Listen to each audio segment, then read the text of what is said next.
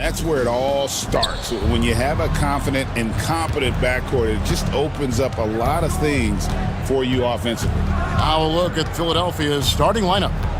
Martin is out there with Oubre. Then there's Embiid. Then there's Maxey. And it's George in at the guard position. And Suggs throws it down. Hey, the moment Suggs picks their pocket, he's gone. Then he spots his opening in transition and converts. Well done. George against Suggs. A nice shot by George. And once he got to the 10, I think he was surprised to find himself that wide open. Well, this early, they should be showing a lot more energy on defense. It's not there. Taking matters into his own hands. Yeah, we didn't expect to see that kind of finish. And you know, guys, when your point guard is making explosive plays at the rim, I really do think it sets the tone for the rest of the team. Now, here's George. Pocket 6. Fires from deep. And it's Wagner with the rebound.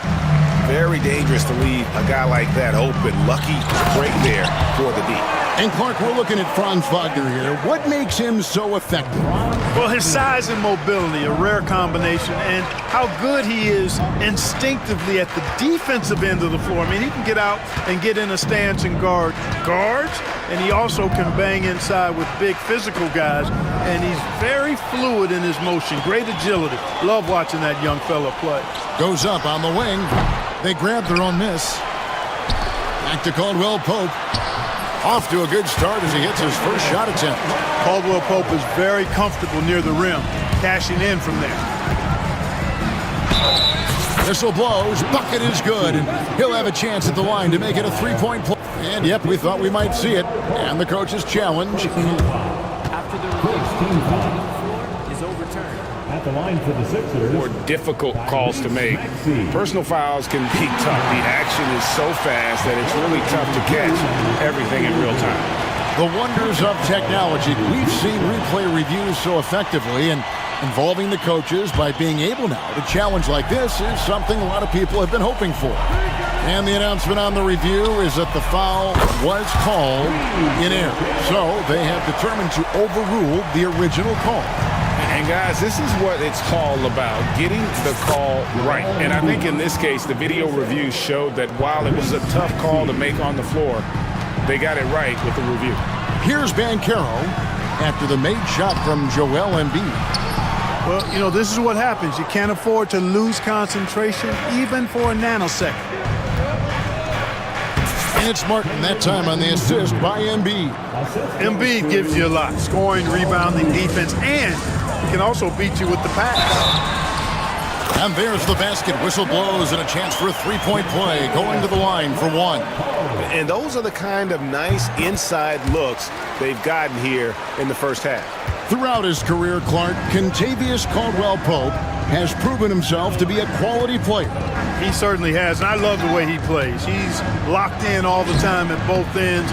Really not only understands his role, Kevin, but embraces it. He's out there to space the floor with his shooting and then provide a lot of energy and versatility on defense. Embiid is unstoppable, just too strong for the defense, no matter what they throw at him. Clark, we know what a great player Joel Embiid is. He was the 2023 MVP, and he was on that same road until he got injured last season. Unfortunate to see the big fella Embiid deal with the injuries that he has throughout his career, even going back to his 1 year in college. It's unfortunate, but that has hampered what is a special talent in Embiid. And great attention to detail from Banchero on the play, making sure he's there to get the ball and send it back. There's PG creating for a teammate. Terrific. Oh, man.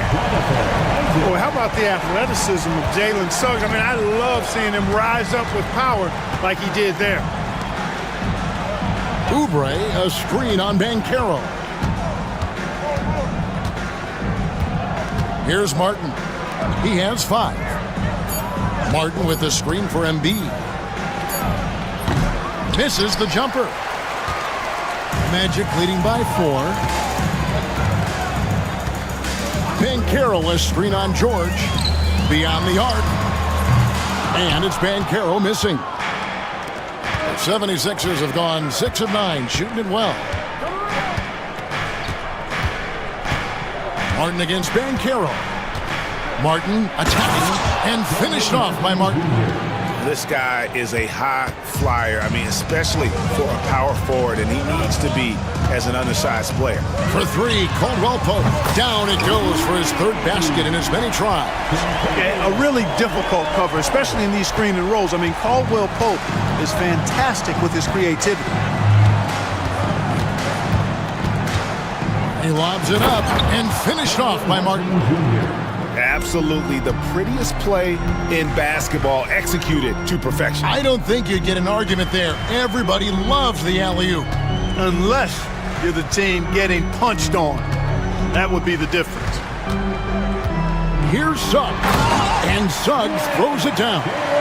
Punch, counter punch. Impressive offensive production early on.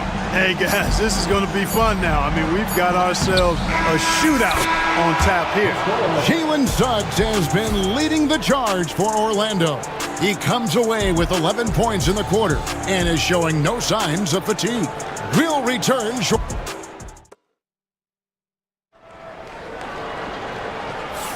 And some good action in the books as we get back to the game that's been pretty close here so far. And let's quickly check out the scoring breakdown here for Orlando. Their chemistry. That's what really stood out so far in this one to me. Look at the number of assists they've been able to rack up so far. And you can't turn it over against this team. That's a recipe for disaster, and we're seeing the results of that. So on the floor for Philadelphia, Embiid is out there with Kelly Oubre. Then it's Martin. Then it's Paul George. And it's Maxey in at the shooting guard position. Three-pointer by Embiid. Rebound by the Magic. And here's Bancaro. Caldwell Pope outside. The shot misses. Good work defensively by Martin. The 76ers trail by 5. Embiid sets the pick for Maxey.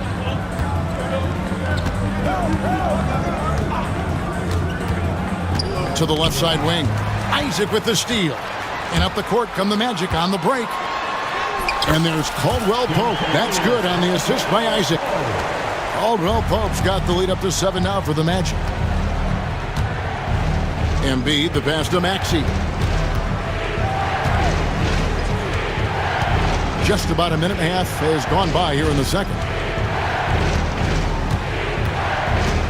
Embiid with a screen on Caldwell Pope. Here's Martin, and finished off by Martin. And one step ahead of the defense with that solid screen. And then, Greg, the monster dunk to finish it off. Boy, picture-perfect teamwork that time, guys. One guy sacrificing for the other. That's how you succeed in this league. And finished off by Wagner. Good decision that time by Wagner, taking it straight line to the rim. The defense had no chance to stop it. Embiid with a screen on Suggs. Embiid inside, and the dunk by Embiid. Yeah, he just punched the ticket on that one. That'll get the job done. Powerful two-hand jam. I tell you what, if he's got a few more of those in him, this lead will really start shrinking. And it's Bancaro missing. The 76ers trail by 5.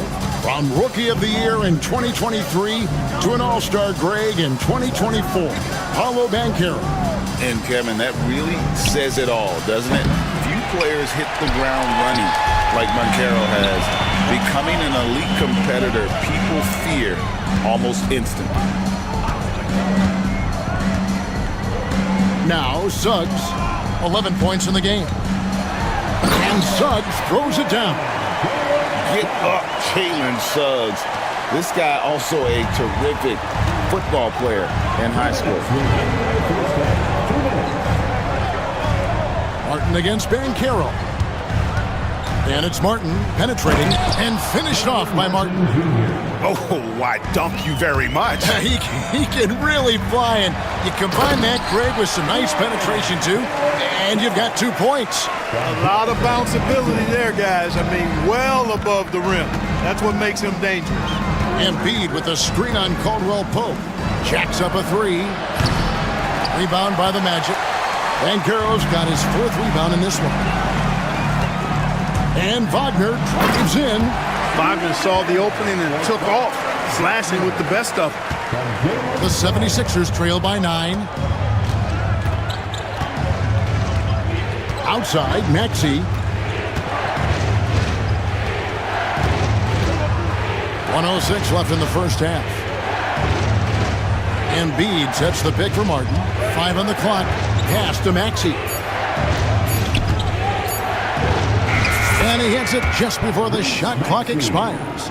Maxey making sure to get that shot off, a quality shot in time. Great poise. Suggs passes to Wagner. Oubre with the steal.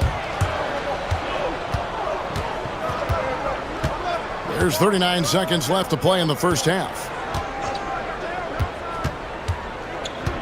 George looking over the floor. Oubre sets the screen for George. Nifty move. And it's sent back by Isaac.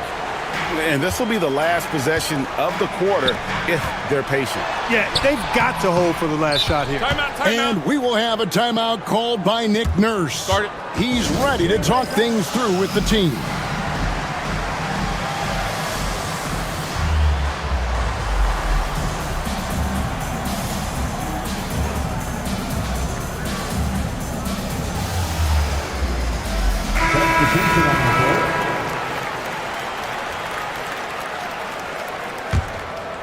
The 76ers trail by 7. Now, here's George. Drummond with a screen on Suggs. Lobbed up there for Drummond. That's serving it up on a platter there. What a nice pass. A high percentage look was the result. And we've got a timeout called by Jamal Mosley. He wants to check in with his team and regroup.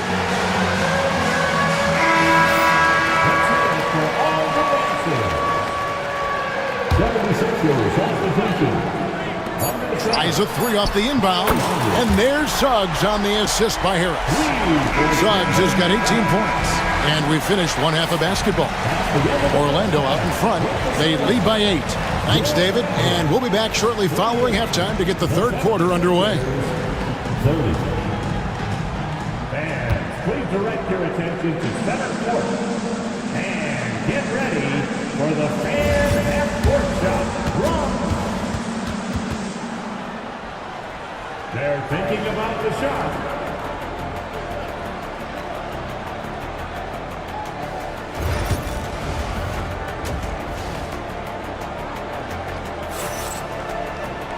We played through the first half. Plenty of basketball, though, left in this one. We're seeing a tremendous game from Jalen Suggs. Man, he's been running wild on him through that first half.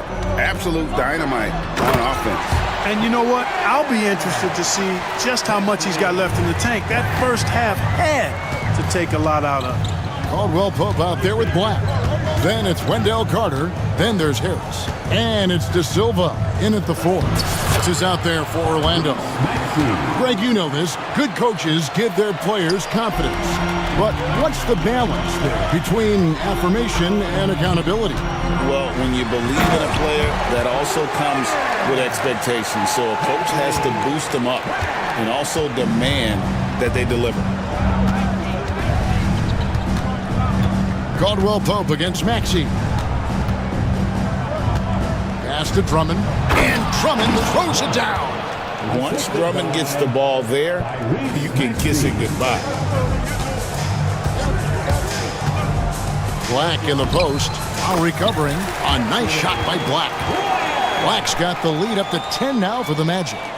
When you allow good scorers to get uncontested shots at the rim, no wonder you're losing. You know, he should be getting extra attention from the defense, not less. Here's Maxey. And slam dunk by Maxey. Maxey taking up that airspace, doing a nice job just bouncing off the floor there. Special K, you've seen Tyrese Halliburton a lot. He's as good as anyone in this league offensively. what does he do best? I think his best basketball attribute is probably his passing, his vision, the way he can set other people up. But the intangible that makes him, he's a Pied Piper. He is a galvanizer. Guys love being around his energy and the way he plays. So not only does he play with great confidence, I think he infuses in his teammates a joy and a confidence that lifts them up too. To the paint, and he finishes it off with a one-handed jam. The D just kind of stepping aside and letting him get to the rim. There's a reason, GA, the lead is what it is right now. You know, you look at it, the communication is lacking, as is the trust. They can ill afford those types of breakdowns. It won't work. You can't win with those kind of breakdowns. Here's Black while recovering. Crafty move, and it's good on the way in. Black's got 10 points now just in this quarter. Nice job getting inside for the layup. Got the D thinking, jump shot, gave a little pump fake, and then off to the races. Count it, and the Orlando lead has been cut back down to 7. The bucket there for Maxey. Black kicks to Caldwell Pope. Pass to Carter. Back to Caldwell Pope. Fires for 3. That one falls, coming off Carter's feet. Caldwell Pope's got 13. Love the rise and fire approach from KCP. Gotta be impressed with this guy's confidence. That should give him a nice little jolt. Yeah, it has to. They need a jolt, GA. And you know, that's exactly what happens when you don't settle. That's the result. Tremendous effort and a big-time finish there. Just rubbing it in their faces with that dunk. He is never going to take his foot off the pedal. And that's terribly demoralizing for a defense, guys. I mean, they know he's going to keep coming and coming and coming, and that they may not have an answer for it.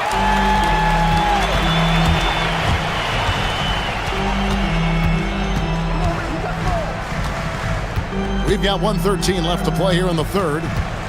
Down low, De Silva. Back to Black. 5 to shoot. And he uses the glass on the layup.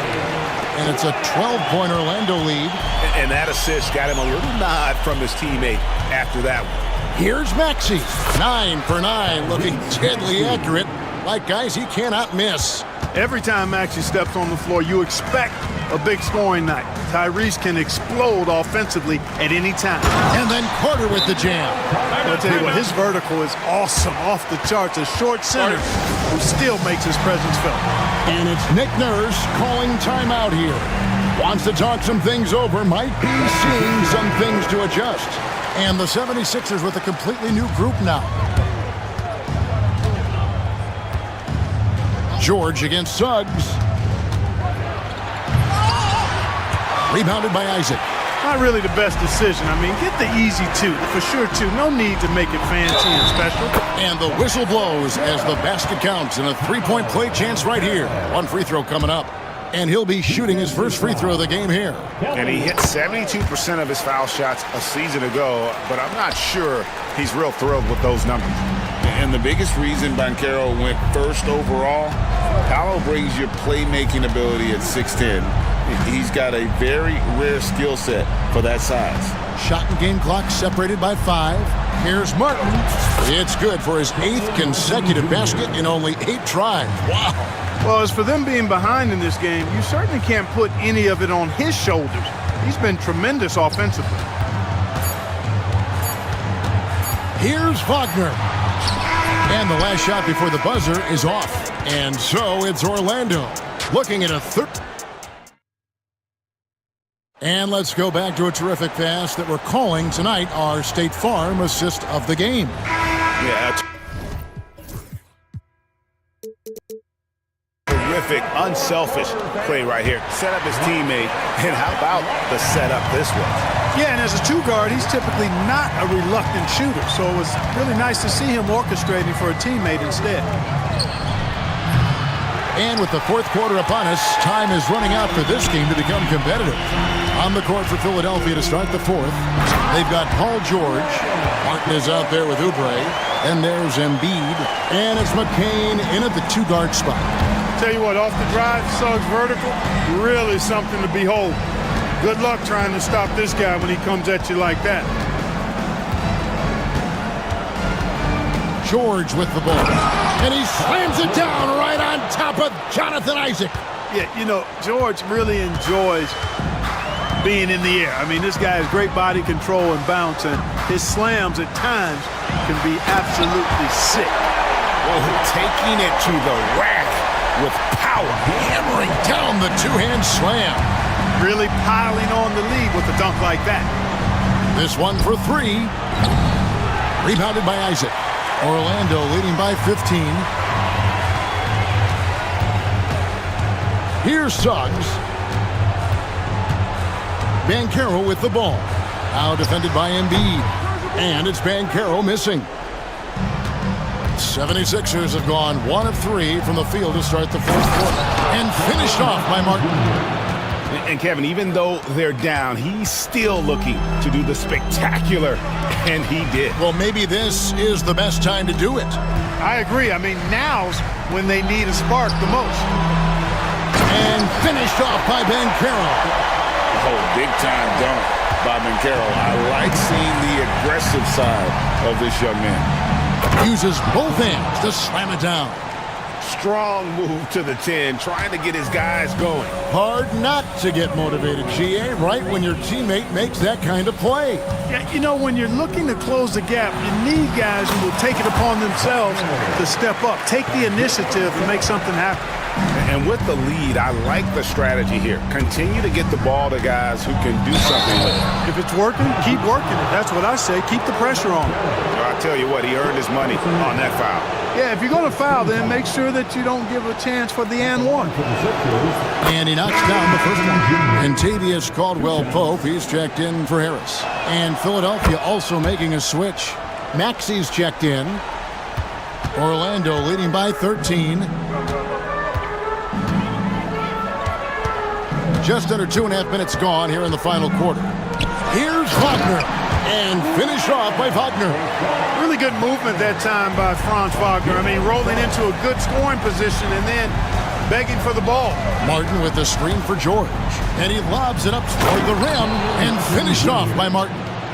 And how sweet a play was that? As sweet as it gets, an exquisite pass to set up the powerful alley-oop dunk.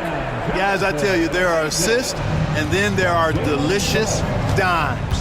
This was the latter. 2 minutes remaining in the game. 2 minutes. It's Martin on the wing. He's covered by Banchero. Wagner against Martin.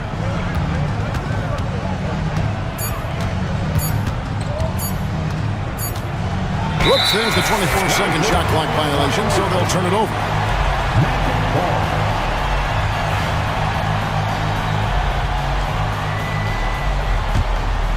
Magic leading by 15. Suggs passes to Isaac.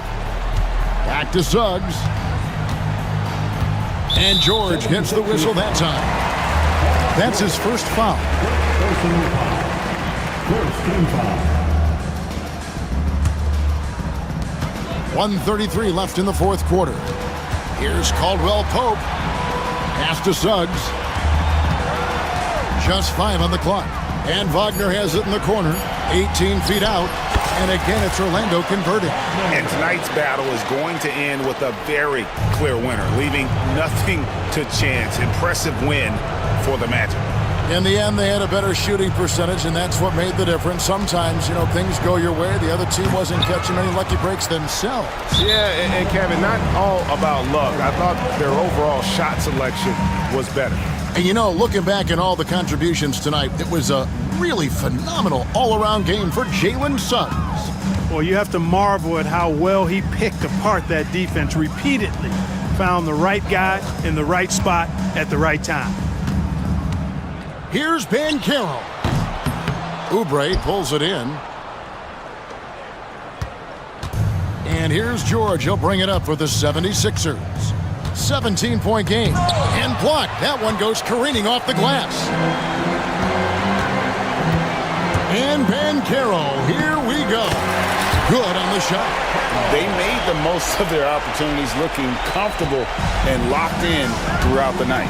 Boy, they've given their fans plenty to cheer about, that's for sure. Effort, skill, coaching, you name it, they've done it. And it's sent back by Isaac. You know, he's gifted with incredible length. Isaac is almost a footer, 7 feet that is, so he should pile up the block shot.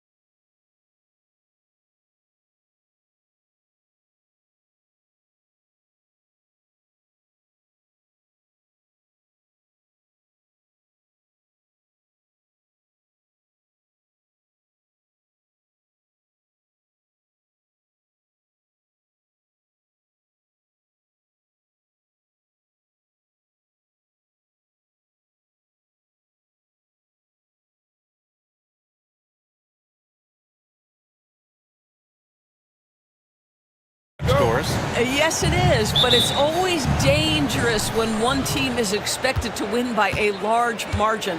Because why? Human nature. Can't skip steps. These are still professional basketball players. That underdog can be a real dog. Looking at the starting five for the Minnesota Timberwolves. Anthony Edwards out there with Nickeil Alexander-Walker. Then there's Naz Reid. Then there's McDaniels. And it's Randall in at the 4. Now here's Edwards. And Edwards slams it in. Oh, guys, the agility, the hops, everything about Anthony Edwards, so good athletically. Pass to Sarr. Here's Koulibaly. Hits the three-pointer. And that's what they want to do. Get him open looks early. Here's Edwards.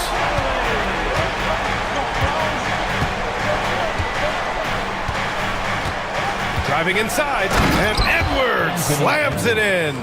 This guy is so explosive. Anthony Edwards off the bounce. My goodness. And it really feels like the chemistry of this Timberwolves team has taken a step forward. And B.A., you know this. Winning always enhances that energy and chemistry. But beyond that, this is a roster full of players that have had individual success, and now they're hungry and thirsty for team success, because that's the true measure. Here in the first, a little over a minute played so far. He shoots it. It's Kuzma with the miss.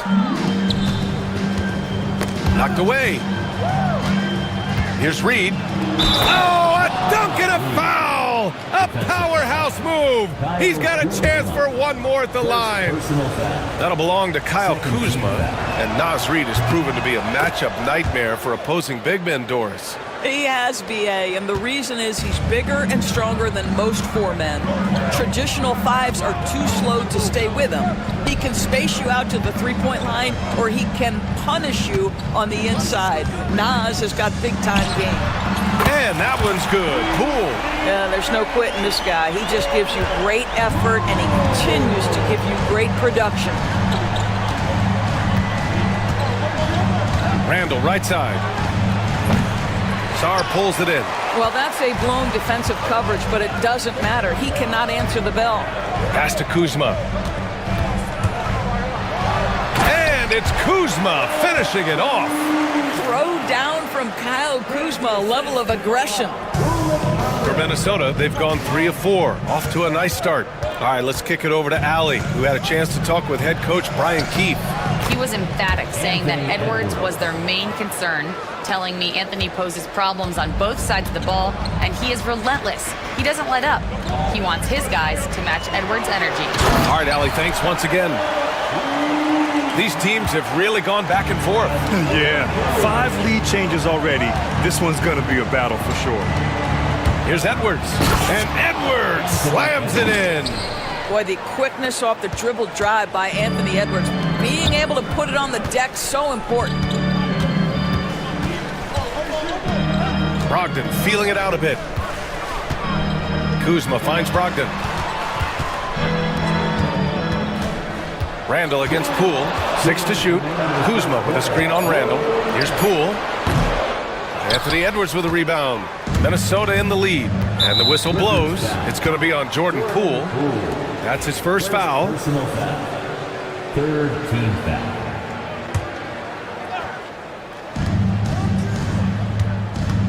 Outside Edwards. Pass to Reid. Three-pointer. And again, Anthony Edwards. Edwards has got 11. Edwards, such an explosive scorer. You don't want to concede that three-point shot. Boy, that's going to make him feel good. And he comes up with a bucket. Just taking it right to the rim, and no one was there to greet him. And I think defensively, that is not the way you want to start. Giving up high percentage looks, that doesn't typically end well. Now here's Edwards. He's got 11. Randall can't hit. Poole outside. To the paint. And Sarr with the basket on the assist by Poole. And defensively, you just cannot let Sarr get that ball inside. Edwards, the pass to Randall. 50 seconds left in the first quarter. Shoots. Rebound by the Wizards. Brogdon with the ball. Pass to Koulibaly. And there's a pick. Let's go with a three. 2 shots, 2 makes. Off to a good start. Defensively, you can't afford to get stuck on the pick. You know exactly what that takes. It takes energy, it takes activity, it takes intensity. Now here's McDaniels. No made baskets yet. It's a 4-second differential between the shot clock and game clock.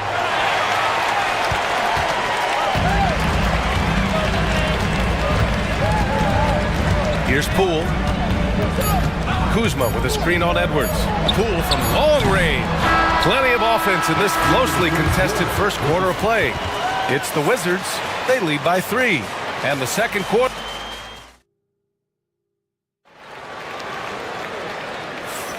Some good action already in this one, but a fairly even matchup after this first quarter of play. All right, guys, some stats here. The scoring breakdown for the Wizards. Well, we're in the era of the three-point basket. So if you want to win games in this league, you have to connect from deep, and they have been thus far. And the other thing I love, how they're making the extra pass. They're not settling for the first shot. They're going from good to great. We've got Sarr, Malcolm Brogdon out there with Jordan Poole. Then there's Kyle Kuzma, and it's Koulibaly in at the small forward. That's the 5 on the floor for the Wizards.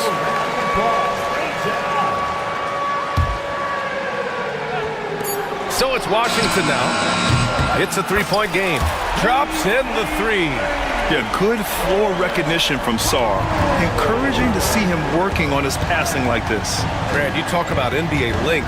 Alex Sarr has it in spades. So many young bigs we're seeing these days. He combines that length with some guard skills as well. And that's a very intriguing package. Here's Kuzma. And it's Kuzma finishing it off.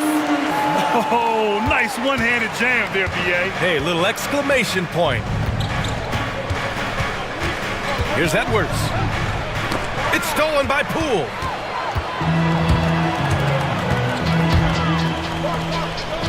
Pass to Sarr. And he got the whistle on the... And they want a second opinion on that call. The signal for the coach's challenge has been made. First team foul. At the line for Washington.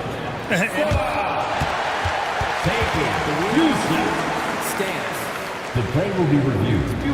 Even after the video review. There's no doubt there's going to be a gray area in a lot of these calls. But at least we have the option to take a second look, so the officials can be sure they get it right. And they've made their decision. The call will stand. And as much as it hurts to lose a challenge, I think Coach would challenge that call again if he could. He really disagreed with the foul, and he's still peeved. Shoot 2.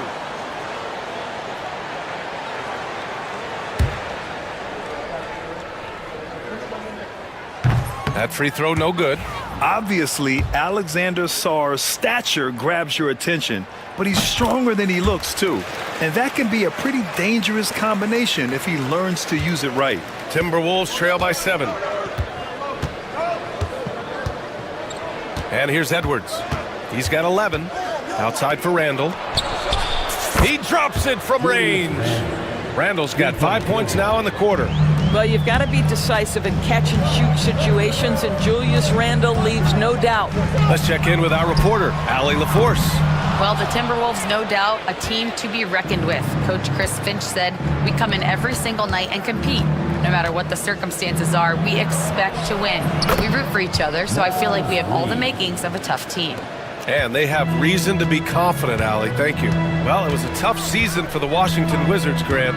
A franchise-low 15 wins. You know, B.A., it started with trading away their star, Bradley Beal, before the season. But I like their new direction, prioritizing their future and developing. And they're not happy with the call here. Coach has given the signal. He's going to use his challenge. Probably a good idea in such a close contest. Anthony Edwards. People taking 2 shots. The ruling on the floor. many close calls in every game. The NBA was smart to adopt this challenge policy in 2019. You know, one thing this does for a coach is let his players know he's got their back. If they're adamant that the call was wrong, he'll back them up and make the refs take another look. And they've made their decision. The call will stand. And as much as it hurts to lose a challenge, I think Coach would challenge that call again if he could.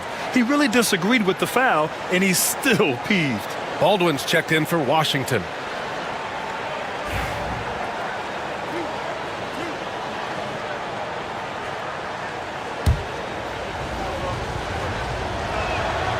Throw good, Edwards. Well, Doris, we've heard Anthony Edwards declare himself as the best player in the league. But BA, when you got the game to back it up, you don't mind putting yourself out there. And Anthony Edwards has charisma, highly skilled, and he's fearless when it matters most. Look out for the Ant-Man. Now here's Poole. 6 points for him. To the left wing. Here's Baldwin. Pass to Sarr. And here's Koulibaly, covered by Alexander Walker. Puts up a three. Count it. All three of his attempts have gone in.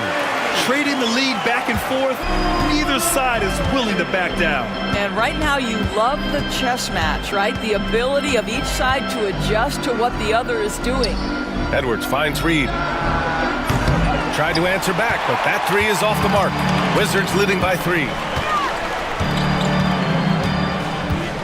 Outside Brogdon. Pass to Baldwin. The shot no good. Randall with some nice D. And here's Randall. He'll bring it up for Minnesota. Here's Edwards. Sarr pulls it in. Well, we love his ability to attack the rim. He just loses a little bit of focus and misses the chippy. Now Brogdon. And it's off from three-point range. And a little under 3.5 minutes elapsed here in the second quarter. McDaniels against Poole. Intercepted! Now the Wizards in transition. Pass to Baldwin. Randall with a steal. And now the T-Wolves on the break. Here's Edwards. And the sweet roll that time on the rim. That one falls. Edwards got 15. I think his teammates understand that Anthony Edwards has every aspect of his offensive game working, so let's make sure he's got the basketball. Koulibaly sinks another one. He's on a roll, starting 4 for 4. And you like the balance here, not just falling in love with the free ball. Outside Reed. Pass to Edwards. Back to Reed. Shot clock at 6. Launches it. Knocks it down from distance. Reed's got 5 points now this quarter. What a beautiful stroke from range. Defensively, you've got to try to take him out of his comfort zone. Sarr passes to Poole. Here's Baldwin. And he can't answer back. The three-pointer offline. 2 seconds separating the shot clock and the game clock. And now we have an intentional foul. I'm not sure why. Yeah, bizarre play, BA. Not sure what got into him. You don't want to stop the clock right there. I'm not quite sure what he was thinking. Back to Edwards.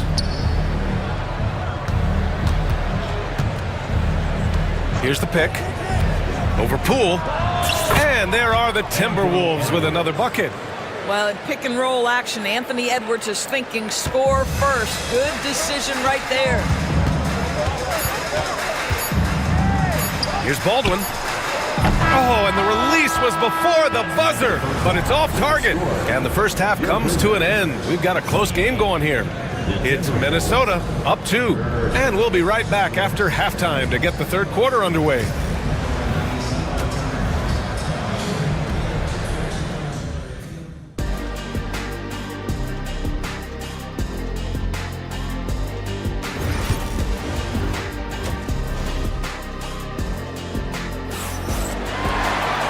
We're halfway through this one. Plenty of basketball left in a game that's been a fairly even one. And you know, Anthony Edwards has been really making it happen, guys. He was getting into the lane easily that first half. It's just relentless. Now, this guy is such a good finisher on the move, and so far, the defense has not been able to counter it. Kicking off the second half, here's Chris Finch's 5.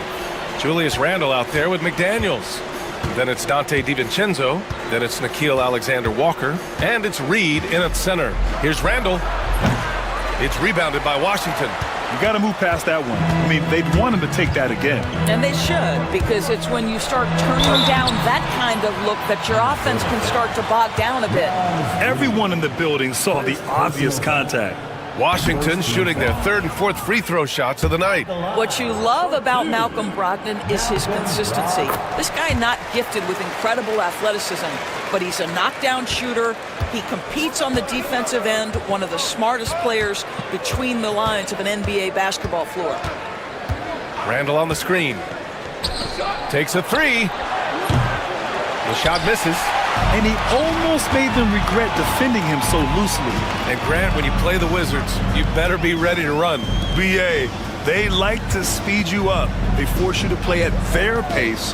And on the flip side, that gives you open floor opportunities as well.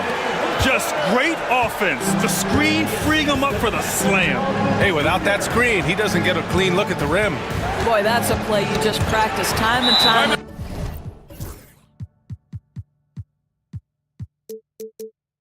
And that's the result of the work put in. And timeout is called by Brian Keefe. Coach wants to speak to his guys, maybe alter some of the game plan.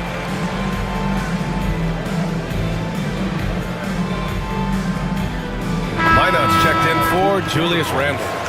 Number 8, 9-9. Wizards leading by 4. Here's Carrington. Off target from outside. Minnesota's gone 3 of 6 from deep so far. To the wing on the left. Minnesota again missing. Washington has gotten 6 of 13 shots to go from outside the arc. Pass to Baldwin. And here's Brogdon. Oh, Brogdon gets a step. Second shot opportunity. Oh, he missed the layup. He had it with the pump fake. And the whistle blows. It's going to be on Malcolm Brogdon. That's his first foul of the game. First team foul. And we're just about 2 minutes into the second half now. Bagley against DiVincenzo. Right wing. Here's Minot. No good from outside. For Washington, they've gone 2 of 5 in this third quarter. Pass to Bagley. Basket is good on the assist from Brogdon. And the Wizards lead by 6. Well, Malcolm Brogdon's communication with guys on the floor is just terrific. What a nice pick and roll opportunity created by him. Will it go? Here's Minot. And a nice finish on the layup. In a tight game, they wanted to make sure of that possession. Washington leading by 4.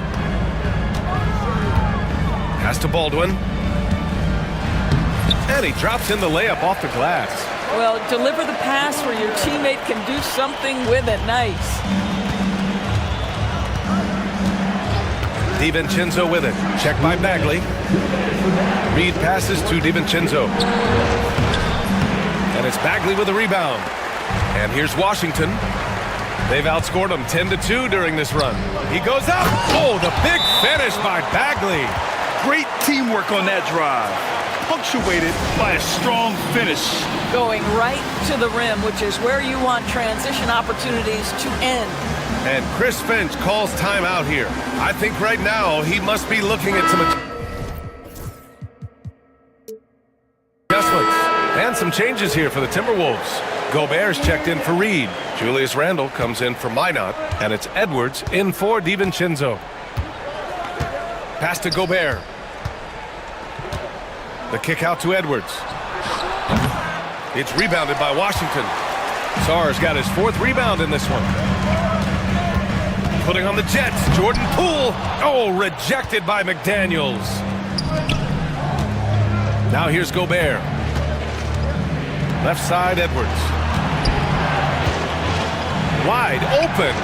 Count that one. He's 8 for 10 from the field now.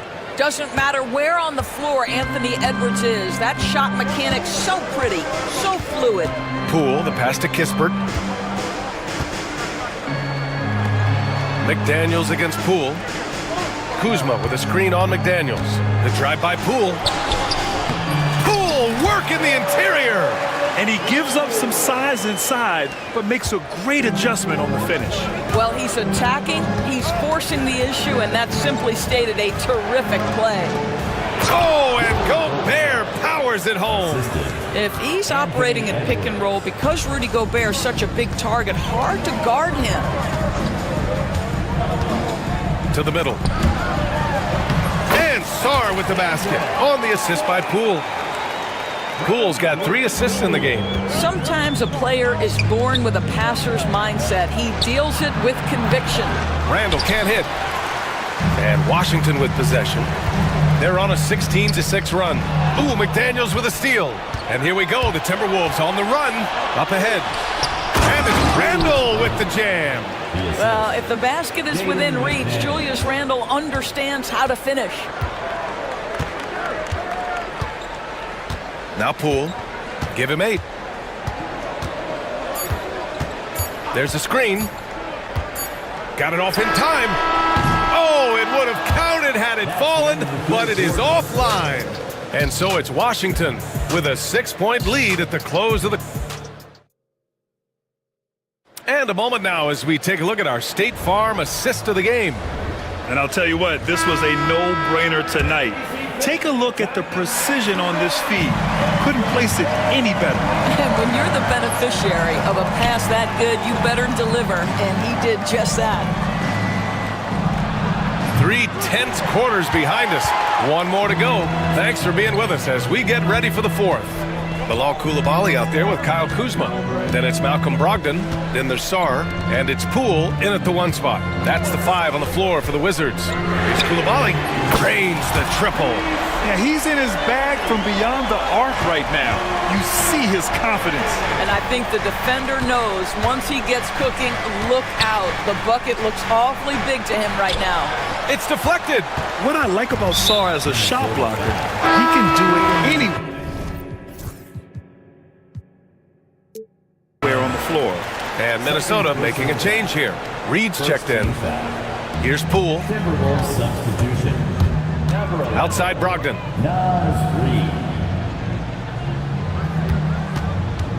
Pass to Sarr. Coulibaly with it. They set the pick. 6 on the shot clock. A chance to push it to double digits, but it's off the mark. Tipped away. It's stolen by Brogdon. And we've got a timeout from Brian Keefe. He wants to make sure they're purposeful with the game plan. Bagley's checked in for Washington. All right, let's get a report from Allie.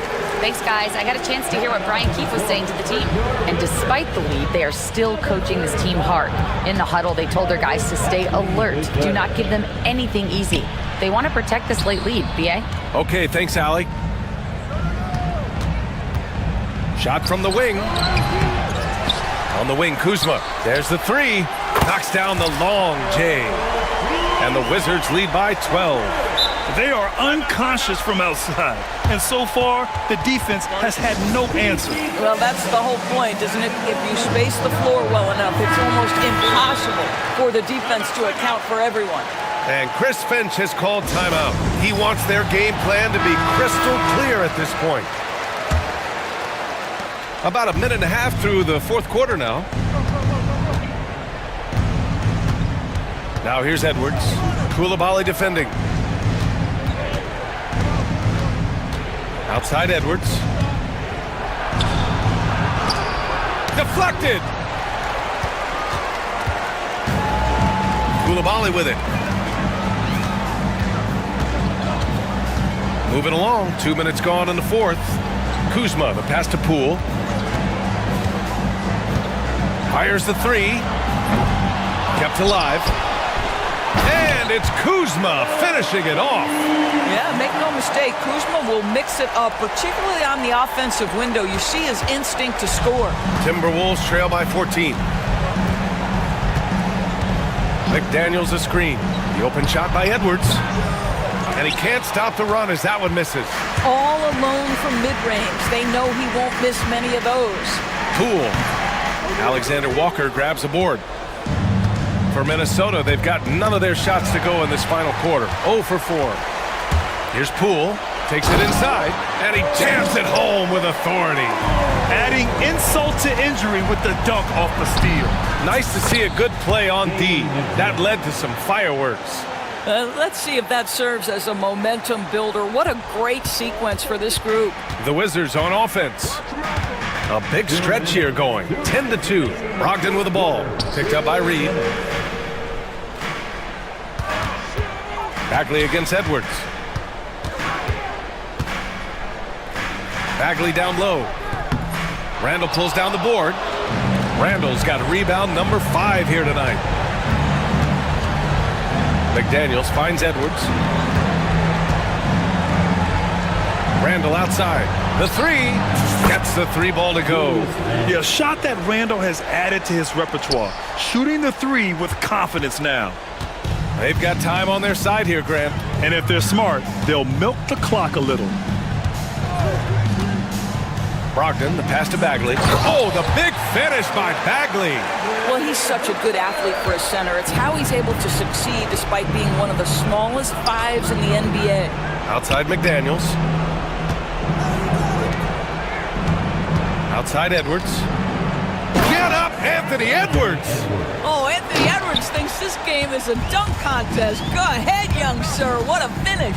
And this is a game they can build off of. They kept their focus all game long, and it will get marked as a win for the Wizards. You know, we talk about this often. Second chance points can be the difference between winning and losing. Yeah, they hit the offensive glass with a purpose and made the most of those extra touches. Here's Randall. Outside McDaniels. Randall on the screen. McDaniels with it, and it's Kuzma picking him up. Goes back up. Oh, he gets it to fall, and that makes it just a single-digit deficit. Don't do anything silly. Just ride out the clock. Yes, if they take their time and execute, the game is all theirs. 6 seconds separating the shot and game clocks. Here's Bagley, and he banks in the layup. And the Wizards lead by 11. They got a big lift from their crowd tonight, giving them the energy they needed. What an impressive performance, to say the least. At this point, it looks insurmountable.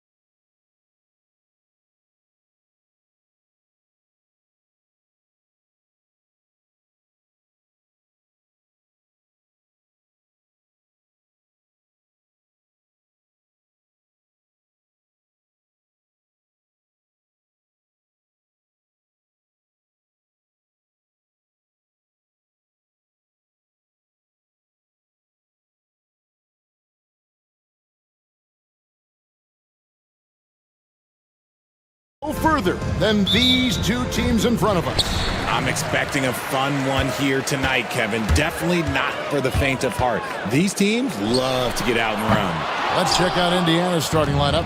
Siakam is the 4, and he'll be next to Turner at the 5. Walker out there with Tyrese Halliburton, and it's Mathurin in at the small forward position. Now Martin.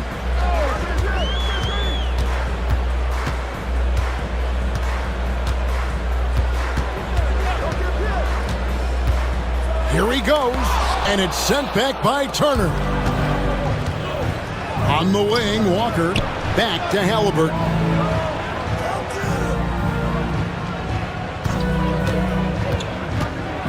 And finished off by Halliburton. So good at just reading the defense. That time, Halliburton maintains his dribble and gets to where he wants to go.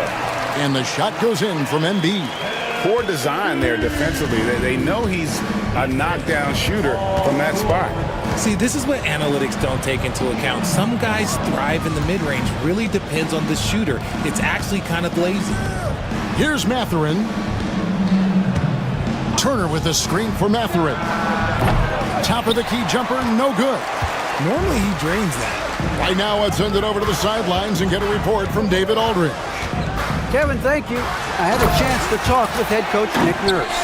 Now, in talking about Tyrese Halliburton, I wanted to know about the strategy for him out there. Coach said Halliburton is so quick and such a deft ball handler, I think it just comes down to keeping up with him, matching his pace, not letting him get one step ahead. So, that's the game plan. Back to you. All right, David, thanks. Three-pointer, Martin. It's good for his second make. He's made 2 of 3 so far. Smart pass from the quick-thinking Maxey. Outstanding at finding uncovered teammates. Siakam finds Turner. Halliburton with it. Now defended by Embiid. And the call on the shot that sends him to the line. Look, folks, the coach's challenge has been initiated for a personal foul. Close game like this, and he thought it wasn't a good call. Tyrese Halliburton, 2 shots. And this is the time now where the officials can review in closer detail what constituted the original personal foul. The previous play is under review. A lot easier to determine. Indeed, and the one thing with replay review is that when you see the slow motion replays, After the review, the ruling on the floor is overturned. the action really is and how hard it can be sometimes, Greg, to make the right call.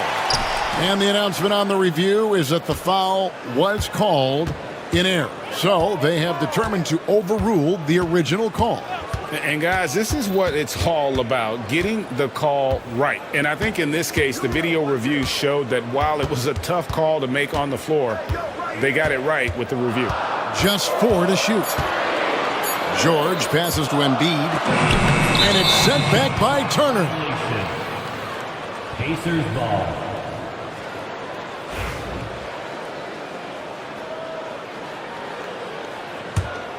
Pacers trail by 3. Halliburton outside. The shot is good, and so is his shooting tonight. 3 for 4. An effortless finish from Halliburton. The defense has to be more aware down low. And finished off by Martin.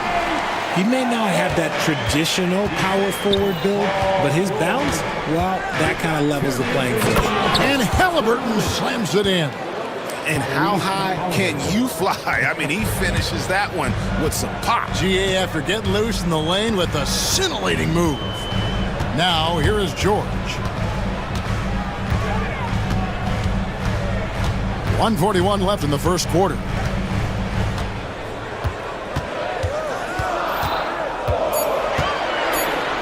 And a lot of contact on that one, so he'll shoot 2. And here we go with the coach's challenge. Not surprised in a competitive game like this. And he's disputing the personal foul call. And I think when it comes to some of the more difficult calls to make, The previous play is under review. is that it's really tough to catch everything in real time. The wonders of technology. We've seen replay reviews so effectively, and The ruling on the floor is confirmed. And so the word is in. They've decided that the call stands as it was made on the floor. And, you know, even if a coach still feels this wasn't the right call, you got to acknowledge the effort being put in to reviewing it. The double checking, and the game continues on.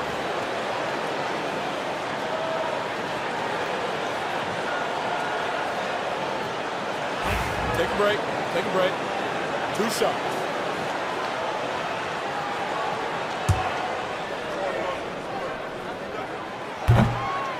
That free throw good from George. And both free throws good for Paul George. Probably as close to a sure thing as you can have at the free throw line.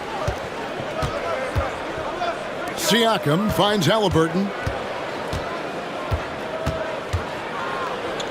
Just over 3.5 minutes gone here in the first. On the wing, Mathurin. Indiana needs to get a shot off. Stolen by Martin. In the corner, it's Oubre. Fires the three. Sinks the three-pointer. A legitimate sniper from distance. Love seeing Oubre Jr. shoot it with such precision. And Siakam throws it down. Oh, you hear that sound? That's the flushing of the toilet right there. Greg, a fierce two-hander. He's getting his first free throw attempt of the game here. And from the line a season ago, 73%. And so George will bring it up for Philadelphia. 3-point lead. To the wing right side. Embiid with a screen on Siakam. Here's George. That's short off the rim. You can't look at the result of that shot. They'll take that whenever they get it. Yeah, it's a great look for him. One, they'll try and manufacture again. Those are the shots you want him to take. On the wing, Mathurin. Covered by Martin. The tray. And it's Mathurin missing. Philadelphia leading by 3. Martin goes in. Softly drops in the floater. Martin's got 9. The floater is so tough to defend against. Nothing defenders can really do but shake their heads. Halliburton passes to Mathurin. Puts up a 3. Hits it from 3-point range. And the lack of effort to fight over the screen there makes that an easy shot.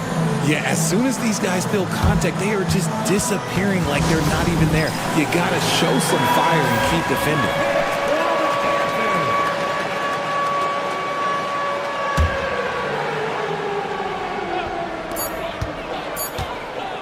And here's George for 3. And he got that one up in time, but doesn't go in. A nice first quarter of play. We've seen plenty of offense so far.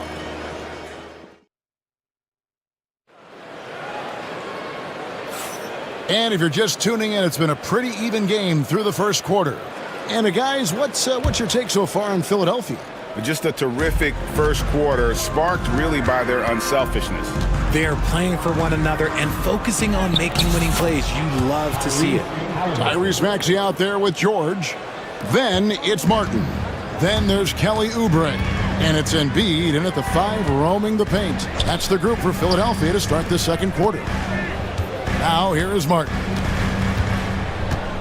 Takes it inside and finished off by Martin.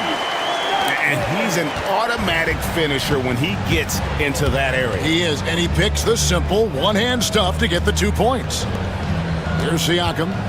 Some nice passing here by Indiana with his first shot attempt. The shot by Turner no good. That was a good look for him from mid-range, but just couldn't make the defense pay. Martin against Mathurin. Embiid sets the pick for Martin. Pascal Siakam grabs the miss. Here's Halliburton. Pass to Siakam. Outside for Halliburton. Siakam a screen on George. Here's Halliburton. And Halliburton slams it in. On the drive, Halliburton keeps his options open. If the defense doesn't commit, he just takes it to the rim. Now here is George. 3-pointer, Martin. Oh, and he almost had a 4-point play right there. He'll go to the line with a chance for 3. Personal foul. First team. Adds on Benedict Mathurin. First trip to the free throw line for him in this one. and not the guy you want to see at the line too often. Season numbers has him in the bottom tier of the league. Second free throw, no good. And we see dunkers get technicals for hanging on the rim, slapping the backboard, or Richard even staring someone down. Should refs let that slide, or is that something they got to pay attention to? I don't mind the hanging on the rim, the smacking the backboard. I love that aggression. The staring people down, that's something you got to be careful with because that can cause some problems, and we don't want any of those issues on the court. Shot's good by Turner. Makes decisive decisions on the hardwood. Once Turner saw the catch-and-shoot opportunity, he was locked and loaded. For three, Oubre. Another miss by Philadelphia.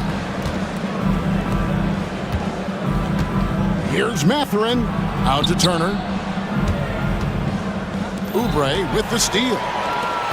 And now Philadelphia on the break. And it's sent back by Turner. Siakam inside the three-point line. That falls. Nice feed that time from Halliburton. Halliburton's got 3 assists in the game. Oubre sets the screen for George. It's Martin on the wing. He's covered by Halliburton. 6 to shoot. And foul on the shot, so he'll get a chance at the line. Clearly a foul. 76ers have gone 4 for 5 from the charity stripe in this one up to now. At the line for Philadelphia, Kenyon Martin. And he makes the first but misses the second. Indiana leading. Mathurin for 3. The three-pointer is right on target. Mathurin's got 6. And very few young players see the floor as well as Halliburton. It really shows just how impressive his ceiling is as a playmaker. And it's Paul George with the foul. That's his first foul. Yeah, way to get there first and be willing to absorb the contact. Pacers leading by 4.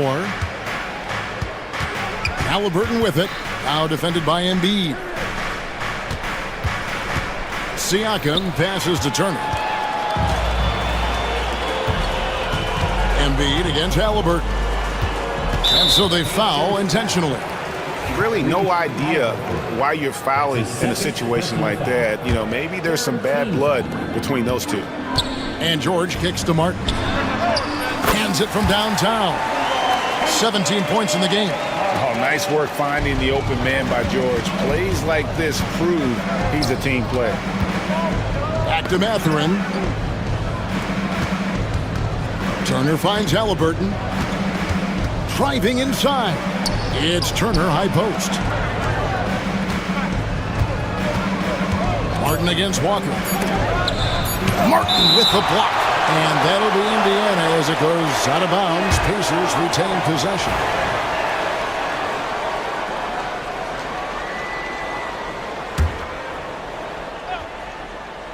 Here's Mathurin, and they force the shot clock violation. Great D. And now let's take a look again at that incredible rejection. And guys, they'll think twice about attempting that shot again. That was a big-time rejection. 1:05 left now here in the second. Indiana back. And what do you guys think so far about the offensive approach for Indiana? Oh, boy, they've been driving deep into that defense early on, and it's paid off. Great penetration from the perimeter so far. You also have to admire how they've challenged the defense inside, getting a lot of points in the paint.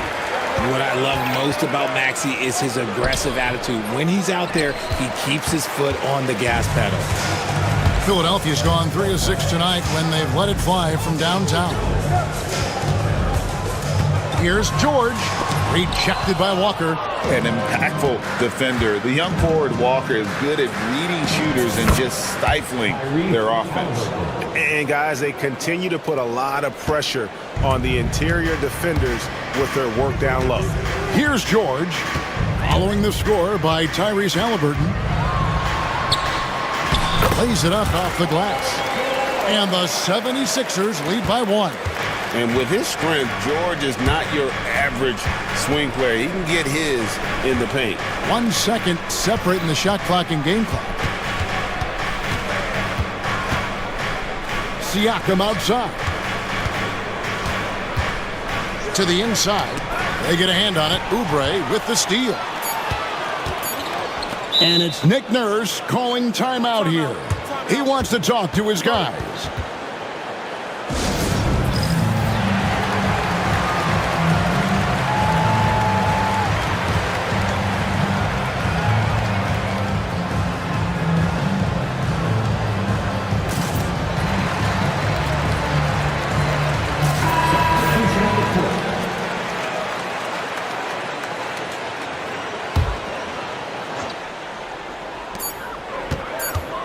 Here's Embiid. And that's it for the first half of action in what's been a very close game here. 76ers lead by 1. And now we'll send it over to David Aldridge, who is standing by courtside. David.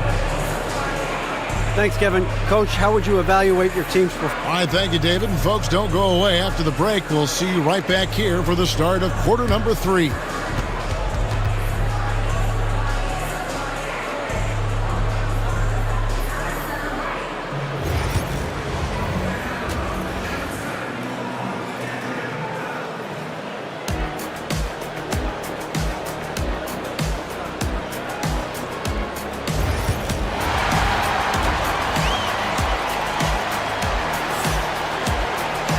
We've got second half action for you, and if the next couple quarters are similar to the first, this one could go down to the last possession. Indiana trailing here. Here's who Rick Carlisle is starting the second half with. In the post, it's Toppin and Turner. TJ McConnell is out there with Nembhard. And it's Neesmith in at the 3 spot. Yeah, the D has not been able to keep the ball out of the paint at that end of the floor. The Pacers shooting just their second attempt at the line tonight. That's good from McConnell. Philadelphia's gone 3 of 6 tonight when they've let it fly from downtown. Lowry feeling it out a bit.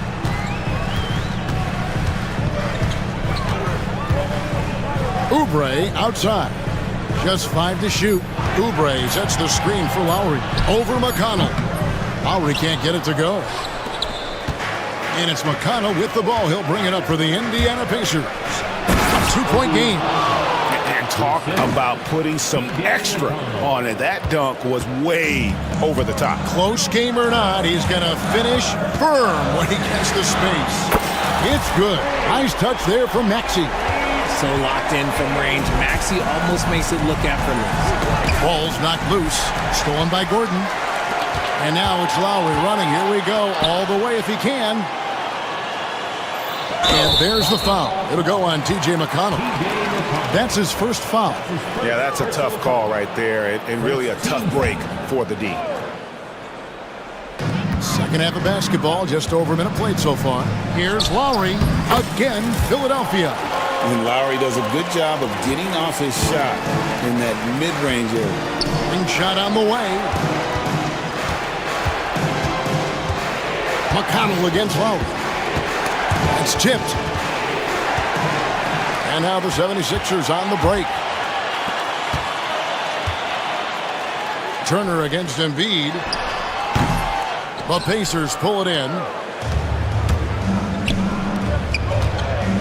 With the teardrop. The shot by Turner no good. That's not the type of opportunity he fails to convert very often. Again, Philadelphia.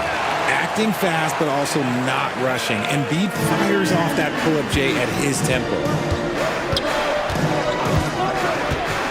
Toppin against Oubre. Back to Toppin. Stolen by Gordon. And here comes the break. Here's Oubre. And finished off by Oubre. That's a stomach punch, guys.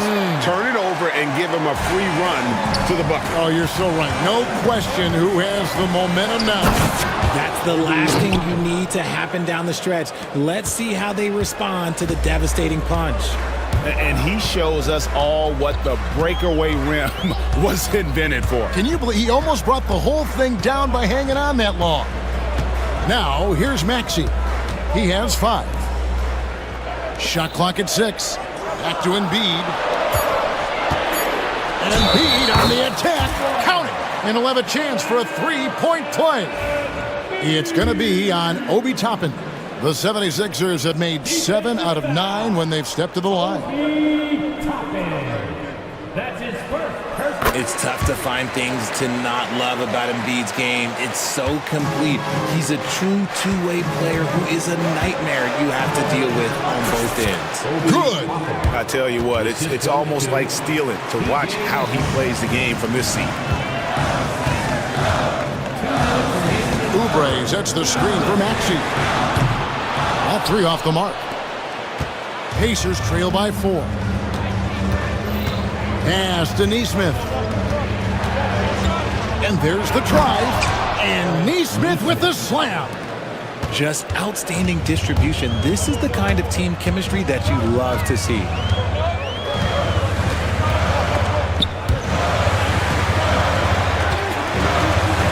Maxey on the wing.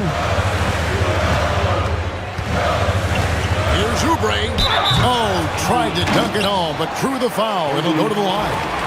Wow, that is a strong move there to go in for the dunk. For Philadelphia, they have shot 8 of 10 from the line. That's an even 80% free throw shooting here.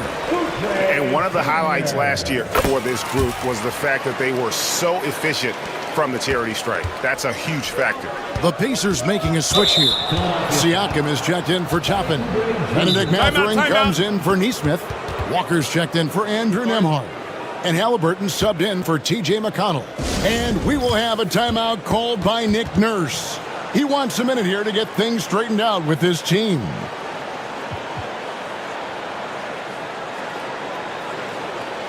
And the 76ers with some changes. Caleb Martin's checked in for Kelly Oubre. Kenyon Martin Jr. comes in for Eric Gordon. And Paul George is subbed in for Maxey. Now, here is Halliburton. He's got 14, and it's good for 2. And once Halliburton hits his stride, there's just very little you can do defensively, proving how dominant he can be. It's George on the wing, covered by Siakam. Martin with a screen on Siakam. And it's Paul George with the finish. And putting his explosive athleticism on full display there. George is capable of some highlight reel dunks. Right side, Martin. Here's the 3. The Pacers pull it in. Turner's got 6 rebounds here tonight. Mathurin for 3. Paul George grabs the miss. Philadelphia leading by 4.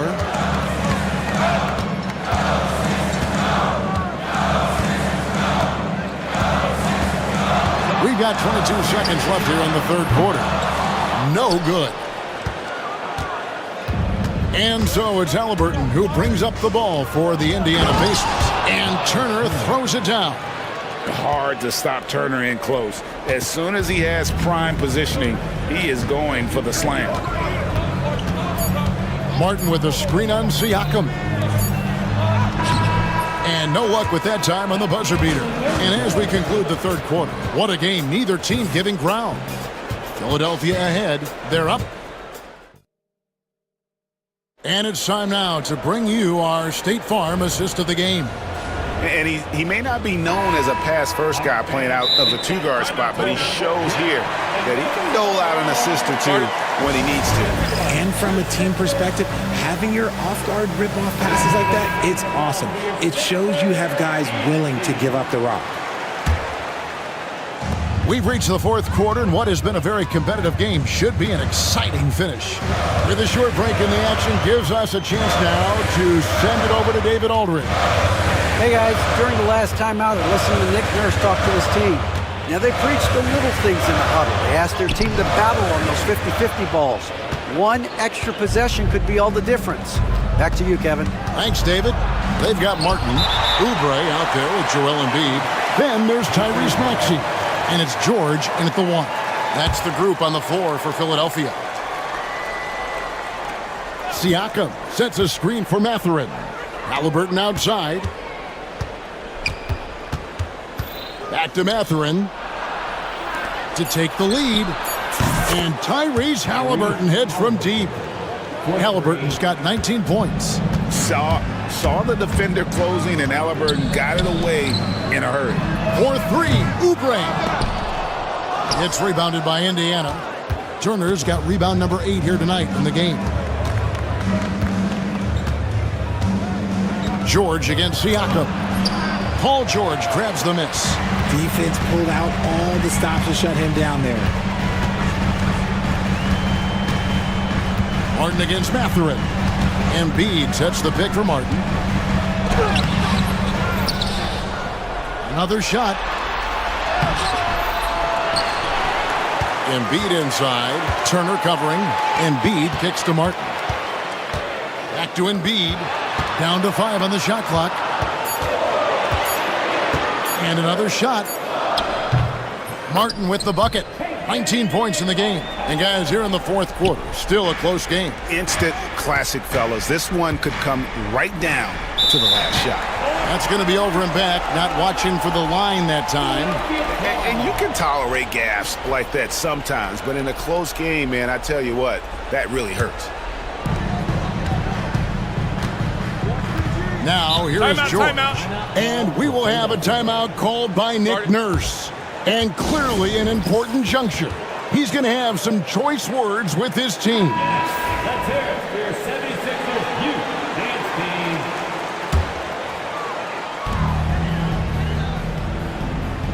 team. Mathurin against Martin.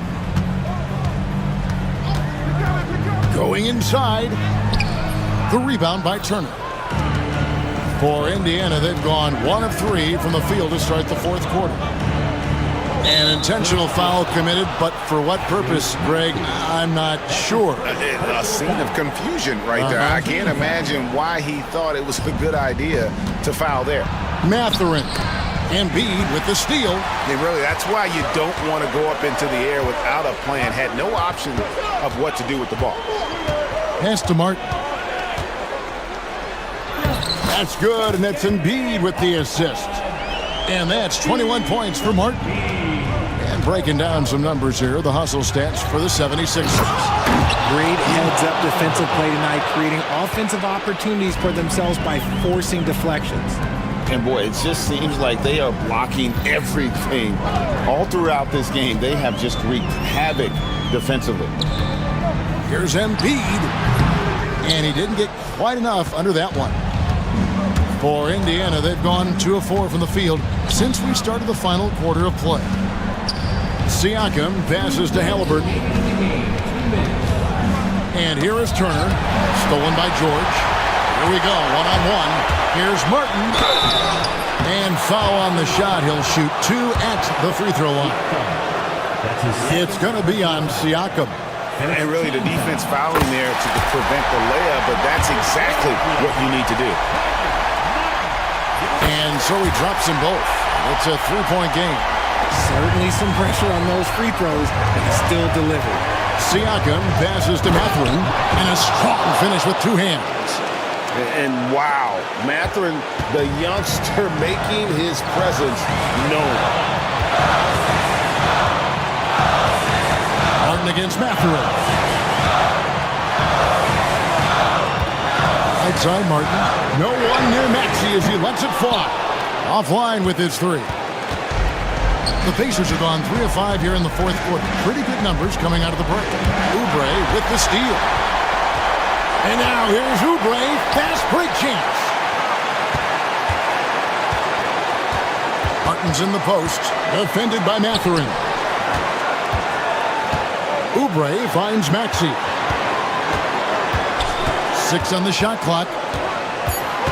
And it's going to be out of bounds. The Pacers will take it. Oh, I see. Picking the worst time to lose control. This is why patience is the key in big moments, people. Here's Halliburton. Count it! Oh, you just love seeing a player with absolutely no fear. He knew what they needed here and was determined to deliver. Martin with a screen on Walker. Oh, and there's the alley-oop. And Philadelphia with another turnover here. Horrible mistake right there. You hate to see unforced turnovers like that.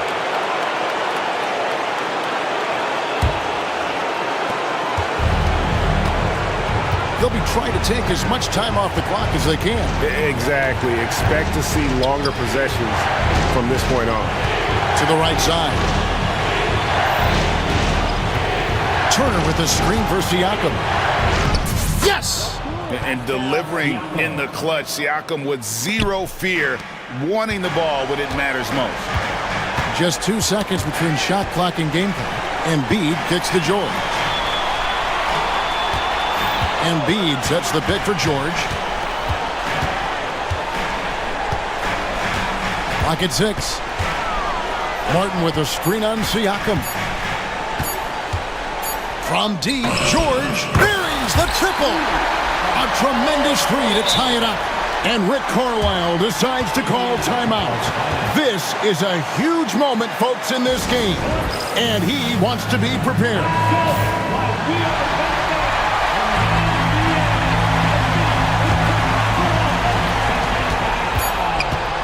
And regulation now complete. We will go to overtime. And we'll be back right after this.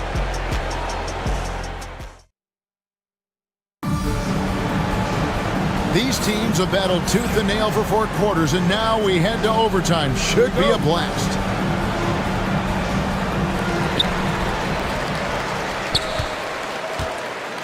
Martin is out there with Oubre.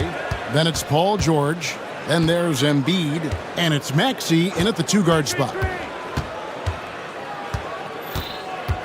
Outside, George. 6 to shoot. And finished off by Martin. An aggressive move and fantastic finish. Trying to send a message with that slam, I think. Here's Siakam. And Siakam throws it down. And those are 2 loud points. Siakam flushes it without much effort. Embiid with a screen on Mathurin. Martin finds Embiid. Walker against Maxey. Martin with the screen for Embiid. Shoots over Turner. Embiid, no good. And here we go. Fast break. Halliburton's got it. Takes it out to Siakam. And finished off by Siakam. Oh boy, to be young again. Makes you nostalgic, doesn't it? And it's George finishing it off. And this is George at his best, taking it at the defense, playing downhill. Halliburton against George. Halliburton up top. And finished off by Halliburton. Just the kind of play they need in a game this close. You know, that's the kind of aggression they want from their floor leader. No doubt. That's the kind of play that can energize the whole team, and they will take it in a close game like this. ICE, ice. He has absolute ice in his veins. This guy, he lives for these moments. Halliburton kicks to Walker. Turner with a screen on Martin. Pass to Siakam. Halliburton trying to break loose. Siakam misses. And so it's Oubre with it. He brings it up for the Philadelphia 76ers. George against Turner. Martin with the screen for George. Back to Martin. Takes a 3. Nails the triple. And you can see the defense now getting a little nervous, almost on their heels. I think they're starting to feel it. Yes! And the foul. That one on George. And here we go. A coach's challenge has been initiated. Have to now review the personal foul in question.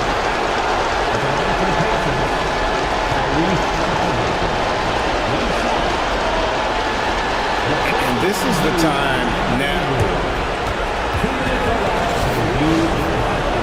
The original personal foul.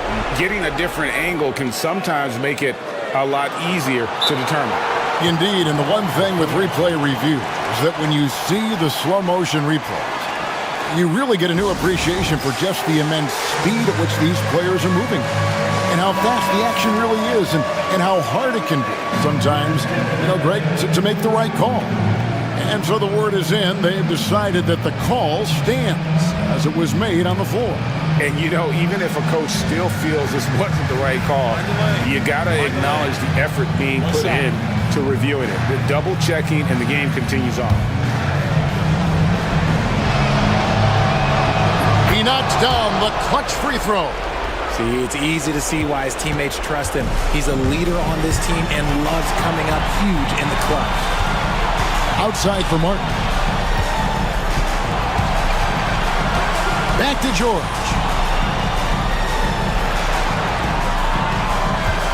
Inside. Money! And they do have a foul to give. And here's Halliburton.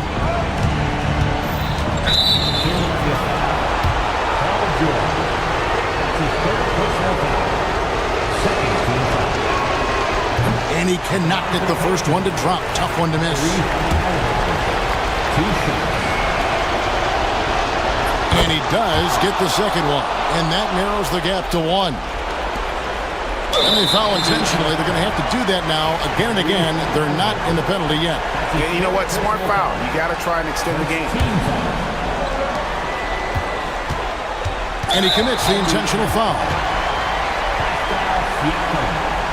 His third personal foul. Second team foul. He drops the first one, and that will put them up by 2. So he gets them both, and it's a 3-point game. And those were some big-time shots. Those free throws helping make this a 3-point game. And so it's Rick Carlisle here calling timeout.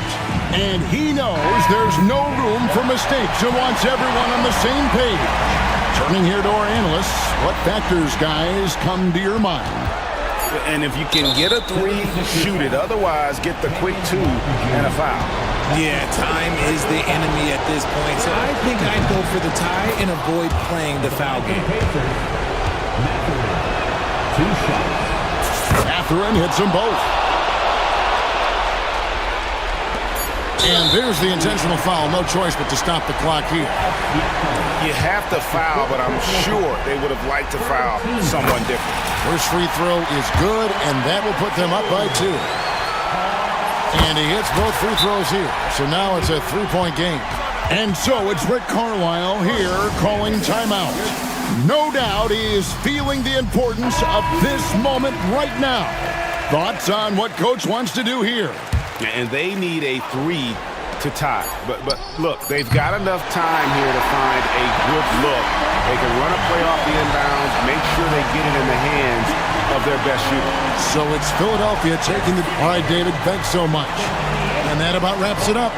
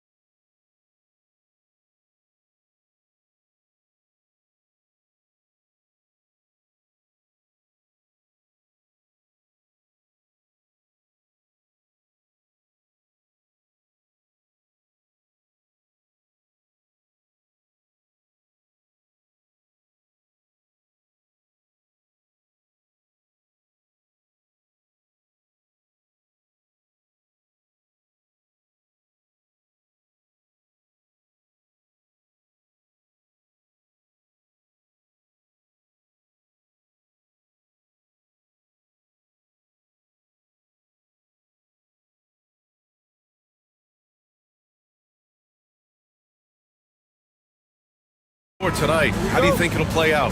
Well, both teams want to run, so in that case, a lot of it comes to which team wants to run back on defense. You can't just outrun people one way. There's going to have to be a lot of intelligence and patience out on the floor tonight. So a look at our starters for Orlando. The backcourt is Suggs and Caldwell-Pope. Isaac and Wagner make up the forwards. And it's Ben Carroll in at the 5 spot. Now here's Edwards. McDaniels, a screen on Suggs. And Edwards, here we go. Can't hit from in close. Well, they know he can finish at the rim, but the defense did just enough to force the miss. Inside, here's Ben Carroll. Count the bucket, coming off a perfectly placed pass. Oh, too big, too strong. It'll take more than that to stop Ben Carroll. Suggs against Edwards. That one goes. Now he's 1 for 2. And setting the tempo with an assertive move. Like, where was the defense on that play? Well, when you are the aggressor this early, it is intimidating. Now here's Caldwell-Pope. Fires the 3. They get it again. The shot comes out. Minnesota with the ball. Left side McDaniels. Powered down after the assist led him to the lane. Yeah, never a bad idea to have Randall with the ball. Just a great passing forward. Wagner on the wing. McDaniels covering. Wagner, the pass to Caldwell-Pope. Isaac outside. Back to Caldwell-Pope. Clock at 6. The Magic need to put one up here. And Carroll missing again. You won't see him miss that one too many times. Yeah, it was a great look. Sometimes they don't fall. You've just got to keep taking great shots. And that one goes out of bounds. Last touch by McDaniels. The defense will take that miscommunication. Not even close. The Magic have gone 2 for 5 here in the first. To the inside. And Carroll. Suggs outside. Back to Ben Carroll. Outside, Caldwell-Pope. 6 to shoot. He takes it in. It's rebounded by Minnesota. Now, if you're just tuning in, we've played about 2.5 minutes here in the first. Edwards, a pass to McDaniels. Perfect pass to set up the lay-in. Well, you can see that Edwards isn't trying to do it all on his own. He's also looking for shots for others out there. Now here's Caldwell-Pope. Ben Carroll the screen.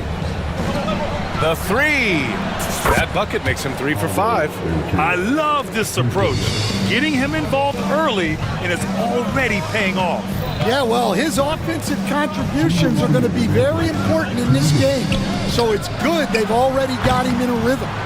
Randall, good. And yeah, Randall is absolutely a threat from in between. Something that D has to recognize and adjust accordingly. Caldwell-Pope, the pass to Ben Carroll. And first quarter, we're about 3.5 minutes in. Soft touch off the glass. Pounding it inside early and often, setting a physical tone. I'll say this, Ben Carroll is a guy that opponents can't forget about for a second. And you see it in all the defensive attention he gets.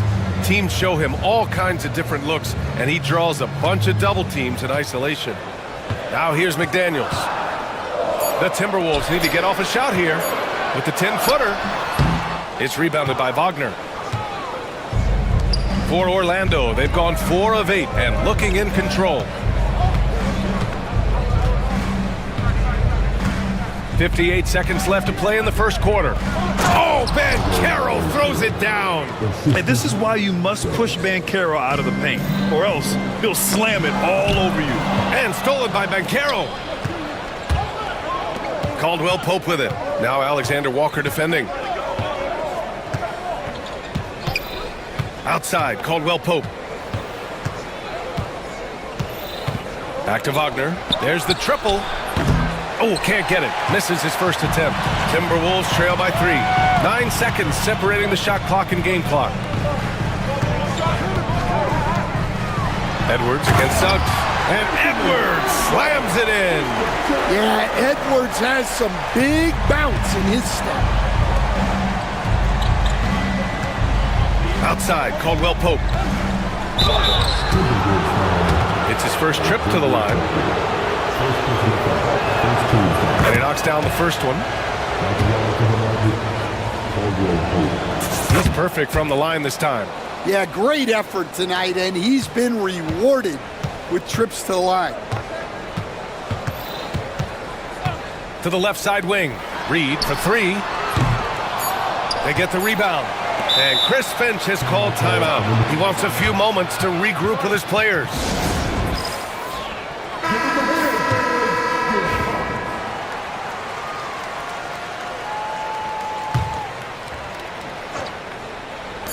A three off the inbound. And that's not going to go. And Chris Finch has called timeout. He's going to gather the troops.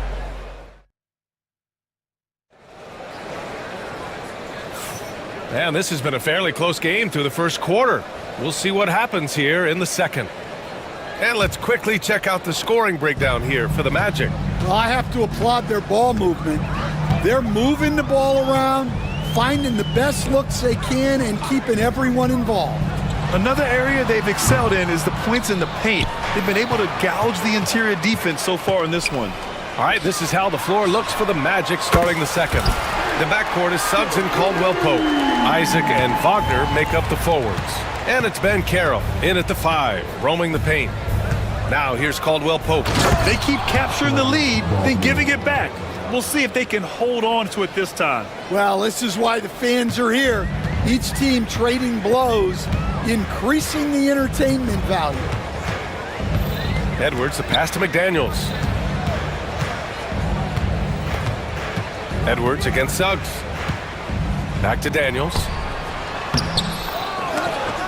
That shot off. Nice D from Wagner. Deflects the pass. Here's Edwards. And Edwards slams it in. Yeah, doing it with speed and style. Edwards putting on a show at the rim. Ben Carroll against Randall. Wagner, the pass to Ben Carroll. Outside, Caldwell Pope. Picked by Isaac. 5 on the clock. The 3 ball. And that's good. Contavious Caldwell Pope for 3. Caldwell Pope's got 5 points. Isaac against Randall. And it comes off the front of the rim. That was a good look from the mid-range. He'd like to have that one back. How about Paolo Banchero, coach? What a special talent. The first overall pick back in 2022, and then the Rookie of the Year. Well, Brian, he's not just a scorer. He's a 6'10" playmaker, and getting that out of someone who plays on the front line and can also play as a small ball 5, Banchero's versatility makes him very valuable. Caldwell Pope, the pass to Suggs. Outside, Caldwell Pope. Lets it go from deep. Drills it from deep. And now it's a 6-point Orlando lead. And for the defense, that is a heart-sinking moment. You see him that wide open from beyond the arc. Now here's McDaniels. Down low. Here's Alexander Walker. That one goes. Now he's 1 for 2. When they get their opportunity to punch it inside, they don't hesitate. Suggs with it. He's picked up by Edwards. And about 3 minutes played now in the second quarter. And that's good. His first bucket of the game. And I like the shot selection. Suggs recognizes when to look to score inside. They get it back. Pass to Randall. Not sure why he committed the intentional foul. No purpose. I think everyone's a little confused, but weird plays happen. I mean, I'm just not sure what he was thinking right there. I mean, he needs to get his head in the game. And Edwards slams it in. Well, once Edwards saw his opening, it was game over. He delights in sticking it to you like this. Outside, Caldwell Pope. Wagner outside. Kicks it out to Isaac. Picked by Isaac. Here's Banchero. And Orlando again with the bucket. I mean, it's incredible. Banchero can be so dominant. A young player with such a promising future. Edwards against Suggs. Edwards so good inside. Love to see that kind of activity. He just makes things happen. Orlando leading by 4. It's Suggs with a drive, and he makes no mistake. Slam dunk. Big but quick. Suggs so powerful off the drive. Suggs against Edwards. To the middle. Rebounded by Suggs. And so it's Suggs. He brings it up for the Orlando Magic. They lead by 6. That's their biggest margin.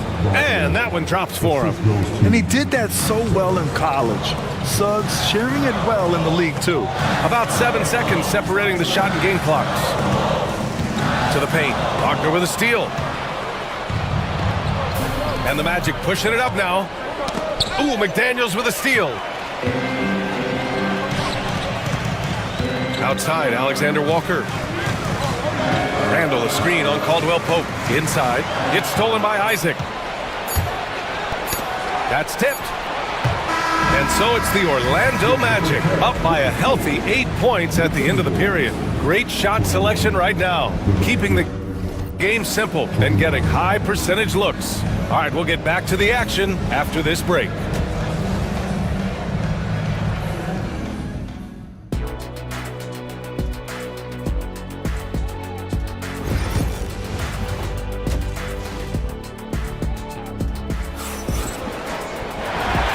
We've got third quarter basketball here. 2 quarters in the books. Paolo Banchero with a strong contribution so far in this one. Through the first 2 quarters, he's been on fire. Explosive offensive performance. Yeah, and in terms of slowing him down, I think they're going to have to change things up. Give him some different looks. Nas Reed out there with Julius Randle. Then there's Anthony Edwards. Then there's McDaniels. And it's Alexander Walker in at the shooting guard position. So that's the lineup for Minnesota. Suggs. Hey, how's that for an answer? Right back with the dunk. So cunning and effective in screen and rolls. I really like watching Suggs operate in these sets. Out of bounds. It'll be Orlando's ball. All right, Stan, as you look around the league, who stands out as the best perimeter defender right now? There's so many good ones. OG Anunoby might be the most versatile. Drew Holiday, Derek White, KCP. Don't forget about guys like Aaron Gordon and Herb Jones, also outstanding. The Timberwolves making a switch here. DiVincenzo's checked in. You love the show of force from Carter Jr. He's not messing around when he gets the ball down there. DiVincenzo can't hit. He got it. No doubt that's a foul. And it's going to be a transition.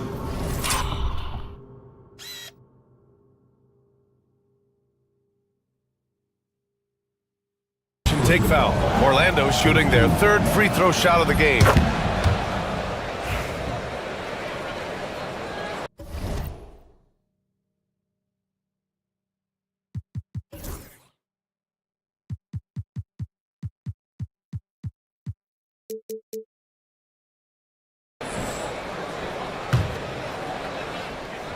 Magic leading by 11. And here in the second half of play, we're just over a minute in. Shots good by Black. Probably a play they drew up in the locker room at half. Yeah, I like how they're establishing their interior presence right away. That's going to collapse the defense and create other opportunities. Now here's Randall. Oh, and makes it with the kiss. Randall's got 6 points. Yeah, nice play by Randall. He can take up space in there and has great short area quickness. Outside, Caldwell Pope. Here's Black. McDaniels covering. Just 5 on the clock. Here's Isaac. And that one drops. And the Magic lead by 13. And he's a strong man. Isaac, so physical, getting to the bucket. To the inside. It's stolen. On the wing, Caldwell Pope. DiVincenzo covering, and Dante DiVincenzo is going to pick up the foul. That's his first foul of the game. Harris is checked in for Orlando. Carter against Reed. Isaac with a screen on Reed. Pass to De Silva. Randall with a steal. A little under 2.5 minutes gone by in the third quarter. Hits the trifecta. Yeah, a shot that Randall has added to his repertoire. Shooting the three with confidence now. Here's Black. Carter, the pass to Black. Reed with the rebound. Reed's got his 4th rebound in this one. Left side, DiVincenzo. Out of bounds. It'll be Orlando's ball. I don't know what the heck happened there. That's just a careless turnover. Magic leading by 10. Here's Black. Carter, the pass to Black. Pass to De Silva. The 3 is up. Sinks it from distance. Unselfish basketball. That's what coaches love to see. Randall deciding where to go with it. A little under 3.5 minutes off the clock now in the third quarter. And again, it's Minnesota converting. And there's the foul. It'll go on Julius Randle. That's his first foul of the game. Caldwell Pope's checked in for Isaac. And Chris Finch calls timeout here. A moment to rest and confer on the game plan.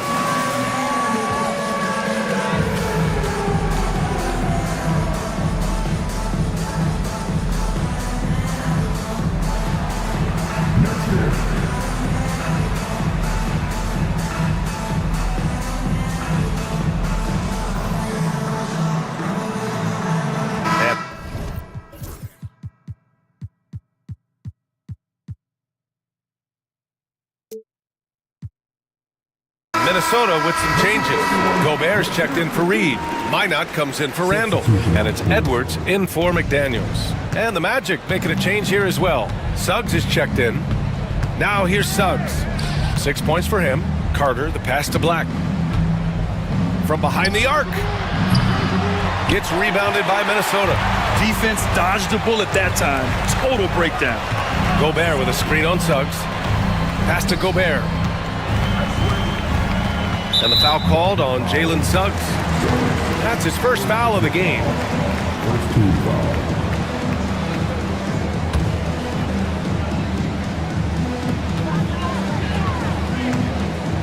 It's Edwards on the wing. He's covered by Suggs. Gobert with a screen on Suggs. Another shot. Gobert working inside. Yeah, just what they needed from Gobert. Grabbing the rebound with those long arms and sending it back. Edwards against Suggs. Out to the right wing. Here he goes. No stopping him there. Jams it in, and he's fouled. And coach doesn't like the call at all. He's opting. After the review, the ruling on the floor is overturned. This would slow the action down. But with so many close calls in every game, the NBA was smart to adopt this challenge policy in 2019. You know, one thing this does for a coach is let his players know he's got their back. If they're adamant that the call was wrong, he'll back them up and make the refs take another look. So they see clear evidence of a bad call, and they're going to overturn it. Probably the right decision. And give credit to the officials for recognizing the mistake and correcting it. Nobody likes to say they got it wrong, but they fixed it in a hurry. Now here's DiVincenzo. He's scoreless from deep three-point range. The rebound by Carter. Magic leading by 11.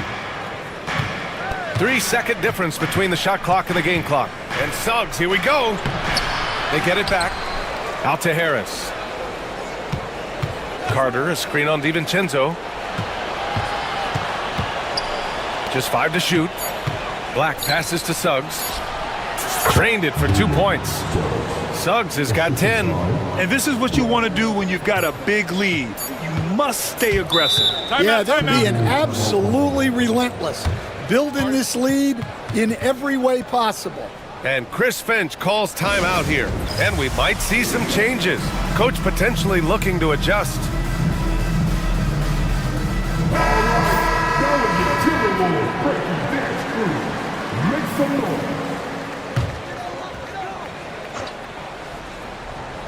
For three, DiVincenzo. No good. Misses at the buzzer.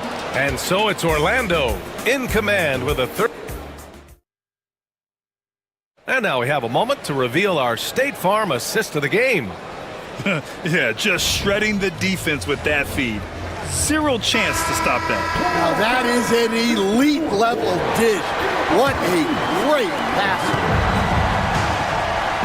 And as we head into the fourth, we'll see if there's a comeback in the works or if it's more of the same for the first 3 quarters. On the court for Orlando, the backcourt is Suggs and Caldwell-Pope. Isaac and Wagner make up the forwards. And it's Ben Carroll in at the center, locking down the middle. Wagner, the pass to Caldwell-Pope. 2 on the clock. Minnesota with a rebound. Well, I'm surprised that didn't fall for him. We know that's a shot he can hit, and there wasn't much resistance either. Orlando leading by 13. Here's Suggs. And a strong finish with 2 hands. And how about the leaping ability of Suggs? Getting off the floor with such ease. Edwards, the pass to Gobert. And then jammed down as he goes right over Paolo Banchero. An awesome athlete. It's fun watching Gobert get up and hammer it down with force. It's Suggs with a drive. Oh, and there's a one-hand jam. Oh, excellent way to pad the lead. Yeah, especially when it's your one throwing it down like that. It shows you're able to attack the rim from any position. Now here's Edwards. Down low. And there's a whistle. He'll head to the line to shoot 2. And you played for several different coaches with very different philosophies, Grant. Did you have a favorite system? Well, you know, B.A., I did. I played 19 years, a number of different coaches, but the 8 seconds or less offense back when I was with the Suns as a player, you want to run, and honestly, it's so much fun getting up and down the court like that. And Minnesota with some changes. Randall, he's checked in for Minot, and McDaniels is subbed in for Alexander Walker. Outside, Caldwell-Pope.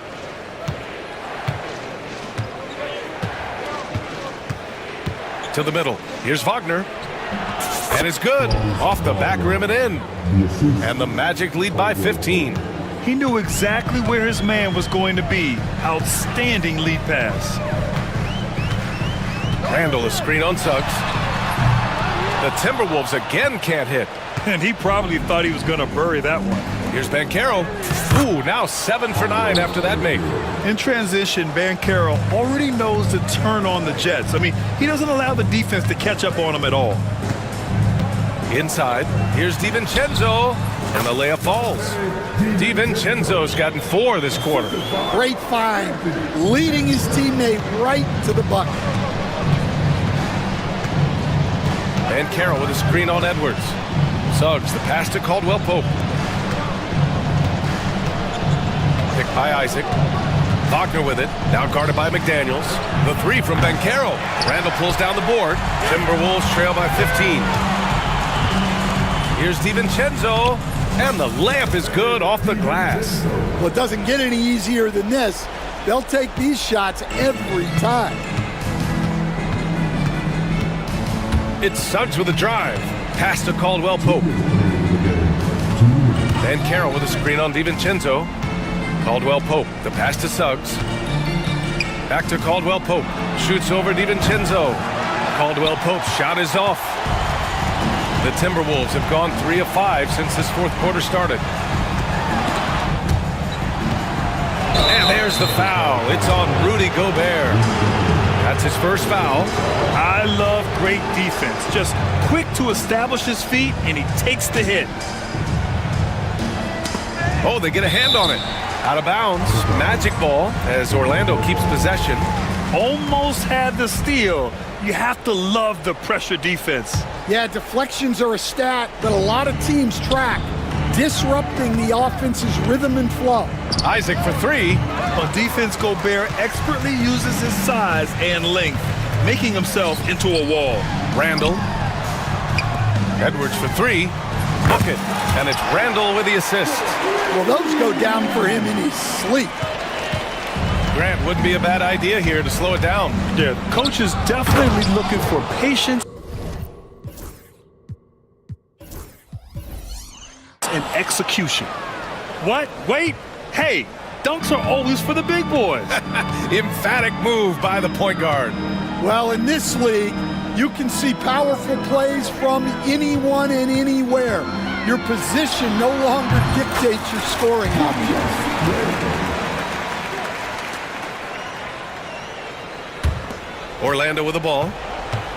17 points was their biggest margin. Well, now it's just a matter of watching the sand fall through the hourglass. This game is wrapped up in a strong showing for the Magic. Absolute fireworks display. High-scoring game. They were unstoppable, Grant. Yeah, just relentless from start to finish. And the pace was furious. Ultimately, they wore out the other team. And even the opposing fans can't deny this was a sensational game for Jalen Suggs. Terrific initiative. Not content to let the game come to him, he went out and made it his own. Well, Grant, this game looks just about over. BA, all they really need to do is just work that clock, don't turn it over, and this game is a wrap. Now here's Wagner. Pass to Ben Carroll. Wagner with a screen on McDaniels. Suggs outside. 5 to shoot. Wagner outside. Over Edwards. Back to Suggs.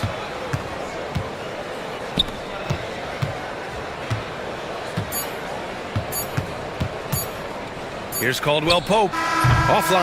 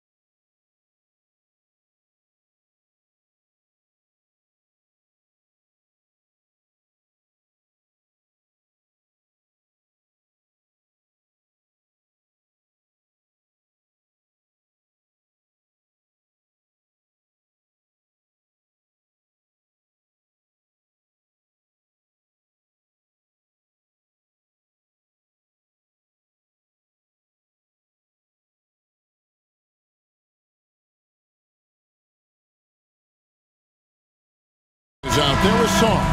Then there's Malcolm Brogdon. Then there's Jordan Poole. And it's Coulibaly in at the 3 spot. And for the Pacers, Siakam is the 4, and he'll be next to Turner at the 5.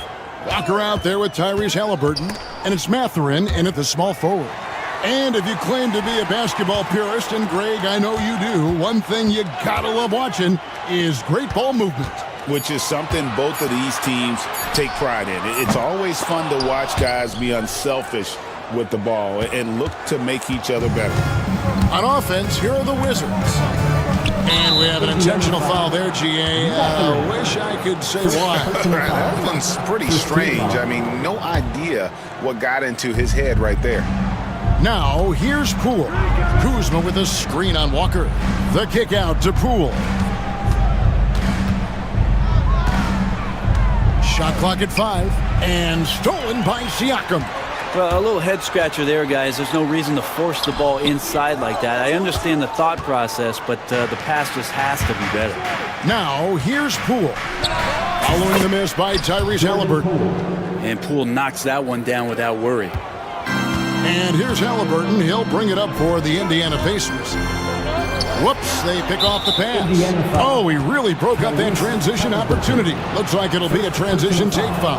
The Wizards shooting their first free throw of the game.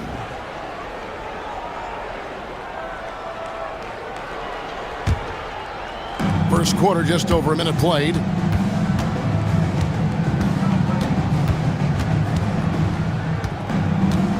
Over to the left wing. Here's Coulibaly, defended by Mathurin. Outside, Walker. Brogdon against Halliburton. Turner passes to Halliburton. Out to Turner. Shot clock at 6. Turner with a screen for Walker. That ball. Nice speed that time from Turner. Two teammates connecting right there. Slick feed. GA, when it comes to the Wizards, they have a pretty spotty draft record over the past decade. Kevin, it's tough to get things right in the draft. Plus, they have just had poor lottery luck. Only selecting higher than 8th once in the last decade. But they have passed on some superstar level talent. Now, here's Walker. Out to Turner. Stolen by Brogdon. Pass to Coulibaly. Here's Brogdon. Driving the lane. Pascal Siakam grabs the miss. And here's Halliburton. He'll bring it up for the Indiana Pacers. Here's Walker. That's basket number 2 with his third shot off to a fast 2 for 3. And Walker with the size and strength to straight up move you out of his way. Kuzma with a screen on Halliburton. Making the most of the screen. That's how it's done. And it's in the perfect spot, Greg. Frees him up to get all the way to the bucket. Really not enough help there. Lack of communication on the backside. Halliburton with it. Picked up by Kuzma.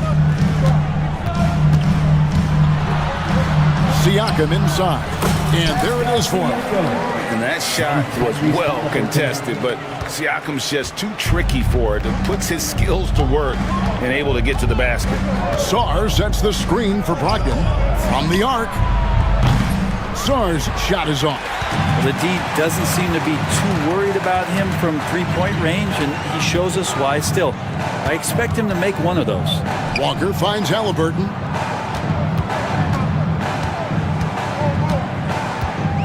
At the top of the key, Turner. That's good. It's Halliburton with the assist. Love seeing this. Turner just rising and firing with no hesitation. Have to respect the confidence he's playing with. Now, here's Brogdon. Drills it from outside. Brogdon's got 5. And I like the back and forth here, showing confidence from range. It seems like they're going to find out who can make the deepest threes. Right now, it's a shootout. Stolen by Brogdon. Here's the break. Here's Poole. His shot is good, making him a perfect 2 for 2 from the floor.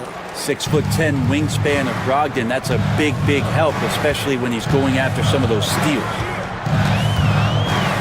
Halliburton kicks to Siakam. And it's Halliburton penetrating, and Halliburton slams it in. Several lead changes going on here in the early portion of this game. It reminds me of that cameo song, Back and Forth. 5-second differential between the shot clock and the game clock. Here's Poole into the lane. Uses the glass to finish the layup. He's got 7. And Poole streaking past the defense. Looked like he had another gear he got to. Now Halliburton. And it's good, 2 points. Just reliable, guys. He's just always trying to make the right play. And we've got a timeout called by Brian Keith. And our coach has decided they need a moment to talk things over. Let's hear it for all the dancers. Wizard substitution, number 35. A 3 off the inbound. Rejected by Walker. And it's going to be out of bounds. The Wizards will retain possession. And it's out of bounds. They say it was last touched by Bagley. Well, that's two teammates who need to reintroduce themselves to one another, not on the same page. A good close contest so far as we finish the first quarter. Pacers out in front, leading by...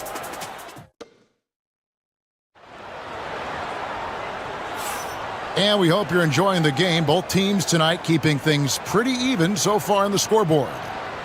And a moment now to quickly take a look at the offensive approach for Indiana. Straight away, they've opened things up offensively with skillful passing, running smart plays, and just setting guys up for success. Yeah, getting to the inside is really important, but it's how close you can get to the basket. It feels like these guys are all around the rim in their attack tonight. Taking a look at the Wizards. Kyle Kuzma is out there with Koulibaly. Then there's Marvin Bagley. Then there's Malcolm Brogdon. And it's Poole in at the 1. I tell you what, Brent, this Jordan Poole is one confident player. Yeah, his mindset, though, Kevin, has to shift to being more consistent. So we've seen these outbursts in scoring from Jordan Poole.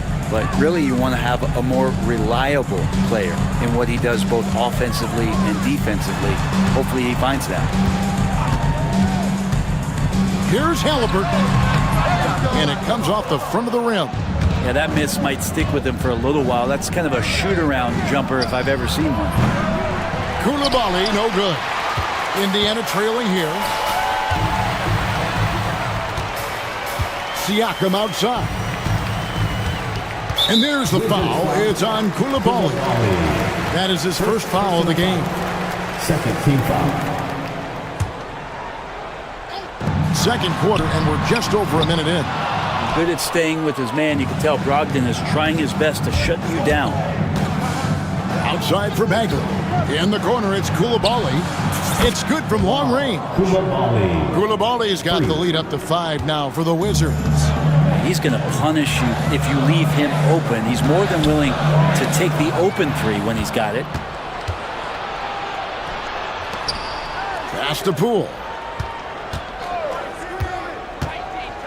Jackson against Bagley. From outside, off the mark. Halliburton finds Mathurin. And he uses both hands to jam it in. And one of the better athletes in his draft class, Mathurin, with quick lift off the floor and then the power to hammer it home. Poole against Walker. The drive by Poole. Whistle blows, basket is good. So a chance here for a 3-point play. No clue how he got that one to fall. Greg, it's not the first skill you think about, but Jordan Poole is unreal at the foul line. I mean, led the league in 22 at 92.5%, beating out teammate Steph Curry by 0.2%. Poole's always been amongst the league leaders in attempts. Kuzma outside. Siakam pulls it in. Siakam's got 4 rebounds now tonight. Halliburton passes to Jackson.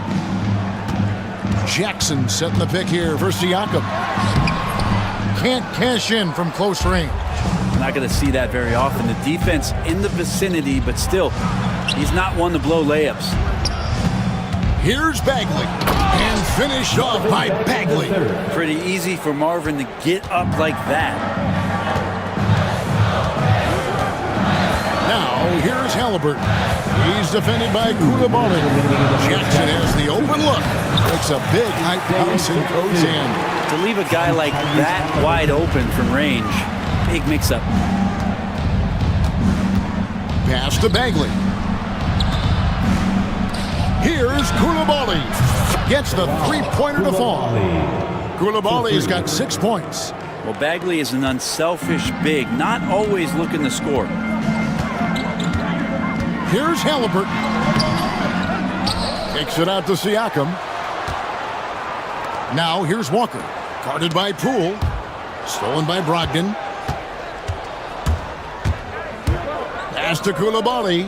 Shoots the three. And again, Washington with the triple. And let's get your take, guys, on the hustle stats for the Wizards.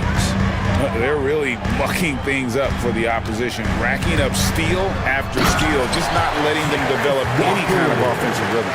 And they've sort of assumed control of this game with their pressure defensively. They've been into the ball handler.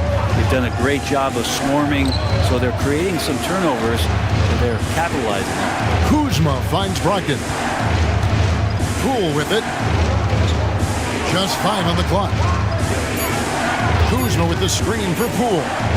And it's Brian Keefe calling timeout here. Looking for a breather. And maybe just 1 or 2 things to talk about. Miles Turner is checked in for the Pacers.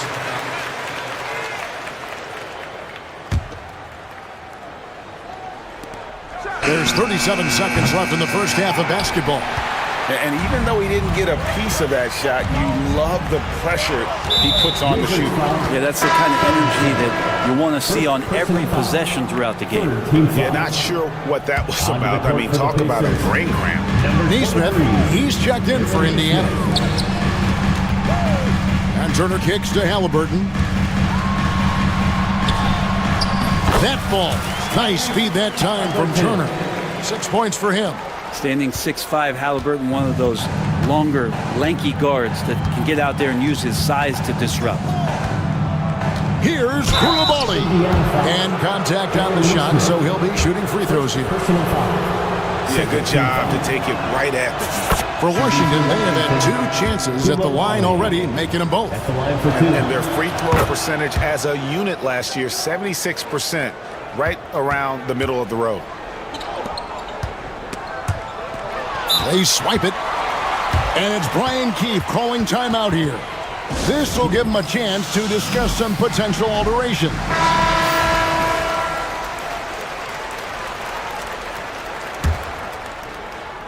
And it's Brian Keefe calling timeout here. He's made the decision. He wants to huddle up with this guy. They work hard every day for this, fans. Your Pacers Breaker Dance Crew. Off the inbound pass. Can't hit that one. And so it's Washington with a 10-point lead. Some breathing room heading into the break. Their shooting has been the big key. Their percentage from the field so far has been terrific. It's time now to go courtside as we... Thanks so much, David, and we'll step away briefly, but get you right back out here for the start of the third quarter after this break. Get ready for the fan half-court shot. Drums, please. They're measuring up the shot.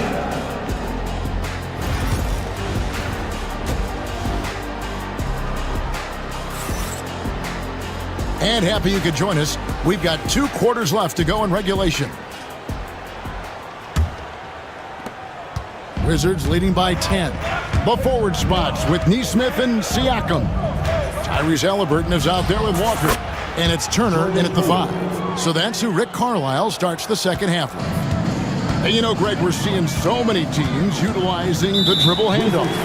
And it really forces the defense into a bad spot, can create situations where the offense has an advantage, and then it allows you to kind of seek out the matchup. Halliburton, no good. And so it's Brogdon with it. He brings it up for Washington. Up top, Kuzma.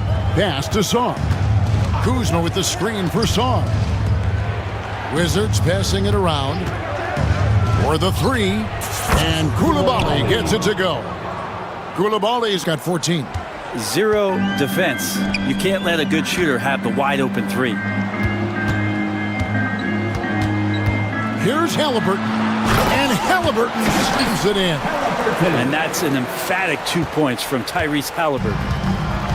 Washington's gone past the three-point line for 13 of their shots. 6 of 13. Poole against Walker. Poole no good. Pacers trail by 13. Fouled on the shot and picks up 2 points. So one free throw coming up. Nice find by Halliburton. Just a great feel for the game. Indiana shooting their first free throw of the contest.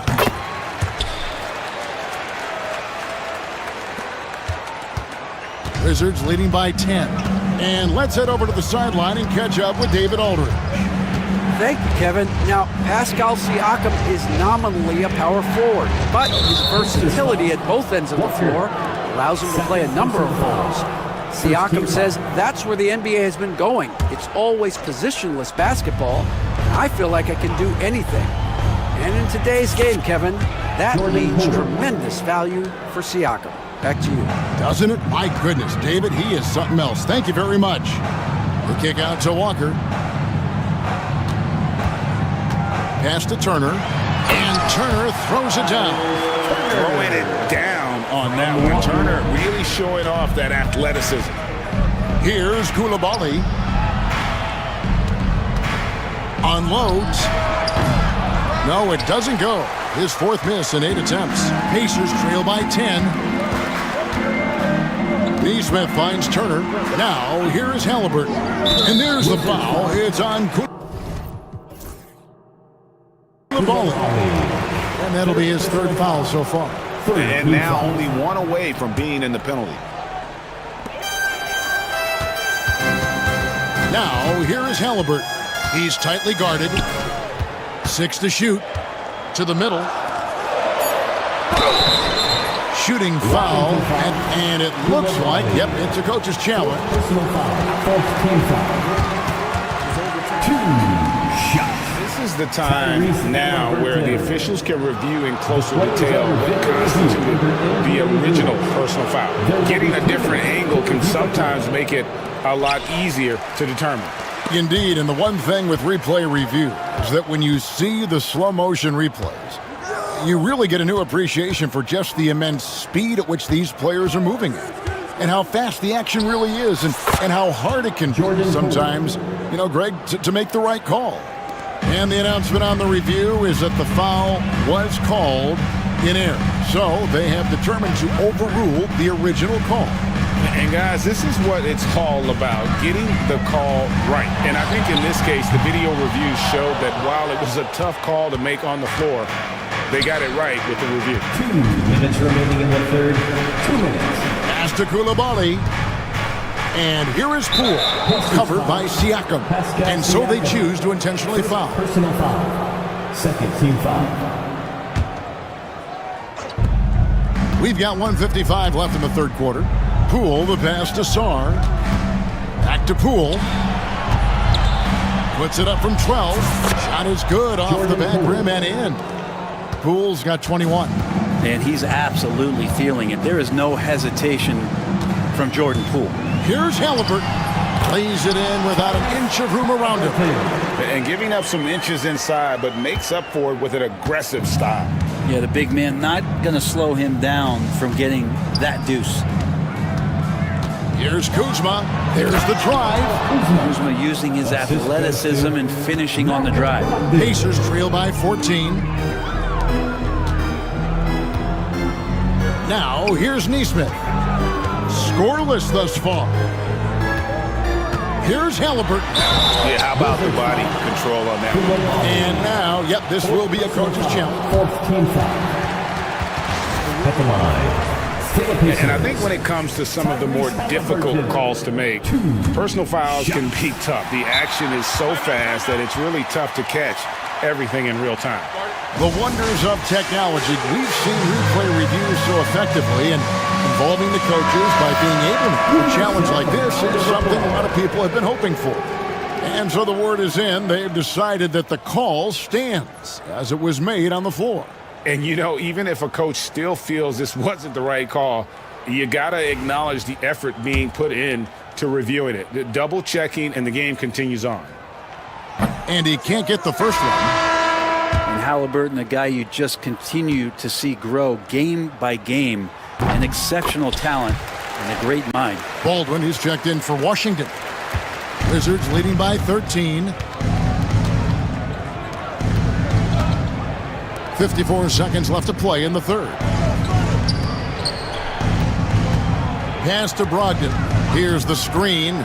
Over Halliburton. The shot by Brogdon, no good. He's going to be shaking his head on that one. Knows he missed an easy one. Yeah, you can't make them all, and you for sure you'll want him taking that kind of shot. Turner with the screen. Siakam kicks to Turner. Down to 5 on the shot clock. Shot's good by Walker. You can't just stop when there's a big setup.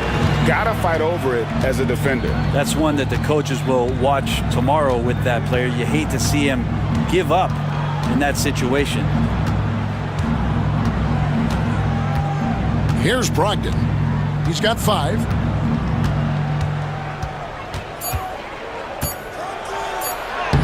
Makes it off the glass. Brogdon's got 7 points in the game.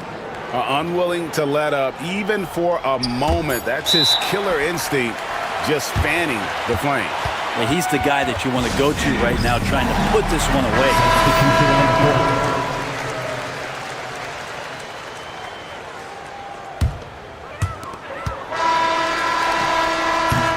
And so it's Jordan Poole making highlights for Washington.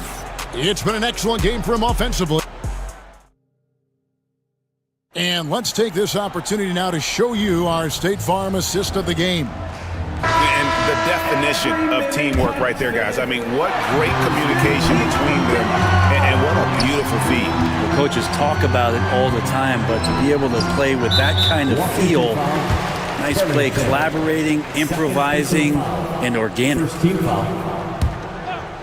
And as we head into the fourth, we'll see if there's a comeback in the works or if it's more of the same from the first 3 quarters. So on the floor for Washington, we've got Bilal Coulibaly.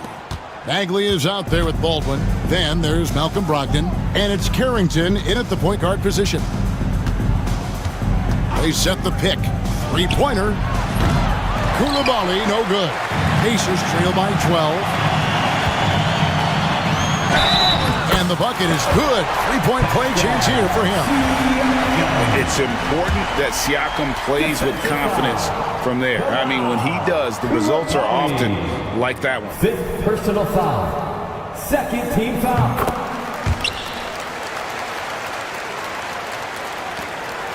Washington leading now by 9. Brogdon with it. Pass to Baldwin.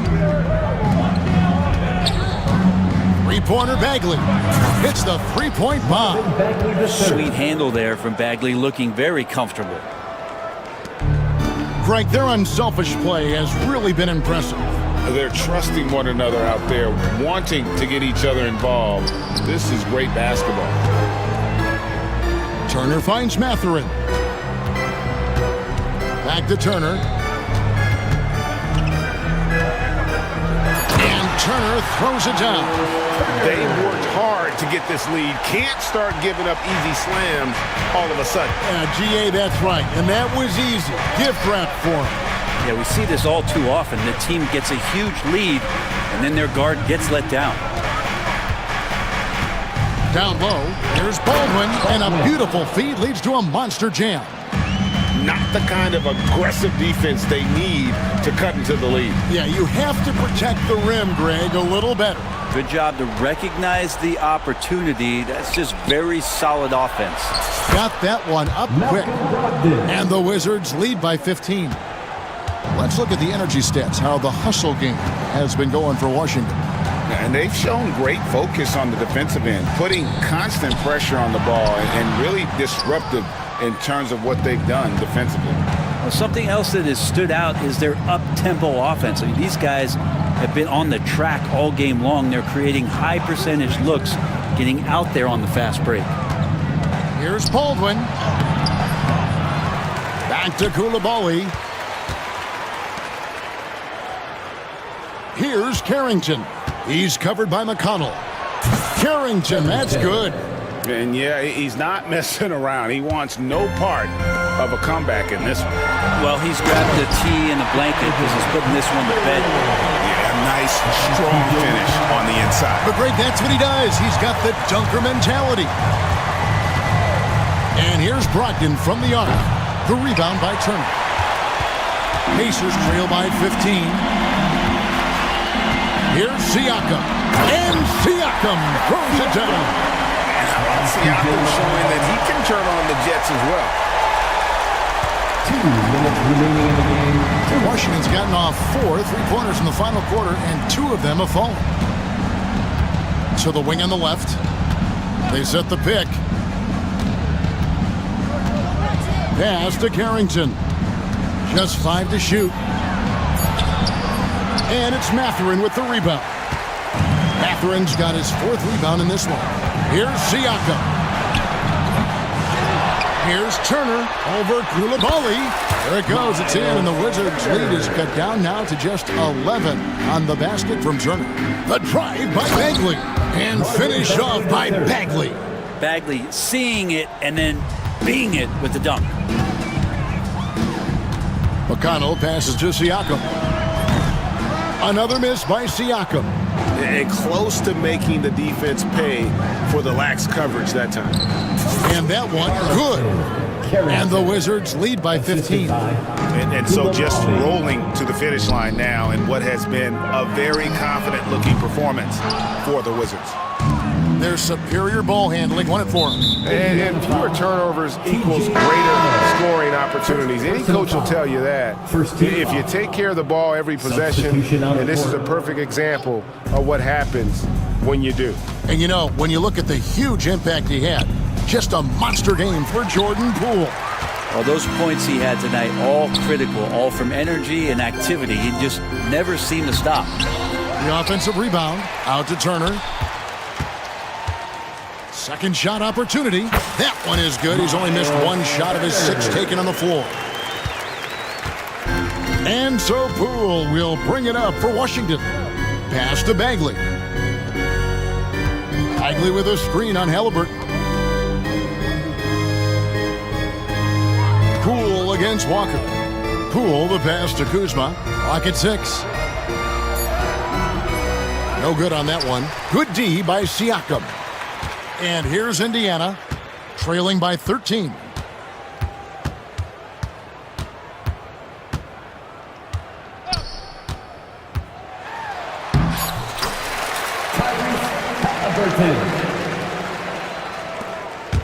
Time called here. The Wizards decide to talk it over.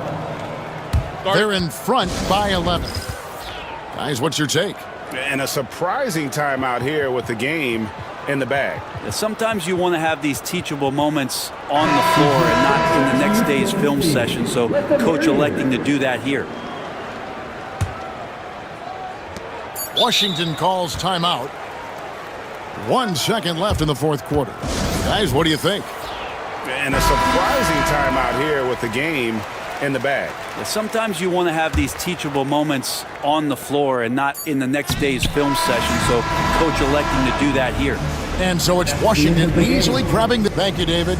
And that's going to do it tonight, folks, for our broadcast. For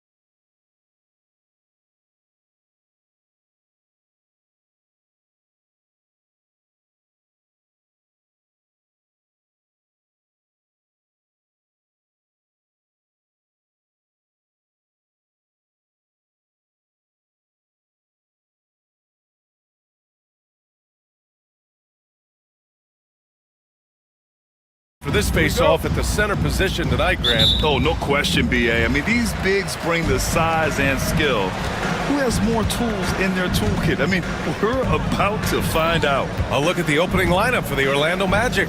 The backcourt is Suggs and Caldwell-Pope. Isaac and Wagner make up the forwards. And it's Ben Carroll in at the 5 down low. And it's Wagner missing. Well, you gotta miss sometimes, but that one seemed like a gimme. Embiid into the lane. And Embiid throws it down. An almost unfair amount of power. Nobody getting in Embiid's way on that drive. Caldwell-Pope finds Suggs. Takes it up with both hands and rips it down. And despite the height disadvantage, oh my, he just attacks that interior. You know what, guys, honestly, I didn't think he'd win that battle. I mean, that's a lot of height to give up. Just taking it right to the rim, and no one was there to greet him. Well, this early, they should be showing a lot more energy on defense. It's not there. And Carroll no good. And so it's Embiid with it. He brings it up for the 76ers. And the Magic surprising many league-wide, Clark, with how they've broken through. And the way they're winning, I might add. I mean, rugged, physical defense is their identity and calling card.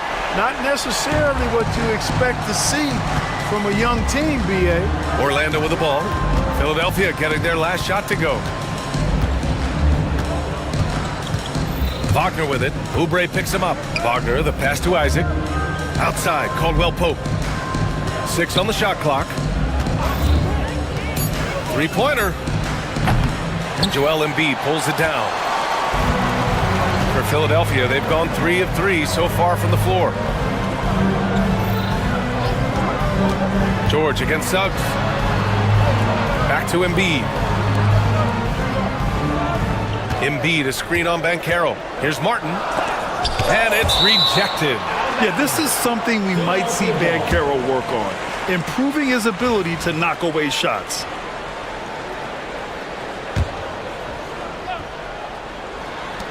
For 3, Maxey. It's rebounded by Banchero.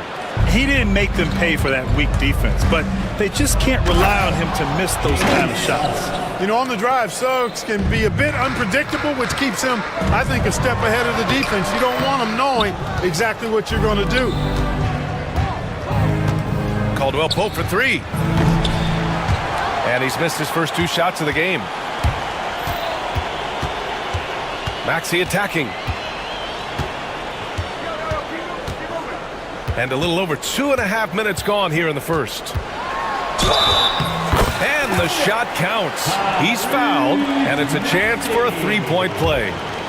And you watch Tyrese Maxey, Clark. He's so good at creating offense. Yeah, he can get that thing rack to rack and downhill in a heartbeat, B.A. In the break and in the pick and roll, he puts tons of pressure on the defense because he's so quick. And he knows how to use angles, too. And he can shoot it from deep, so he's got the full package. The Sixers lead by 5. And an intentional foul right there. You don't want to stop the clock right there. I'm not quite sure what he was thinking. Yeah, but that's no excuse for that kind of foul. I mean, that might be an explanation for it, but certainly doesn't justify it. And even then, it's just not a good play. Now here's Banchero. Pass to Isaac. And the dunk by Isaac. Yeah, he's going to flush it every time when he's that close to the rim. You can't allow him to get that kind of position. The 76ers have gone 4 of 8 and looking in control. George outside. And he lobs it up. Woo! I just love that alley-oop slam, B.A. Defense disorganized, defense pays. Boy, I tell you what, guys, this is really getting close to being real ugly. How about... And here comes the coach's challenge. He disagrees. First team foul is overturned. At At the line for the match. Every call matters. And even with the coach's challenge in place, we've seen so many of these personal foul calls still disputed even after the video review. There's no doubt there's going to be a gray area in a lot of these calls. But at least we have the option to take a second look, so the officials can be sure they get it right. So they see clear evidence of a bad call, and they're going to overturn it. Probably the right decision. And give credit to the officials for recognizing the mistake and correcting it. Nobody likes to say they got it wrong, but they fixed it in a hurry. And so he draws the foul, headed to the line to shoot a pair. A full load to handle anywhere on the floor. Banchero makes sure he gets his. Orlando shooting their first shots from the stripe in this game. Paulo Banchero taking 2 shots. And Banchero drops them both. And Maxi's got the ball here for the Philadelphia 76ers. 3-point lead.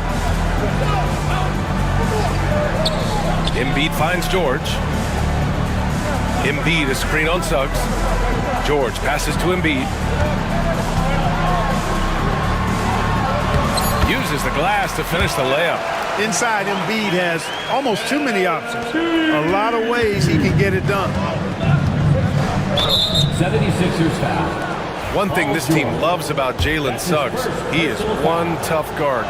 Hey, he was the state football player of the year in high school. And you don't just forget about how to be tough when you've done what he's done on the gridiron. And it translates extremely well to the hardwood. I think he's one of the better on-ball defenders in the league right now.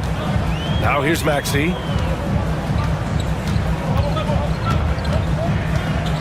Drives to the hoop. Shot clock at 6. George with it. Wagner picks him up. Fires for 3. Gets the 3 to fall. George has got 7 points. It's a big part of George's game, the three-point shot, and for good reason. I mean, he's a sniper out there. Oh, wow. Big time right there. Nasty! Boy, how about the athleticism of Jalen Suggs? I mean, I love seeing him rise up with power like he did there. Here's Martin. Laid it in with a nice touch off the window. 6 points for him. I like the play call. Very solid, making perfect use of the pick to get a great look. And so Jamal Mosley calls for the timeout. He wants to make sure everybody's on the same page. For you.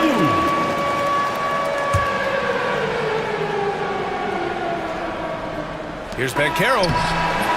And so it's the Philadelphia 76ers leading by 6 as we...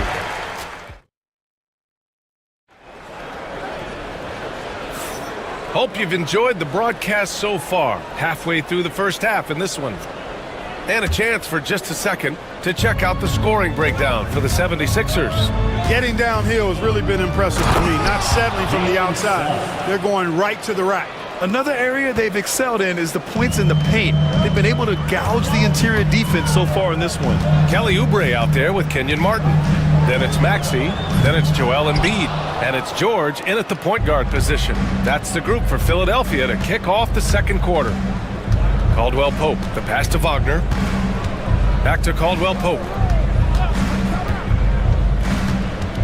On the wing, Caldwell Pope. Banchero the screen. Caldwell Pope with it. Oubre picks him up. Wagner for 3. He's looking good. 2 buckets and 3 attempts. Well, Clark, every player should know their leash with the officials. Very much so, but I think most players should keep their mouths shut. There's too much yakking at officials, in my mind. It takes away from the beauty of the game. It's an eyesore, and I wish more players would just play and keep their mouths shut, especially when it comes to talking to the official. Caldwell Pope for 3, and another 3 for Orlando. And he did that so well in college. Suggs sharing it well in the league, too. Here's Martin, and he goes in for the dunk. And, you know, we can't measure heart. I mean, he's not as big as the other power forwards, but his jumping ability and mindset is incredible. And let's send it over to Allie LaForce. Joel Embiid is setting records with his scoring, but he said, when I get stuck into just being a scorer, that's not the best version of me. I like sharing the ball, as you've seen the last couple of And in a game this close, they're going to challenge the call. Coach does not agree with it, and he wants them to take another look at the monitor. Jalen Suggs. People were worried that this would slow the action down. But with so many close calls in every game, the NBA was smart. Previous play is under. Thing this does for a coach is let his players know he's got their back. If they're adamant that the call was wrong, he'll back them up and make the refs take it. After review, the ruling on the floor stands. And they've made their decision. The call will stand. And as much as it hurts to lose a challenge, I think Coach would challenge that call again if he could. He really disagreed with the foul, and he's still peeved.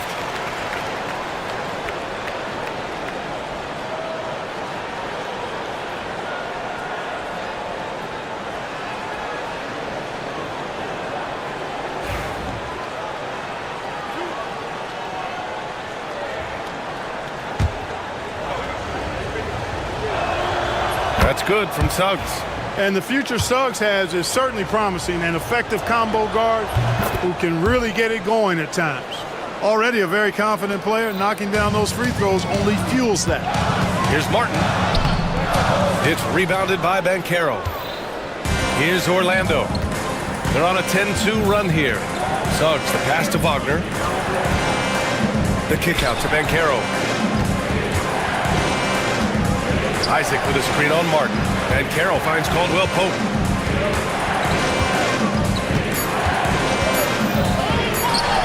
Banked it in off the glass.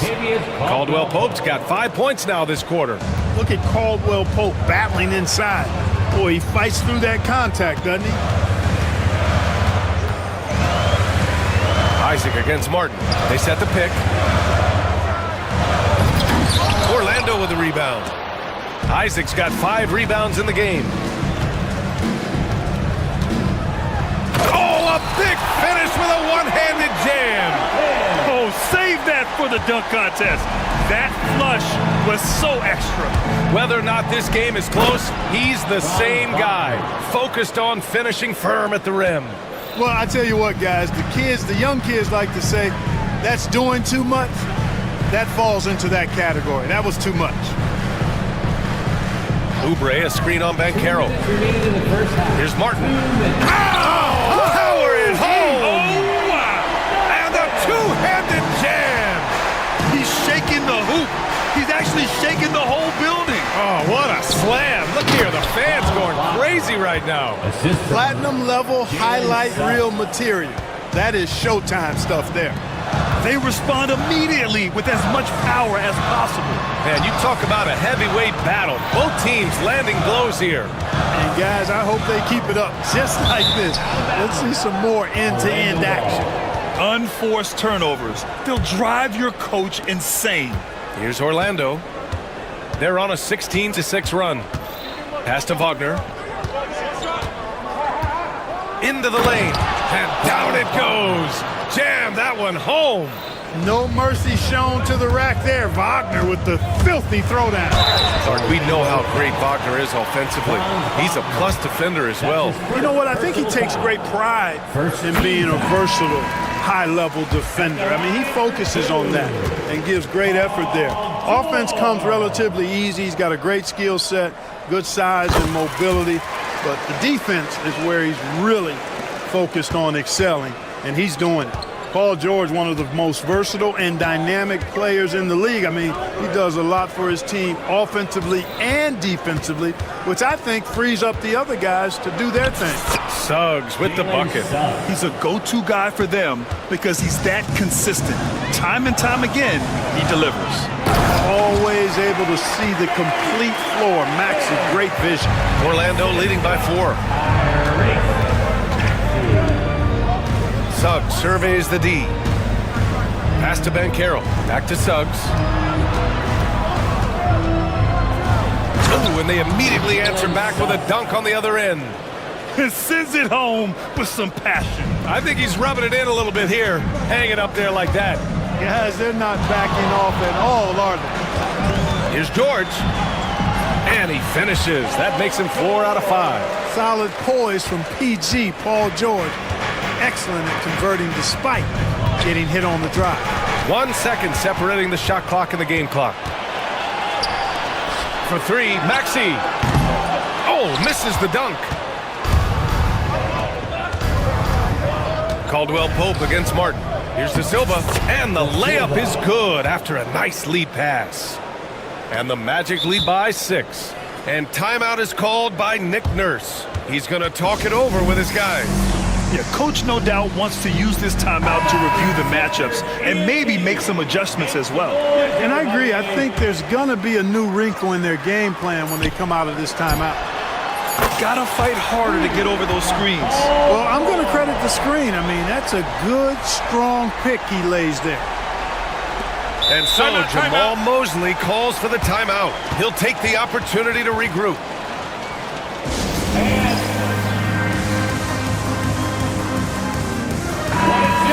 Come on, put your hands together one more time for your 76ers youth dance team.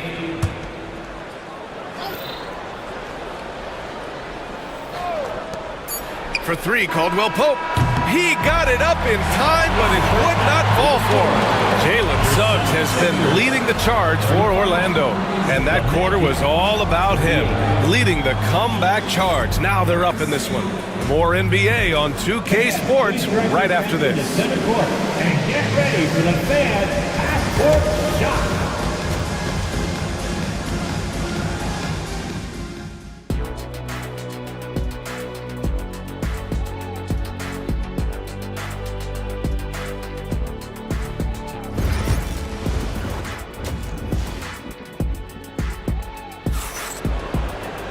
And if you're just joining us, we played through the first half in a game that's been fairly even so far. Jalen Suggs with a strong contribution so far in this one. Yeah, he's kind of been the floor general for them tonight. A lot of assists for him. And, you know, that's not a job they ask him to do very often, but in the first half, I thought he was in perfect sync with his teammates. Here's who Jamal Mosley is starting the second half with. The backcourt is Suggs and Caldwell Pope. Then it's Wendell Carter. Then it's Gary Harris. And it's De Silva in at the power forward position. Maxey against Caldwell Pope. Jacks up a 3. On target from range. Caldwell Pope's got 8. Hey, the form, the release, everything in sync and lined up. Fun watching Caldwell Pope shoot the ball like this. Here's De Silva. He's guarded by Martin. And there's the drive. And there's the slam dunk to finish it off. Woo! Defensively, you can't afford to let him get to the rim that easily. Well, that might be why their deficit is what it is right now. You know, you look at it, the communication is lacking, as is the trust. They can ill afford those types of breakdowns. It won't work. You can't win with those kind of breakdowns.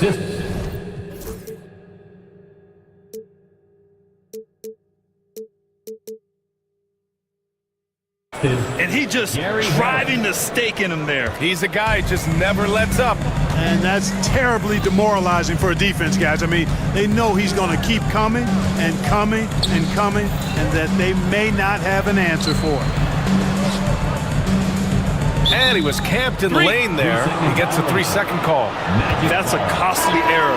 Well, let's see how they bounce back. Well, you know what? Their wounds are self-inflicted. I mean, you've got to play much smarter than that. And the Magic making a change here. Black's checked in. Third quarter of play with just over 1.5 minutes gone by. The offensive rebound. Carter from outside. It doesn't go for him.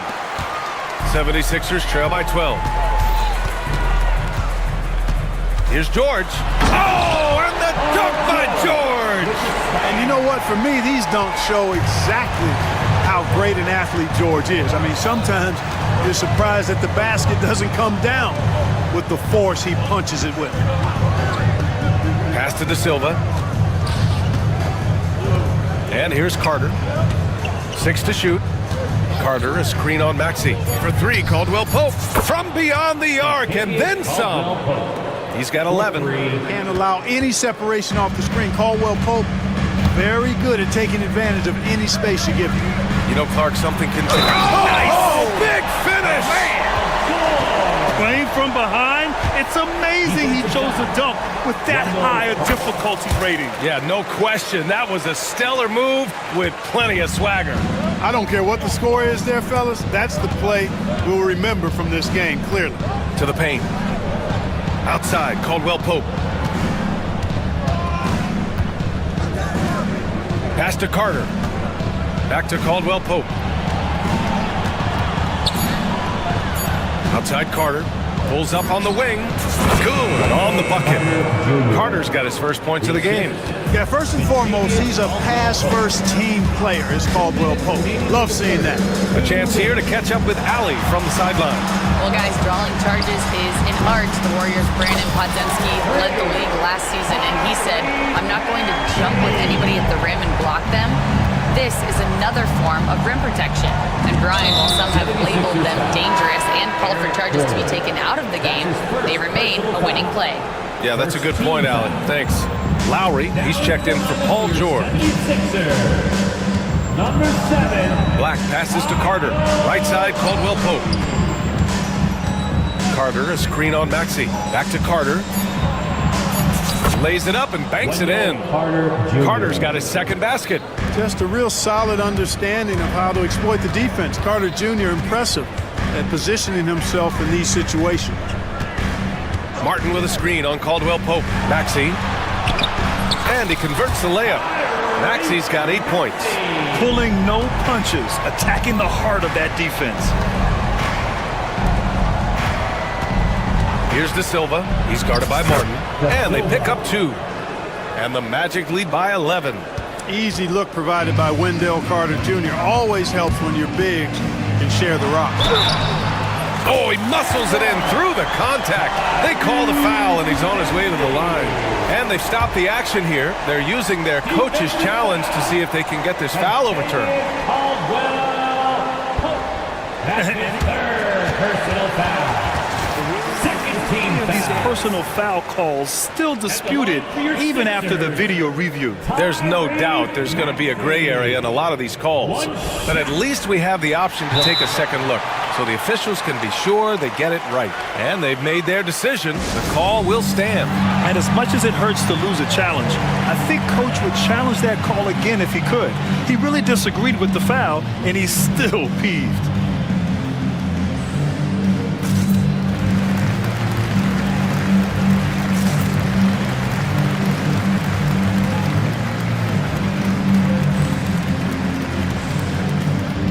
Wagner checked in for Orlando. Isaac comes in for Caldwell Pope.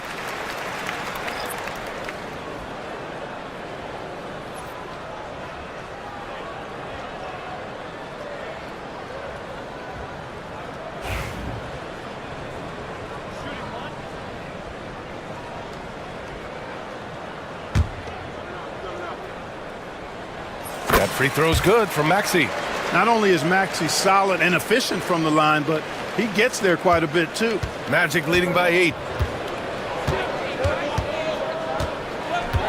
There's 47 seconds left to play in the third quarter. Boy, that foul looked intentional. Not exactly what you'd expect here. Yeah, I know. It just doesn't make sense given the situation. Orlando shooting their 7th and 8th free throw attempts of the game. Some changes for Philadelphia. Joel Embiid, he's checked in for Drummond. Oubre comes in for Martin. And it's Martin in for Gordon. And the Magic making a change here as well. Banchero's checked in. Here's Maxey. And that one is stuffed right through. Check out Maxey with the throwdown. Boy, he can get off the ground quick. Black passes to Banchero. Whoa! Emphatic finish from Banchero. Attacking the rim with power. Tremendous finish. Really piling on the lead with a dunk like that. A dynamic finish, then decides to hang out a little for good measure. Yep, that's the exclamation point right there. We've seen those kinds of plays get them going in the past. And so it looks like it'll be Orlando's ball still.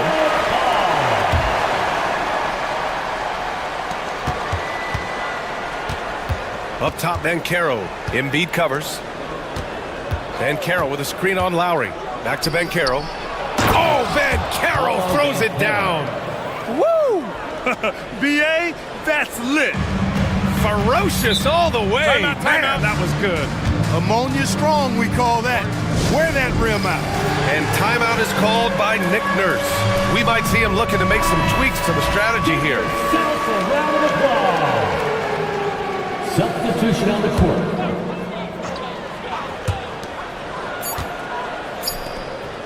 And George launches it from deep, and that's not gonna go. Misses at the buzzer. Well, through 3 quarters of play, down double digits. It may be difficult to overcome. Orlando ahead, up 10. Don't go anywhere. And while we have a chance, let's go to our State Farm assist of the game. This is the definition of team chemistry. I love to see this kind of communication and connection between teammates leading to the perfect pass. For me, next to the big-time alley-oops and monster throwdowns, passes like that are probably the next best thing when it comes to sweet-looking NBA highlights. With 3 quarters behind us, let's see what this 4th period holds in store. They've got Kenyon Martin. Joel Embiid is out there with Kelly Oubre. Then there's Tyrese Maxey, and it's George in at the point guard position. That's the group on the floor for Philadelphia. The assist, Paul George. Suggs, the pass to Banchero. High arcing shot. It's hauled in by the Sixers. Embiid's got 4 rebounds in the game. Oubre, a screen on Caldwell Pope. Maxey against Caldwell Pope.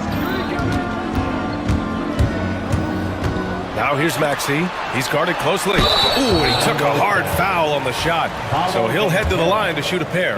Maxey is a do-it-all guard. I mean, defense never knows if he's going to shoot it, pass it, or take off the dribble. He's off on the second. Orlando leading by 7. Wagner finds Suggs. Back to Wagner. And Carroll with it. Down low. George with a steal. Pass to Embiid. Out to Oubre. Here's George. Nice move. And he lays it up and in. George has got 21 points in the game. There is no slowing down Paul George. A volcanic eruption from PG tonight. And Carroll passes to Isaac. Wagner for 3. Outside, Caldwell Pope. Wagner on the wing. Back to Caldwell Pope. Here's the teardrop. Tries yet again. And Wagner with the layup. Wagner showing some grit and fight on the offensive boards, using his height and muscle to track down the miss. Oubre can't hit. Orlando's gone 4 of 9 so far from the perimeter. It's Suggs with a drive and a missed layup. Ooh, old school right there. No easy buckets. Caldwell Pope against Martin.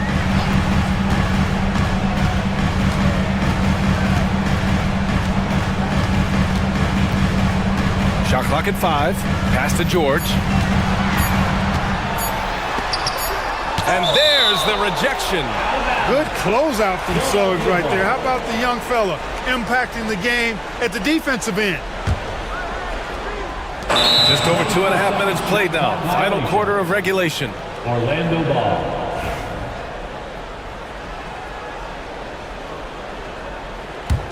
Magic leading by 7. Wagner outside. Suggs outside.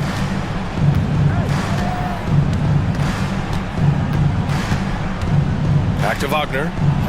And he takes the feet in stride and slams it home. Really like how Wagner has really gone after it on offense. That's part of why he's hot right now. And that one's good.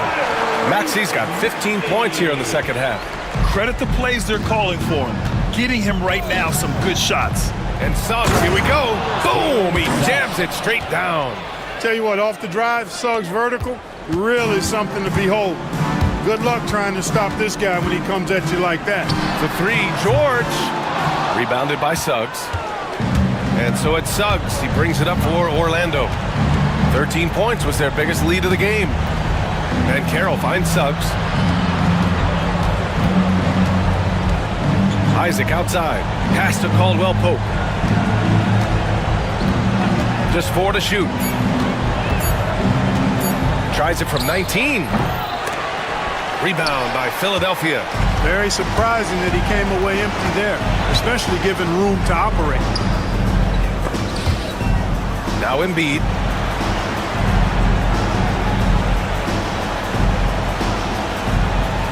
Oubre, a screen on Banchero. Here's Embiid. And the foul is called. He missed it, so he's got a couple of free throws coming his way. That's on Franz Wagner. Well, I tell you, it's pretty obvious. Embiid takes pride in and enjoys tricking his defenders and getting them to jump on the pump fake. And Embiid drops them both.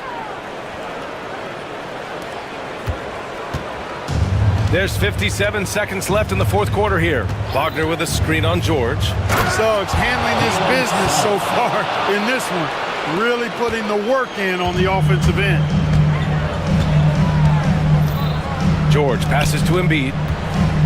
Shoots over Isaac. And the shot falls short that time. And the Magic with possession. 9-point game. Wagner with a screen on Maxey. To the middle. That one falls. 8 of 10. And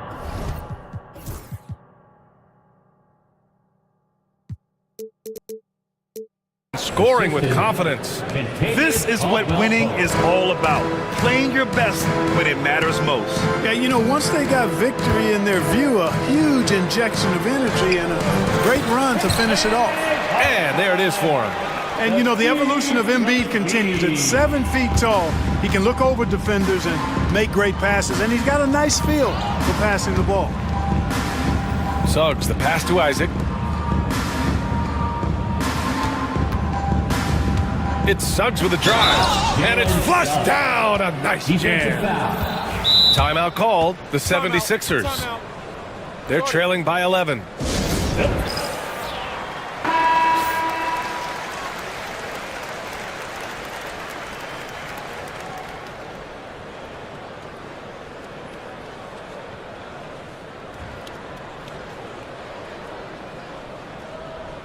Mind the lanes.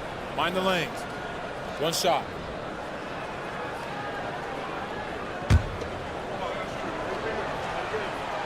That's good from Suggs. Put a bow on this one. His composure at the line effectively ends it. And Philadelphia calls time here. 5 ticks left to play in the fourth quarter. Guys, what do you think? And time's running short. They just couldn't get over that hump. You know, maybe working on their 60-second drill, even if it doesn't pay off tonight, maybe for the future.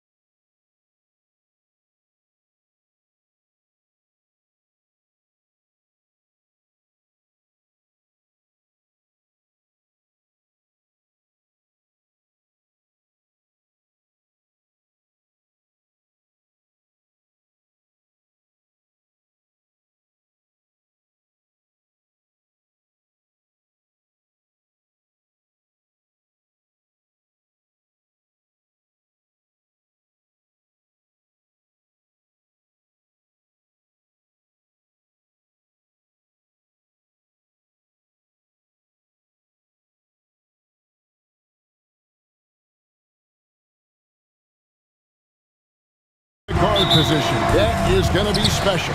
Well, that's the point of attack on both ends of the floor, and it's always fun to see skilled and capable guards duel it out. It is like watching a great chess match. And now Washington's starting group. Kyle Kuzma is out there with Song. Then there's Jordan Poole. Then there's Malcolm Brogdon. And it's Koulibaly in at the three. Edwards, good. Boy, what a good-looking stroke. Ready on the catch, Anthony Edwards. That jumper is nice. Brogdon against Edwards. Brogdon kicks to Kuzma. And he could not get that one to go. Out of contact, and he'll go to the line for two. And we know Kuzma's always been a terrific scorer. But, Greg, he's developed as a passer over time. And, Kevin, early in his career, Kuzma wasn't called on to be a leader. But he's grown into that role, and he puts effort into orchestrating for his teammates. Now here's Edwards.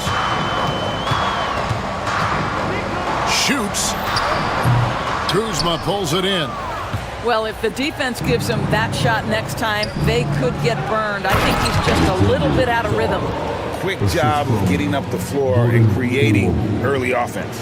You don't give the defense any chance to set up. Sometimes you just love an easy look. Here is Edwards, following the bucket by the Wizards. Here's Reed, and Reed throws it down.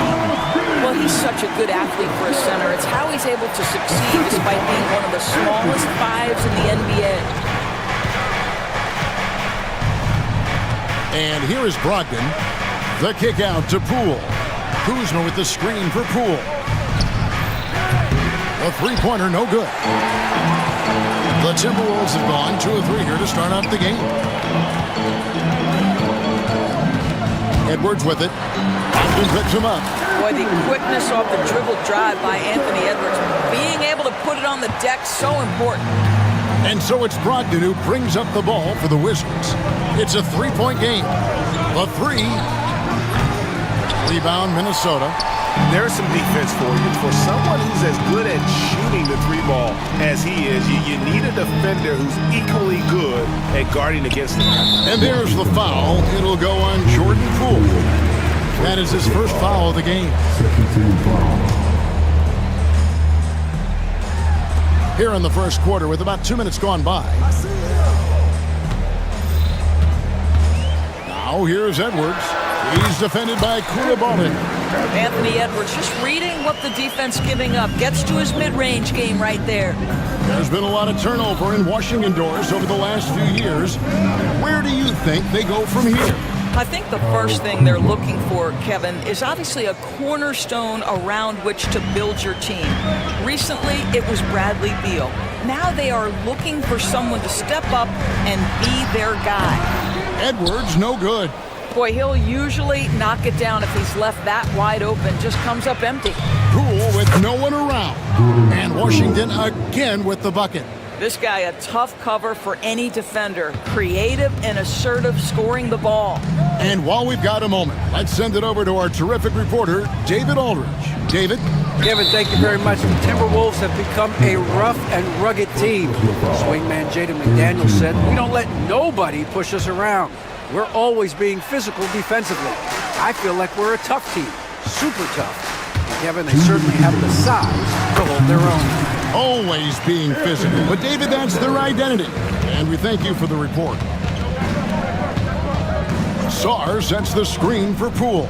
16 feet away. No good there.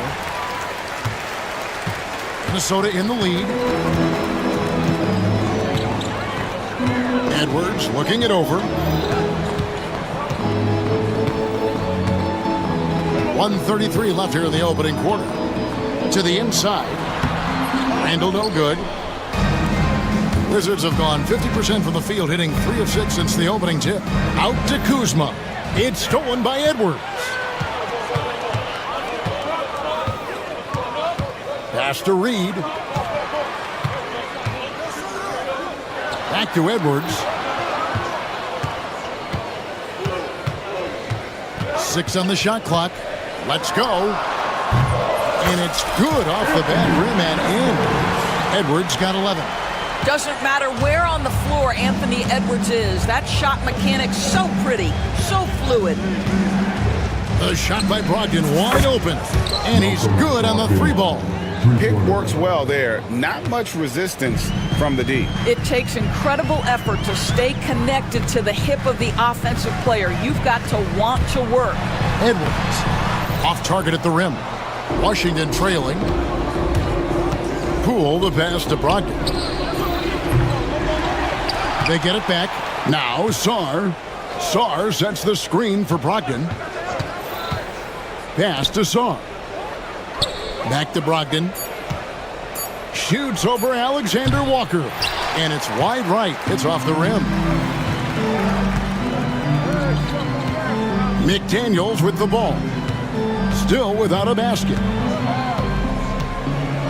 Randall with the ball. Over Sarr. And that shot was up in time, but doesn't go in. Anthony Edwards has been leading the charge for the Timberwolves. He comes.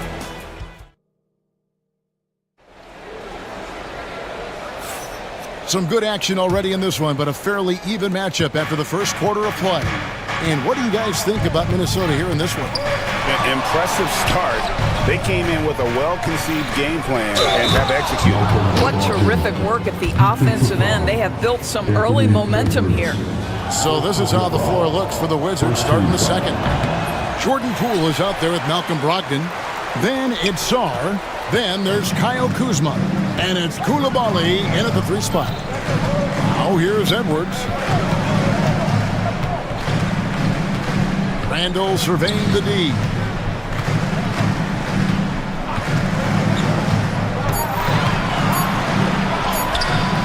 Kuzma pulls it in. Well, defensively, if you allow him to get this close, you're playing with fire. He just happened to miss that one. ADB, one thing about Kyle Kuzma, at 6'9", he is a big wing. Well, what I love about him, Kevin, is that he's such a strong shooter. He can bang in the post if you need him to. He always puts up solid rebounding numbers. And I think the final piece we've seen him developing is his ability to distribute the basketball. Greg, this is some kind of note. Last year, Minnesota, for just the second time, had ever won a series in the postseason. Yeah, they've been bounced in the first round 10 of 12 appearances. But last year's team was different. Their elite defense fueled the conference finals run. Washington with the ball, following the three by Minnesota. For three, Brogdon buries the long-range jumper.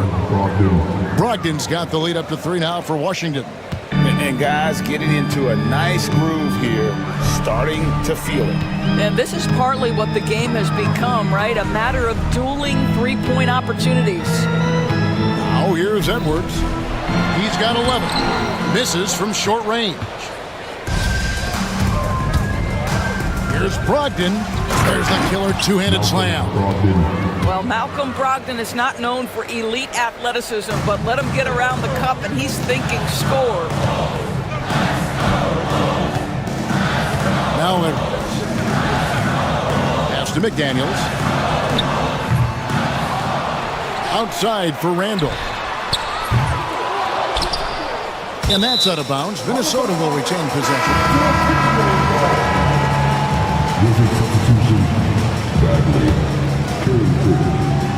Quarter number 2, we're about 2 minutes in. Edwards passes to Randall. Shot clock at 6. And that's off the glass and in. Randall's got his first bucket in this one.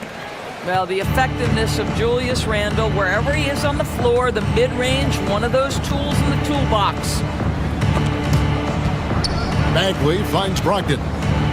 Cuts it 5. And Washington again with the bucket. Assist goes to Bagley. And here in the second quarter of action with a hair under 2.5 minutes played so far. Randall right side. It's stolen by Bagley. Kuzma outside. Pass to Bagley. Three-pointer. Goes back up. Kuzma can't get it to go. Boy, if you're going up against this guy in this close a range, you've got to defend with everything you've got. A tremendous job defensively. And so Chris Finch calls for the timeout. Wants to regroup and go over the strategy.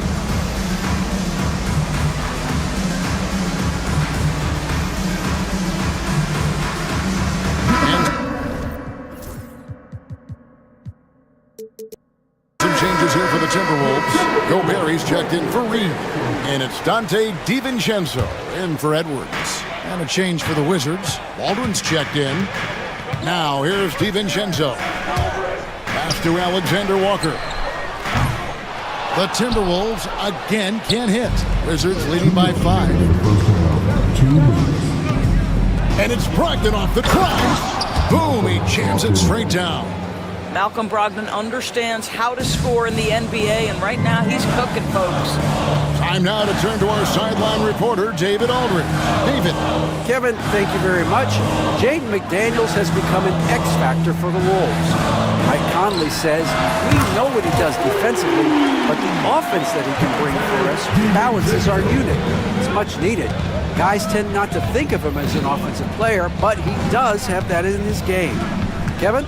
But I love the reference to an X factor. He definitely is that. All right, David, thank you. And Koulibaly gets it to go. Koulibaly's got the lead back up to 7 now for the Wizards. Minnesota's gone 2 for 5 from three-point land since the end of the first. DiVincenzo passes to... Wow, hammering it in! So long, so athletic. Rudy Gobert with a big-time dunk. Pass to Koulibaly.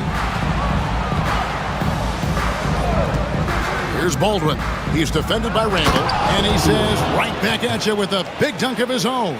Not the kind of aggressive defense they need to cut into the lead. Yeah, you have to protect the rim, Greg, a little better. They're just too slow to react. You can't afford to sleepwalk through possessions. What's going on out there? DiVincenzo can't hit it. Wizards leading by 7. And the foul is called. He intentionally grabbed in there for some reason. I don't know. Kevin, all I can think of is that he's trying to slow the game down a little bit. Right. That's a stretch, though. Definitely a strange move on his part. And Washington making a change here. Valanciunas is checked in. A chance there to push it to double digits, but it's off the mark. Minnesota's gone 3 of 6 tonight when they've let it fly from downtown. And now we've got the intentional foul. Really no idea why you're fouling in a situation like that. You know, maybe there's some bad blood between those two. Gobert. And Gobert throws it down. Over the course of his career, Rudy Gobert has become so much better finishing inside. Here's Brogdon. Screened by Valanciunas. And no good on the last second attempt this time. And so it's Malcolm Brogdon making highlights for the Washington Wizards.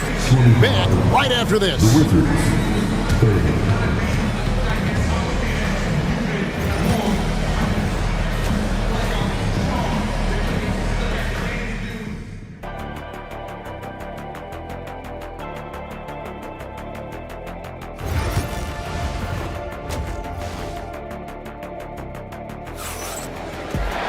And after a fairly even first couple of quarters, the second half could turn out to be a great one as both teams try to gain an edge. You know, guys, Malcolm Brogdon has been exceptional here tonight. Man, he's been running wild on them through that first half. Absolute dynamite on offense. Boy, he has been shouldering the load. Aggressive, skill.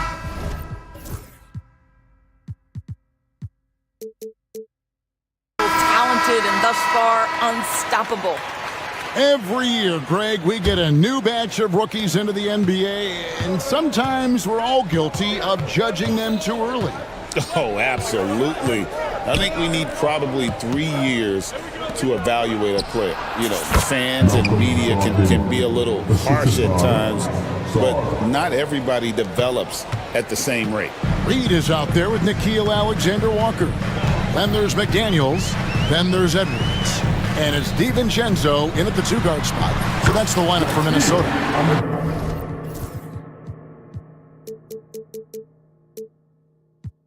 Boy, drawing the defense's attention. Edwards pays it forward. Nice work on the pass. Inside. Here's Kuzma, and Kuzma slams it in. Just Mr. Reliable again here today, Kevin. I mean, they need his points, and he's producing. Right there, the defender clearly trying to inhibit a fast break. I think that's a transition take foul. Looking back at the 2019 draft, Jordan Poole was picked number 28, and Doris, he's already experienced the highs and lows of the NBA. Well, Kev, let's remember that was a stacked draft class, and I think what you've seen from Jordan Poole is this incredible ability to hunt shots, to be willing to be a focal point on the offensive end. Let's remember, he's won a championship in his career, and that's something you can never take away. And there's the call on Malcolm Brogdon. That's foul number 2 for him. First team foul. Edwards drawing the double team.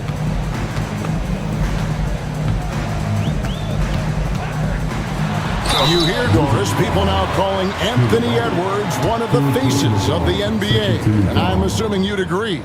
100% agree, because the skills are extraordinary.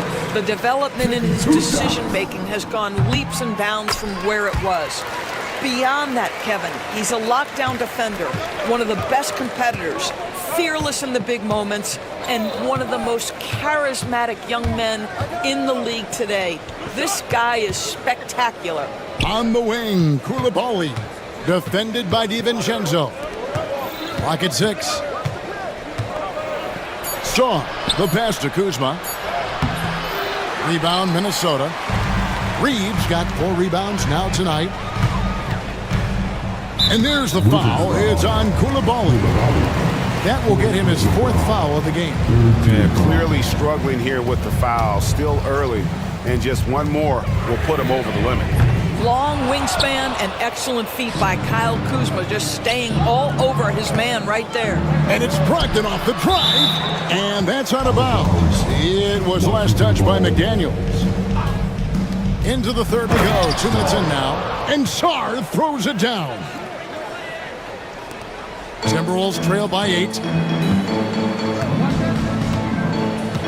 Now here's Edwards.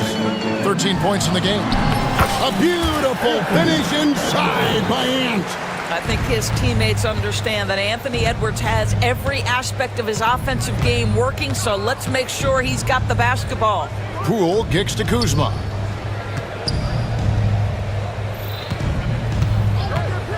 Pass to Brogdon. 6 to shoot. Driving to the basket. And the way the Wizards like to play, Greg, you can expect them to get out and run. Yeah, they're young and they can fly, right? They've got speed and athleticism to get up and down the floor. They'll push the tempo as much as you allow. What you love about Malcolm Brogdon is his consistency. This guy not gifted with incredible athleticism, but he's a knockdown shooter. He competes on the defensive end, one of the smartest players between the lines of an NBA basketball floor.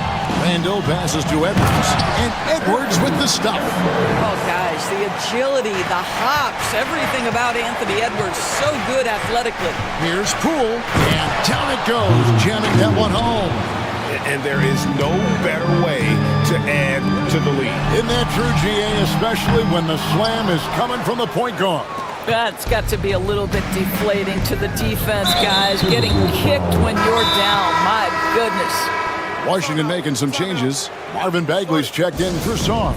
And Kispert subbed in for Brogdon.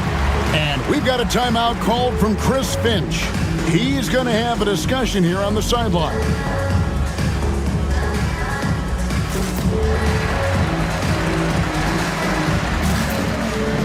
Minnesota making a switch. Alexander Walker's checked in.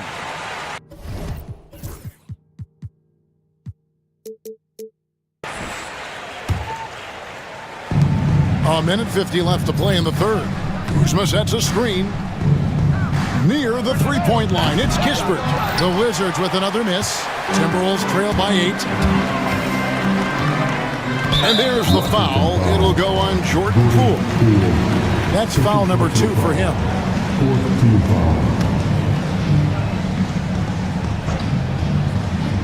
1:37 left in the third quarter of the game. DiVincenzo kicks to McDaniels. Launches from deep. Kuzma pulls it in. Kuzma's got 6 rebounds here tonight. The 3 from Poole. Drains the three-pointer. Poole's got the lead up to 11 now for the Wizards. And with the lead, I like the strategy here. Continue to get the ball to guys who can do something with it. One thing we've learned in the NBA, the game is never over. So you've got to continue to score, continue to build your lead. Wizards leading by 9. And here is Poole. 8 points for him.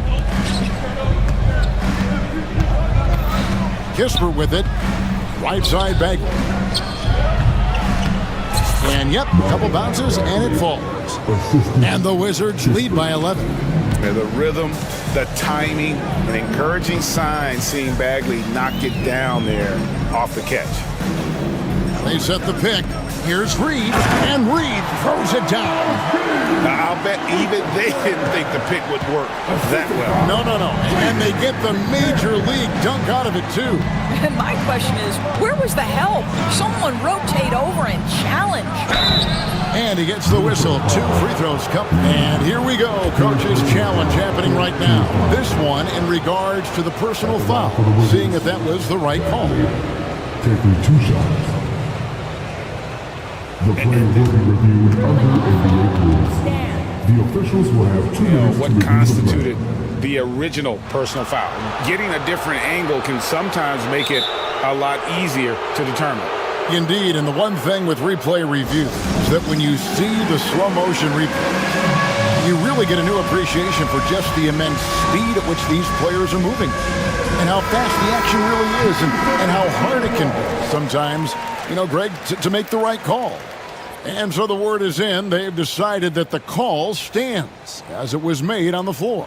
And, even if a coach still feels this wasn't the right call, you got to acknowledge the effort being put in to reviewing it. The double checking, and the game continues on. First one falls for him. And team-wide, they've been terrific from the line here. Just one of those nights when the confidence has spread from one player to the next. Well, this guy has multiple ways to get to the free throw line, and boy, has his stroke been on the money. DiVincenzo with the screen on Kuzma. And Gobert kicks to Randall. Back to Gobert. Good if it goes. And he hits the buzzer beater. One eye on the rim, one eye on the clock. While we have the chance now, folks, let's go to our State Farm assist of the game. And he sliced the D wide open with his feet. They had no chance to prevent that basket. Well, that's what a great pass will do, right? You love the unselfish play. And this is it. Glad to have you along for this 4th and final quarter. So the Wizards 5 right now. Poole and Kispert are the guard set. Marvin Bagley is out there with Kyle Kuzma, and it's Koulibaly in at the small forward position. And he didn't punish them for the weak coverage there, but they can't count on him to continue missing. When your teammate makes a steal, your first thought is, I'm sprinting the floor. Kyle Kuzma does just that. Near the three-point line, it's Edwards, and it's good off the back of the rim and in. Edwards got 19 points. You can't just stop when there's a pick set up. Gotta fight over it as a defender. You know exactly what that takes. It takes energy, it takes activity, it takes intensity. Saw the pass to Kuzma. 5 on the clock over Edwards. And Saw throws it down. That board looked easy for Saw at 7-1. You expect second chance opportunities like that. Now here's Edwards. Not a lot of room.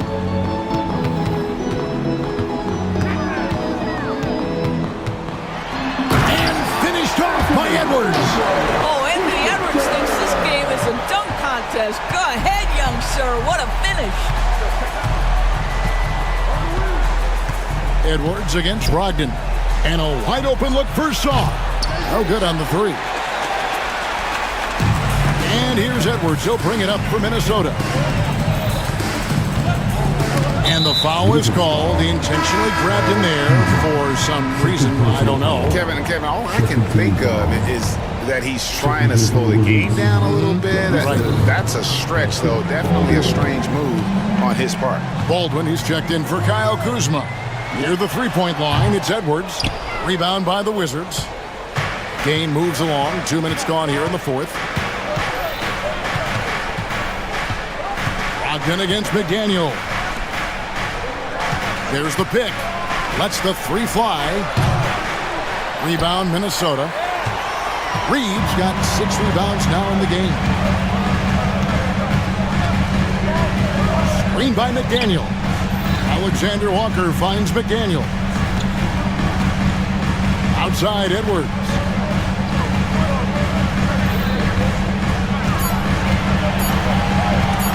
Over Sarr. Edwards, no good. If they want to, they can milk the clock just a little bit here. Yeah, that's the best option. Pass to Baldwin. Here's Sarr. Guarded by Reed. Sarr's shot is off. Timberwolves trail by 9. Edwards with it. Picked up by Poole. McDaniels gets a wide open look. And once again off the mark by Minnesota. Washington's gotten off to an 0 for 2 start from downtown here in the fourth quarter.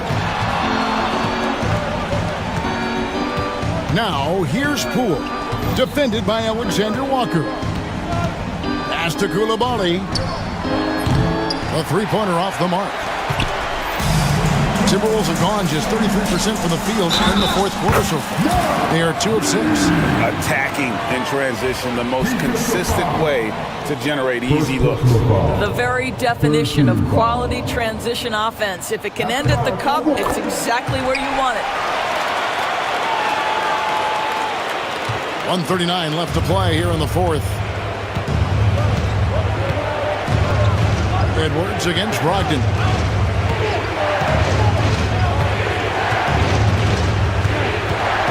To the paint to end the cold streak. It's tipped. McDaniels with the ball. Brogdon picks him up. Anthony Edwards relishes big-time moments, and he delivers right there. On the wing, Coulibaly.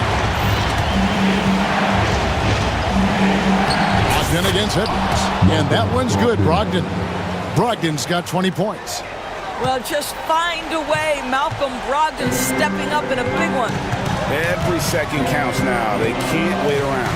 This is the very definition of desperation time. You've got to score every trip. And an intentional foul right there for the Wizards. Bagley comes in for Sarr, and Kyle Kuzma is subbed in for Baldwin. There's 48 seconds left in the fourth quarter. Now Brogdon. That's down the hatch. Knocks one more to his total. That's 9 for 15 shooting. Late in the game, up big, they continue to attack. And as a result, they may be facing just a little bit less resistance right now. They are having their way. Edwards kicks to Randall. Good! Oh, and that cuts the lead to just 5. Well, Anthony Edwards plays with joy, and you love to see him get his teammates involved. Pretty pass. McDaniels against Poole.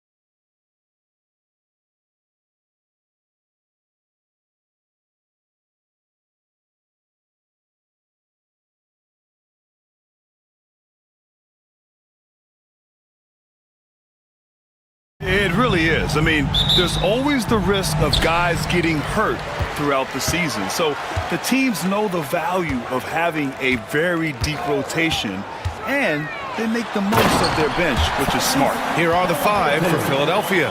Kelly Oubre out there with Joel Embiid. Then it's Maxey. Then there's Kenyon Martin. And it's George in at point guard. And play stops. A whistle there on what looks like an illegal screen. You can get away with one once in a while, but it looked like he wasn't completely set on that pick. You gotta blow the whistle when it's that obvious. Great call there by the official. And the foul called on Paul George. That's his first foul. Personal foul. First team foul. Here's Siakam. Drops in the layup for 2. A long swing player. Siakam uses that 6'9" length down low. Embiid passes to Martin.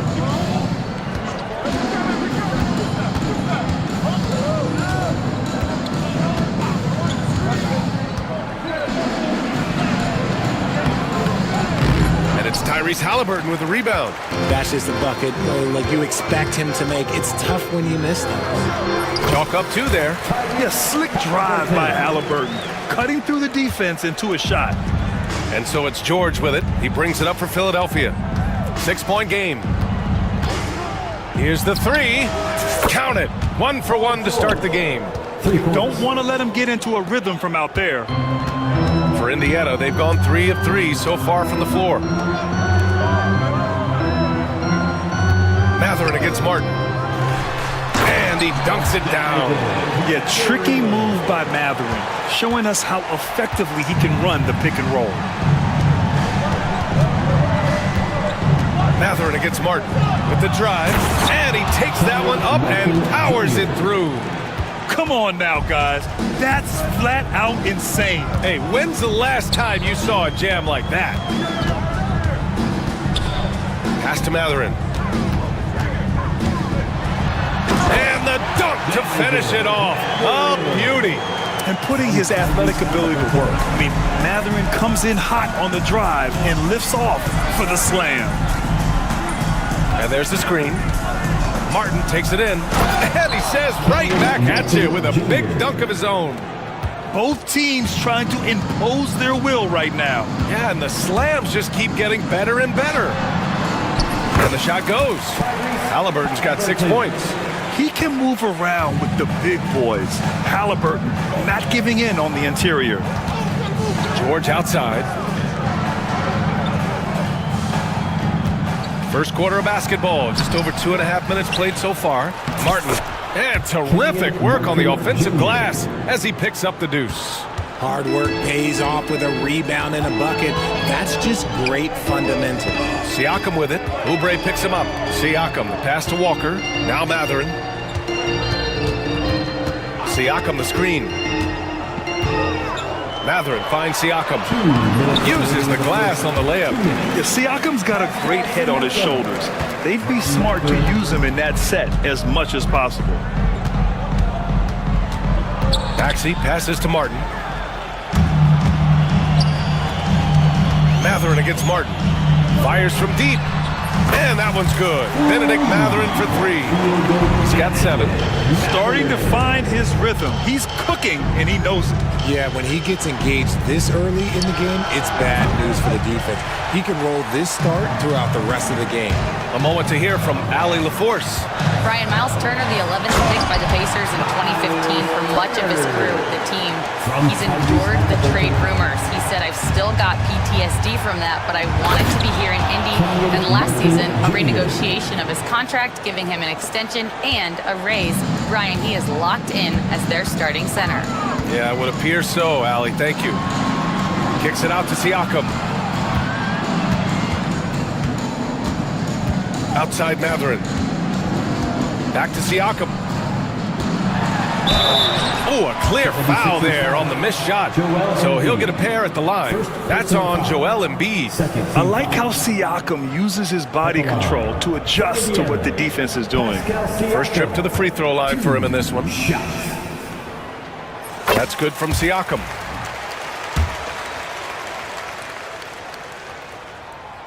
Siakam hits them both.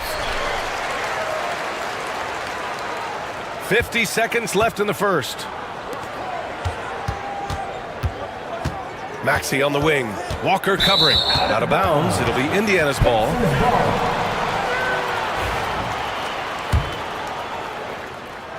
Indiana leading by 10. Pass to Turner. Now here's Siakam. He's covered by Oubre. And then Siakam with the jam. Boy, I like their energy coming in. Terrific execution so far. Couldn't come up with a much better start than this. They just have to keep it going. We've got a 9-second difference between the shot clock and game clock. Oubre, a screen on Mathurin. Here's Martin. And he was fouled in the act of shooting. Opportunity for a three-point play here. Getting enough shots in close to play inside out. He's getting his first free throw attempt of the game here. Shooting for Here's Halliburton. He's got 6.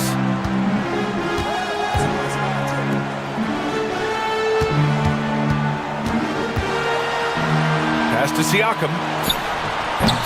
Nice open look, but it's no good. That's the shot they wanted. It just didn't fall. Tough to watch those miss. I'm sure they'll convert the next chance. And so it's Nick Nurse calling timeout here. He wants to review the game plan.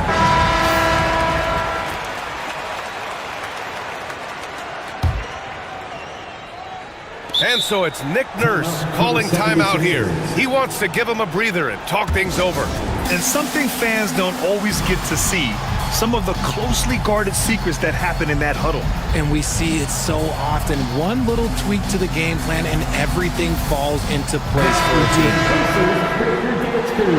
Make some noise.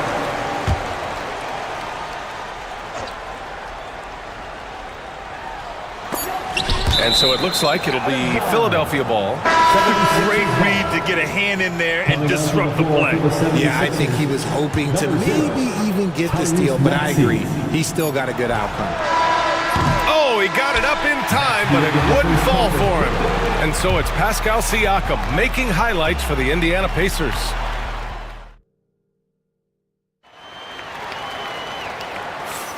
We welcome you back to second quarter action. Plenty of basketball left to play, but this one has been one-sided so far. And let's take a moment to get your take, guys, on the scoring so far for Indiana. They've started the game the right way, penetrating the defense and attacking the rim.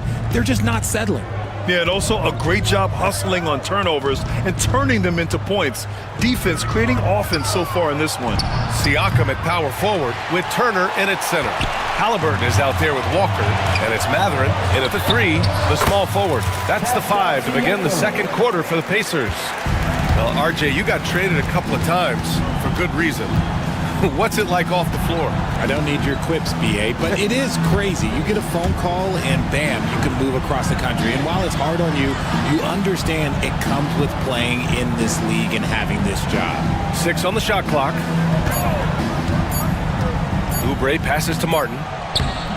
He drains it as the shot clock ticks down. Martin's got 13 now. Such confidence as a passer. He hits guys in stride. It makes it look easy.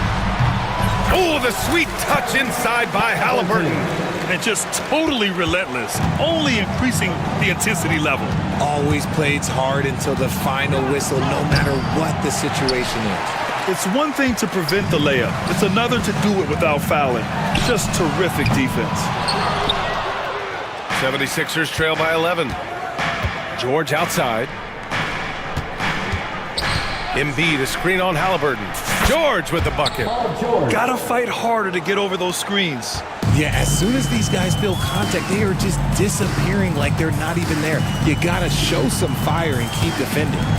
Turner for 3. Rebound by the 76ers. Yeah, and the defense has really got to tighten up on him. I mean, he's just too dangerous from the three-point line. Martin, the pass to George. Screen by Embiid. Here's Martin. He's got it going on. Now 7 for 10. Used the pick to perfection and got all the way to the rim. And here's Halliburton. He'll bring it up for Indiana. They held a 12-point lead earlier. Soft touch off the glass. He's got 10. They're punishing those late defensive rotations, getting good looks inside throughout the half. Martin outside.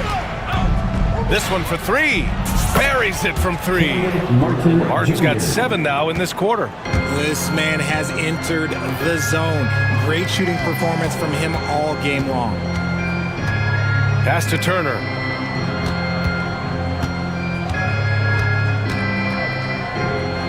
And then Turner with the dunk. Okay, Miles. Getting aggressive and jamming it in. Martin outside. Embiid, a screen on Matherin. Here's Martin going inside. Pure. That's basket number 9 on 12 tries. Yeah, he was able to sneak it to the rim. Had enough room to get just like an easy layup. Here's Matherin. And he lays it up and in. Matherin's got 9 points. Great body control allows Matherin to finish through contact. Here's Martin. Count it. He's bringing a lot of energy to this offense, not letting the scoreboard discourage him right now. He's going to keep putting up shots regardless of the score. That's the kind of player he is. With some arc. No luck on that one. 76ers trail by 6. With an MVP trophy under his belt, Joel Embiid has only become more dominant, RJ. I think that 2023 MVP increased his confidence. It allowed him to feel like he really was the best player in the world. And I think it motivated him to keep pushing himself. And the results speak for themselves because the stats, they back that up. Indiana shooting their 3rd and 4th free throw attempts of the game. And both free throws good for Halliburton. Philadelphia has gone 1 for 3 from downtown here in the second. Martin outside from the arc. The rebound by Turner. Pacers leading by 8. 76ers foul. And this is his 2nd trip to the line tonight. Personal foul. 2nd team foul. Free throw good. Halliburton. Shot. Tyrese Halliburton. Hits one, then misses the 2nd attempt from the line. Embiid with it. Turner covering. Embiid inside. Working on Siakam. Embiid misses. The Pacers have got 5 of 7 shots to fall in the second. Matherin passes to Siakam. From downtown. Offensive rebound. Pass to Turner. Oubre against Matherin. Turner. And then Turner with the dunk. Woo! Defensively, you can't afford to let him get to the rim that easily. Well, that might be why their deficit is what it is right now. Yeah, it's going to take better rim protection than that if they're going to climb out of this hole. It's Martin on the wing. And so it's Indiana closing out the quarter ahead by 11 points. What has them in front right now, by and large, they're taking great shots. We'll be right back with you shortly. Fans, please direct your attention to center court. And get ready for the fan half-court shot. Drums. They're thinking about the shot. Oh, someone left the window open. Let's hear it for our contestant.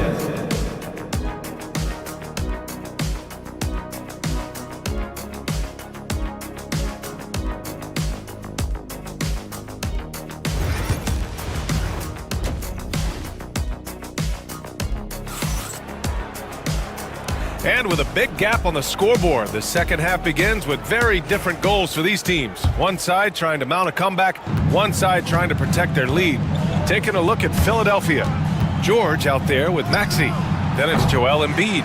Then there's Kelly Oubre. And it's Martin in at the small forward. And let's swing it over to the sideline and hear from Allie. Brian, the Pacers love to push it up. Tyrese Halliburton said, it's our biggest strength. Teams don't want to run with us. They know when you play us, have your track shoes ready, especially if you're coming off of a back-to-back or you have a packed schedule. You do not want to see us. Brian, they have their identity. No doubt about that, and it starts with him. And Turner with the block.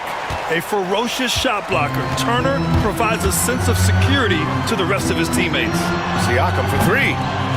Count that one. He's now 5 for 8. I know what they say, defense wins championships, but you need some bucket getters too now. George passes to Embiid, and here's Oubre, and here's Martin. He's covered by Matherin. Martin with the bucket.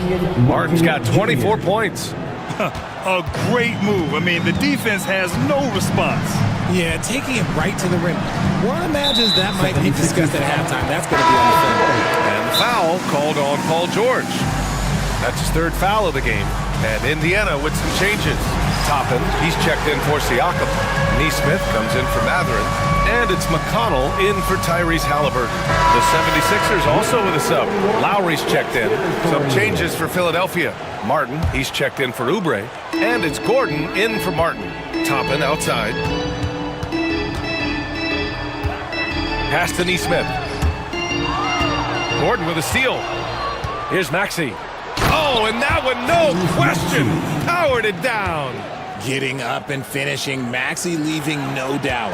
Indiana leading by 10. Outside Neesmith. That one's good. On the assist from McConnell.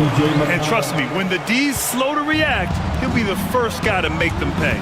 Yeah, they're going to do a much better job of putting a little bit of pressure on him on his way to the hoop. Embiid gets the bucket.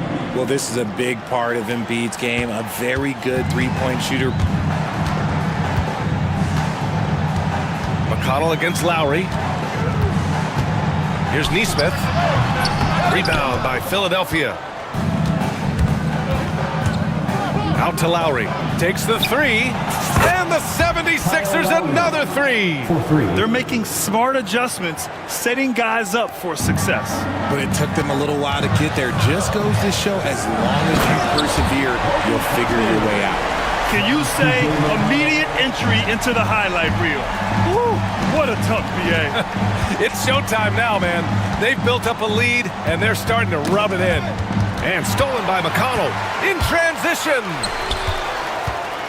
Here's Neesmith. The rebound by Embiid. Embiid's got 6 rebounds here tonight. Lowry surveys the D. To the inside. Nifty move. Oh, and there's the whistle on the shot. So 2 free throws for him coming up. An MVP in this league, Richard. Joel Embiid. Is there any way to slow this guy down? The answer, no, B.A. There is no way to slow him down. He's got the unique ability of size, skill, athleticism. You name it, he's got it. That's what he does. Rock solid at the line. McConnell with it. Martin picks him up. Toppin against Lowry. Toppin inside. Got it. Good job in the low post. Toppin's gotten his second bucket of the game. Maxey against Walker. And a foul called on the way up. So head coach doesn't like the call at all. He's opting to use his challenge. He wants the officials to look at the replay. People were worried that this would slow the action down. But with so many close calls in every game, the officials will have 2 minutes to review the play. You know, one thing this does for a coach is let his players know he's got their back. If they're adamant that the call was wrong, he'll back them up. After review, the ruling on the floor stands. And they've made their decision. The call will stand. And as much as it hurts to lose a challenge, I think Coach would challenge that call again if he could. He really disagreed with the foul, and he's still peeved.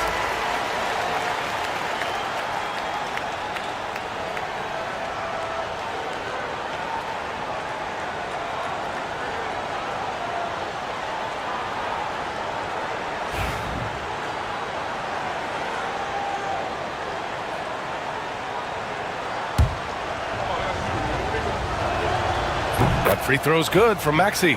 What I love most about Maxey is his aggressive attitude. When he's out there, he keeps his foot on the gas pedal. Third quarter action. Just under 3.5 minutes have passed. Here's Toppin.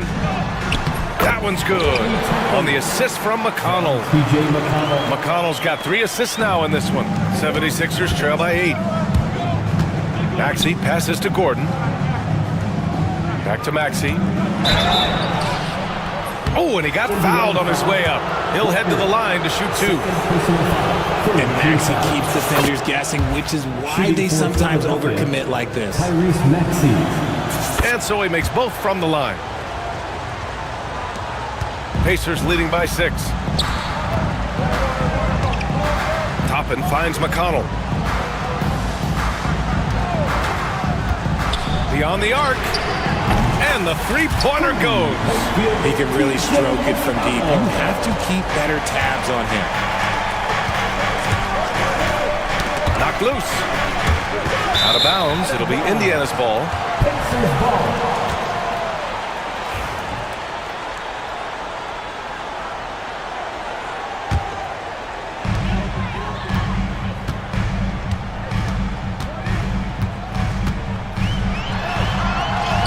And he gets it to go. And now an 11-point Pacer lead. I like the intention, the focus, finding a way to make it work inside. Maxey on the wing. Walker covering. Embiid a screen on Walker. For 3, Maxey. Pacers with a rebound. Turner's got a rebound number 5 here tonight. About 7 seconds separating the shot and game clocks. Neesmith with it. Picked up by Embiid. And here's Neesmith. Puts up a deep 3. Joel Embiid with the board. Embiid's got 7 rebounds in the game. And timeout is called by Nick Nurse. He'll take the opportunity to regroup. Protecting the rim has to be their top objective right now. I'm sure coach is going to give them an earful about that. He can't be happy with that soft interior D.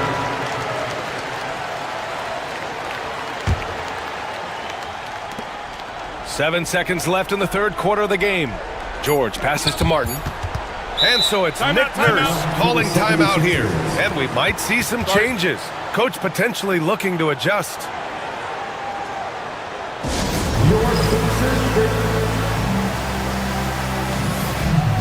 work hard every day for this, fans. Your Pacers break your dance crew. Here's George. Oh, no good on the last second attempt there. And so it's the Indiana Pacers. They lead by 11 as the quarter comes to a close. Great. And a worthy candidate tonight as we take a look at our State Farm assist of the game. You know, I'm kind of stoked that this was a choice because I love this pass. A remarkable find. He put his court vision on full display. There wasn't a better pass in the game, almost like he had a sixth sense. Well, there may not be a lot of drama down the stretch as we head into the fourth quarter, but stranger things have happened. Siakam at power forward with Turner in at center. Walker out there with Tyrese Halliburton. And it's Matherin in at the 3. So that's the group out there for Indiana. These calls can be so difficult for officials to make.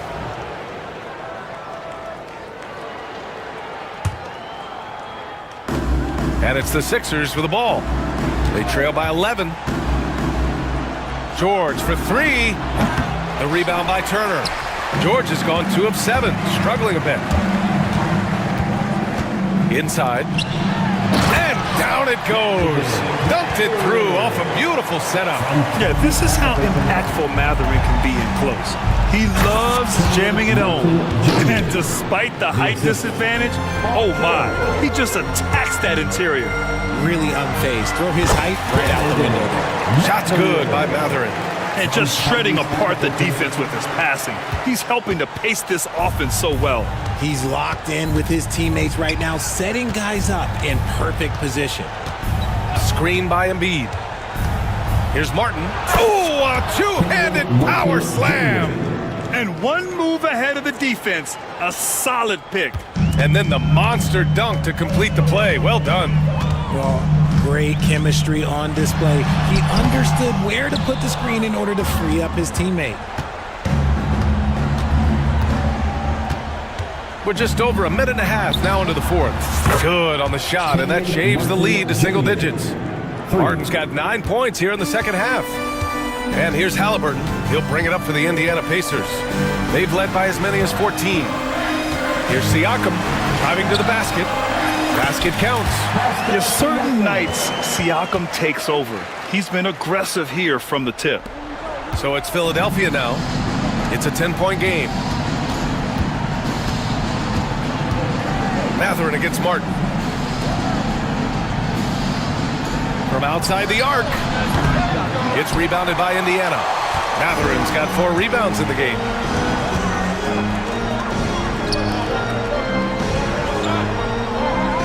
Siakam with a screen on Martin. Three-pointer Mathurin. It's hauled in by the Sixers. And he might have thrown himself off when he saw how much space he had from 3. And that one is hammered home. They're going at it on offense. Neither team backing down. Man, this has been a fun one, but look, who doesn't love a high-scoring game? Turner, a screen on George. Three-pointer, Halliburton. The rebound by Maxey. 76ers trail by 8. Martin with the ball. Halliburton picks him up. Martin, the pass to Maxey. Martin with a screen on Walker. Back to Martin. Clock at 6. And so it's Nick Nurse calling timeout here. He wants to make sure everyone is aligned, given the situation right now. And keeping us updated from the sideline, Allie LaForce. I was able to listen in on what Nick Nurse had to say to the team. He told his players, "We are right there, guys. This game is ours. Continue to work hard, and we will win this game." Thank you for that, Allie. Sturdy play from George in the paint, getting by the contact and to his finish. Here's Siakam. It's hauled in by the Sixers. Embiid's got rebound number 9 now. What an effort here tonight. Embiid, a screen on Mathurin. And the call will be against Benedict Mathurin. That'll be a second foul of the game. Second team foul.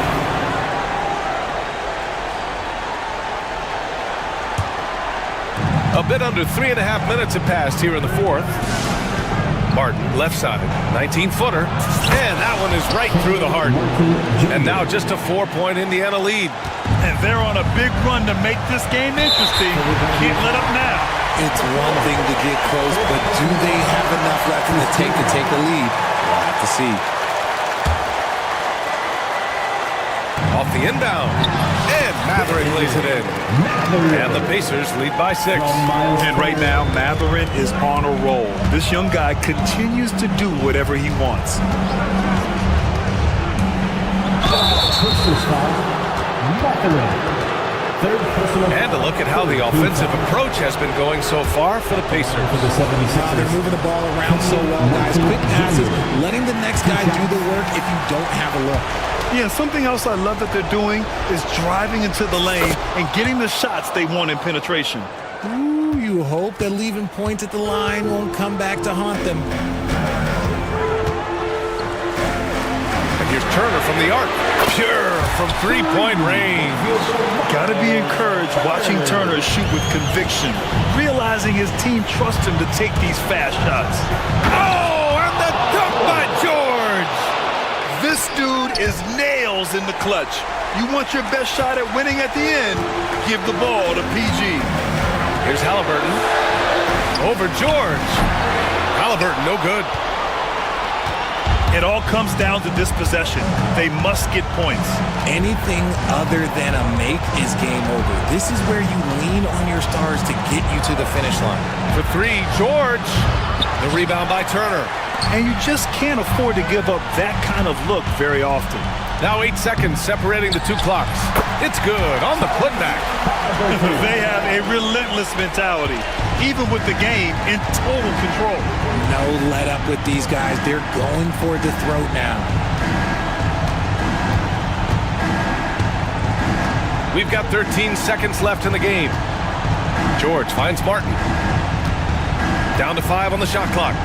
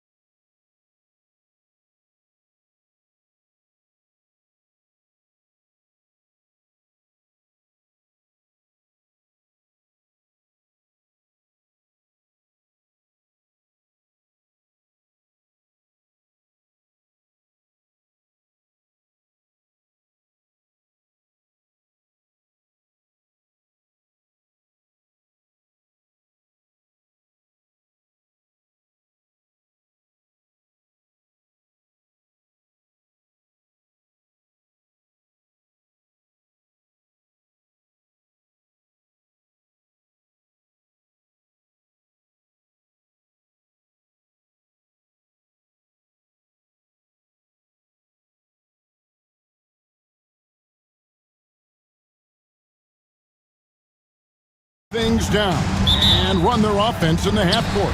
Yeah, both sides are methodical. They want to get into their sets and create quality looks and also have floor balance. I'd be surprised if we see a ton of fast break opportunities tonight. And checking out Minnesota's opening lineup, we've got Nickeil Alexander-Walker. McDaniels is out there with Julius Randle. Then there's Anthony Edwards. And it's Reed in at the 5. Edwards, no good. That's the kind of D you need when he's got the ball near the hoop. They were all over.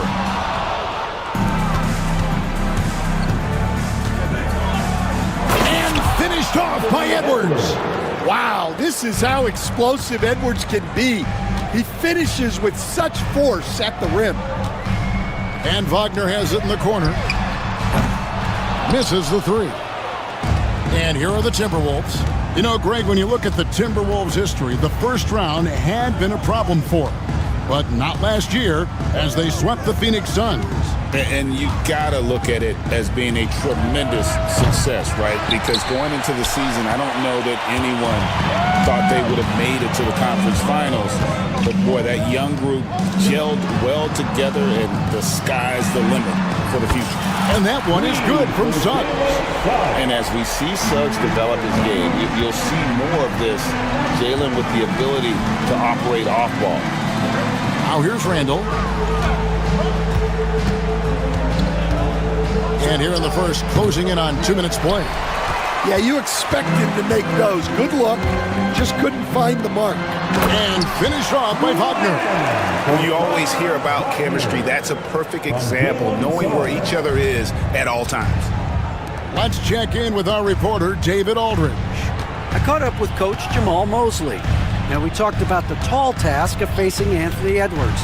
Coach said he is so physical. Ant looks more like a linebacker than a wing, so we can't foul Edwards too much. That's playing right into his hands. So they'll try to play him tight without sending him to the line. Not easy to do. Back to you guys. Thank you, David. And Greg, it didn't take long for Anthony Edwards to prove himself in the NBA. There's so much to like about his game. And as outstanding as his offense is, his defense cannot be overlooked. He is a lockdown presence when he needs to be. No one near Banchero as he lets it go. And again, it's the Magic from deep. And this is something Banchero continues to hone, wanting to become a dangerous threat from deep. McDaniels, a screen on Suggs. Edwards passes to McDaniels. Three-pointer, Randall. That does not fall. Still looking for his first basket after 3 shots. Banchero against McDaniel. Oh, big-time dunk by Banchero. I like seeing the aggressive side of this young man. There's a good screen. 2 minutes remaining in the third. 2 minutes. Pass to Alexander Walker.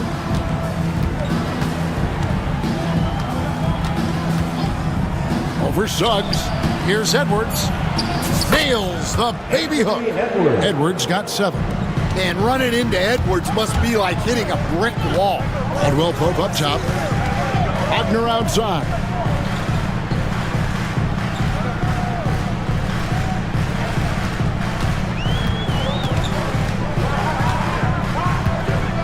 Banchero outside. 4 on the clock. The Magic need to get a shot off here. Caldwell Pope kicks to Banchero. And there's the shot clock violation. Couldn't get the shot off in time.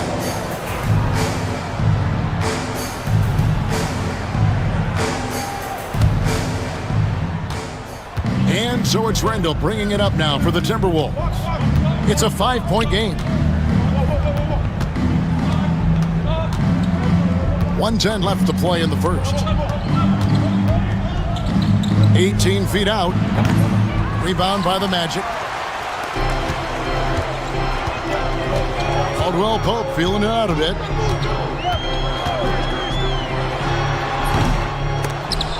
The Magic getting another chance here. Isaac finds Suggs. Caldwell Pope outside. Wagner a screen on Randall. Here's Suggs. Up the live Orlando.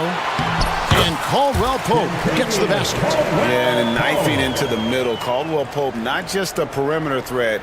Young fella can elevate. 32 seconds left in the first. Edwards against Suggs. And the basket by Edwards. 9 points in the game so far. Well, when you have a scorer as skilled as he is, you do everything you can to get him the looks he needs. Wagner, and finished off by Wagner. Oh, inflicting some punishment with the two-hand flush. They're going for the throat. Here's Edwards. An easy 2 points on the layup. Edwards got 11 points. And their post play has been really solid right off the bat. And we've got a timeout called by Jamal Mosley. He wants to make some adjustments to the game plan, clearly.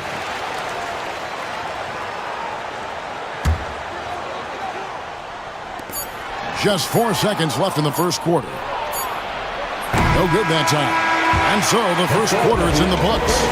Orlando out in front. They lead by 5. And we'll be back with you for this.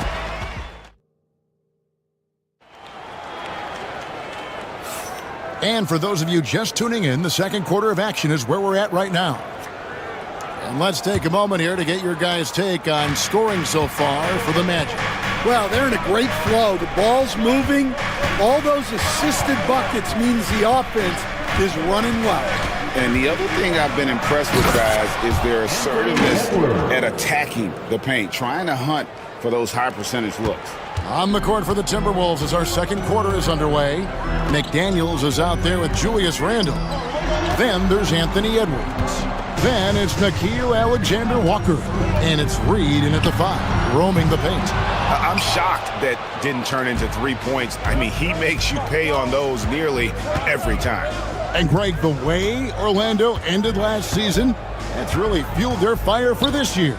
Yeah, I mean, a tough loss to Cleveland in Game 7 of the opening round. But it's hard to win in this league without first incurring some battle scars.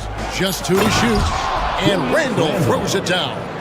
Not enough defense there. Allowing Randle to get that close is a recipe for disaster. Carroll, a screen on McDaniel. Caldwell Pope for 3. The long distance 3 is buried. 5 points in the game. And for the defense, that is a heart-sinking moment when you see him that wide open from beyond the arc. Isaac against Randle. Pass to Edwards. Randle with a screen for Edwards. Offensive rebound. Randle no good. That's a surprise. I mean, really out of character for him to miss when the defense is not right up on it. Wagner with a screen for Caldwell Pope. That's good, and he's now 3 for 4 from the field. Just a smooth customer off that pick and roll. KCP making a quick assessment and decides to take it for himself. McDaniels, a screen on Suggs to the inside. And finished off by McDaniels. That those plays can make a difference in a game like this. Well, you know it's going to fire up, Greg, everybody on that bench. And guys, you cannot allow that in a close game. You have to make it harder than that. And it's Suggs missing. Timberwolves trail by 4. And now we've got some time to check in from the sidelines. You got for us, GA? Thank you, Kevin. Anthony Edwards is figuring things out. He said there's levels. My first few years, I looked for my shot and nothing else. I've learned that I can't win without my teammates and that I have to throw them the ball too. It's a team game. I know that now. Kevin, I know it too, so I'm throwing it back to you. And you're the best teammate we could have. Thank you, David. And standing 6'9", Jaden McDaniels, possessing tremendous length for a perimeter defender. Yeah, Kevin, and he can really move his feet too. Jaden McDaniels is clearly one of the best and most versatile perimeter defenders in the league. 2 minutes remaining in the first half. 2 minutes. Suggs looking around. 1:53 left in the second quarter. Isaac with a screen for Banchero. Inside. Tries again. And rebounded by McDaniels. Timberwolves trail. Now, Alexander Walker with the drive, and he goes in for the dunk. And once he gets clear off the screen, there is no stopping him. No, not when there's a flush waiting to happen. Well, give credit to the screener there. That's how you help free up your teammates.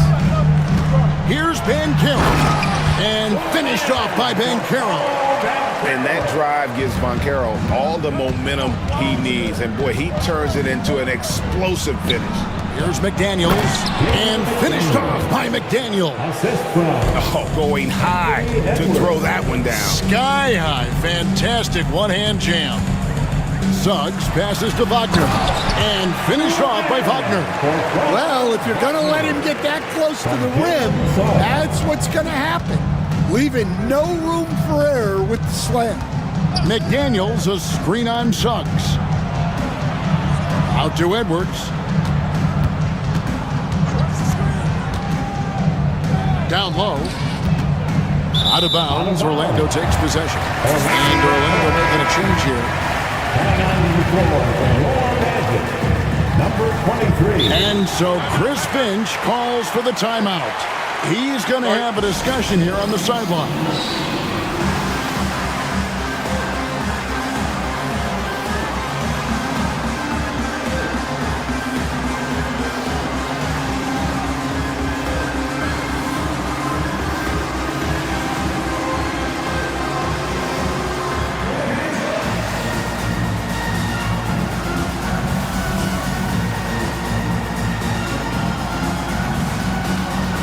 Check in for Orlando. Black comes in for Suggs. Orlando's gone 1 of 4 from three-point range in the second. Not a whole lot dropping out there for them.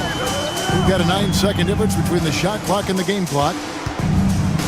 Pass to Banchero. It's tipped. Definitely got to use the clock here and get the last shot. Yeah, but if you get an open look, you got to think about taking it no matter how much time is left on the clock. And that's a terrific sequence at both ends there. There was the block shot, then the run out, and nice finish on the break. And so Chris Finch calls for the timeout. He's made the decision. He wants to huddle up with his guy.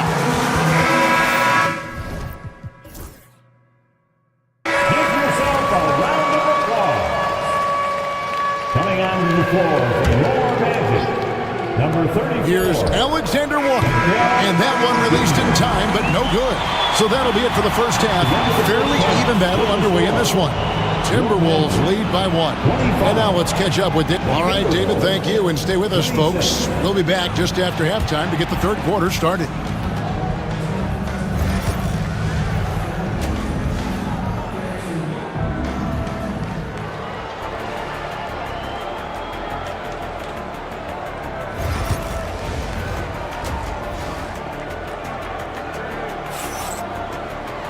And in that first half, we saw a pretty tight battle.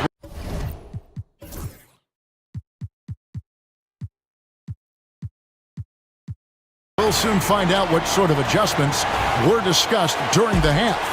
You know, Anthony Edwards has been exceptional here, guys. That first half looked like a dunk contest mixtape. Was just destroying the rim. Well, they've got to build a wall immediately, because he'll just keep attacking like that if they don't. We've got Carter. Black is out there with Contavious Caldwell-Pope. Then it's Gary Harris. And it's De Silva in at the 4. So that's the lineup on the floor for the Magic. To the middle. Here's Carter. And then Carter with the jam. And in terms of size, not your typical center. But, man, he plays as big as any of them, thanks to that terrific leaping ability. From past the arc. Here's DiVincenzo. And Gobert throws it down. And Gobert showing how much he wanted that basket. Black dishes to Caldwell-Pope. Black kicks to Carter. Orlando moving the ball around. De Silva with the bucket. He's in the last few decades, we've seen the three become more and more necessary for offenses. Wondering if you think that's a good thing. Well, it is, and teams not only understand the value of making a lot of three-point shots, but the threat of the three spreads out defenses and actually makes it easier for you to get shots at the rim. So the three is absolutely necessary to be a great offensive team in this league. Quickly, is the arc too close? Should they move it, maneuver that a little bit? Well, the skill level is really, really high. I like the suggestion of keeping the arc the same all the way around, which would eliminate the corner three. DiVincenzo with it, picked up by Harris. On the wing, Ingles. Nothing on the board. Finds the bottom of the bucket from 13 feet out. Ingles has got the lead up to 4 now for the Timberwolves. You know, Coach, what more can you ask? The reigning 4-time Defensive Player of the Year, Rudy Gobert. Well, Kevin, since you asked, his impact in the playoffs hasn't always been the same as during the regular season. That's got to be the next step. Gobert with a screen on Caldwell Pope. Down low, it's stolen by Carter.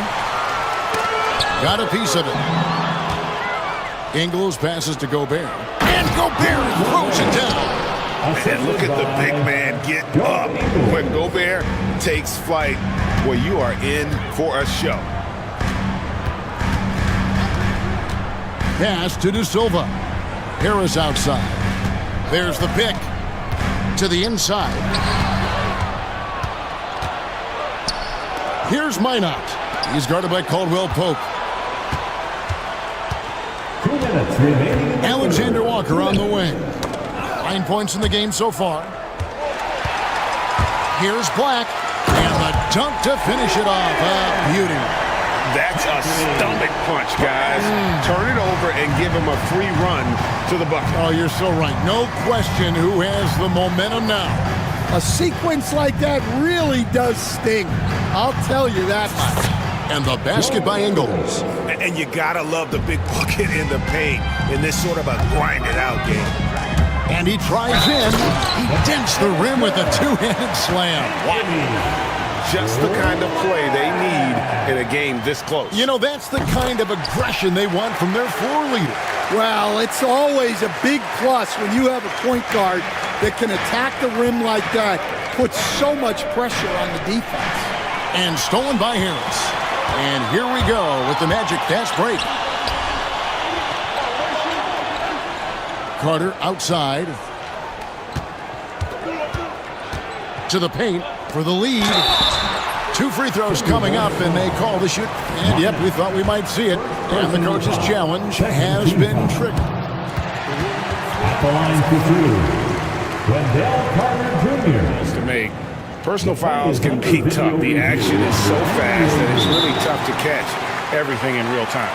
The wonders of technology. We've seen replay reviews so effectively, and involving the coaches by being able to challenge like this is something a lot of people have been hoping for.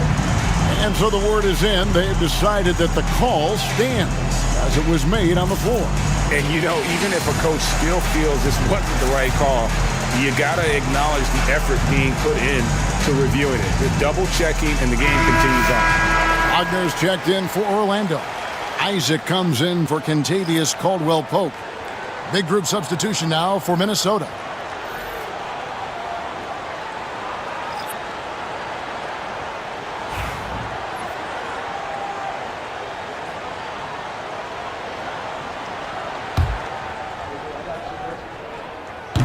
No good on that one. Well, there's a unique profile for Wendell Carter Jr., a tremendous rebounder and shooter, and now he's playing on a pretty good team, and he's a big reason why.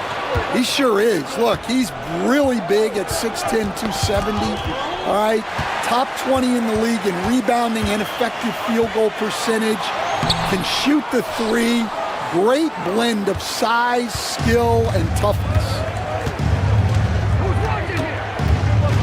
Edwards against Suggs. Oh, wow, what a great move inside. That is incredible. Hey, good luck stopping Edwards when he puts his head down and attacks the basket. Wagner finds Carter. And Wagner dives in. Third quarter, guys, and this has been a neck-and-neck game. Both teams getting it done defensively, as evidenced by the 8 lead changes thus far. 8-second difference between the shot clock and the game clock. Here's Edwards. And that'll be 2 free throws coming up. Officials on the call with the foul. Well, we know Edwards has an outstanding skill set, but what makes him truly special is his competitive will and ability to handle high-pressure moments. And Orlando making a change here. Banchero's checked in. Orlando trailing here. And here is Suggs. Looking for Banchero and gets it there. We'll see if they can finally hold on to a lead. It's been back and forth all night. Well, this is why the fans are here. Each team trading blows, increasing the entertainment value. Outside for Randall. And so Chris Finch calls for the timeout. Wants to talk some things over, might be seeing some things to adjust.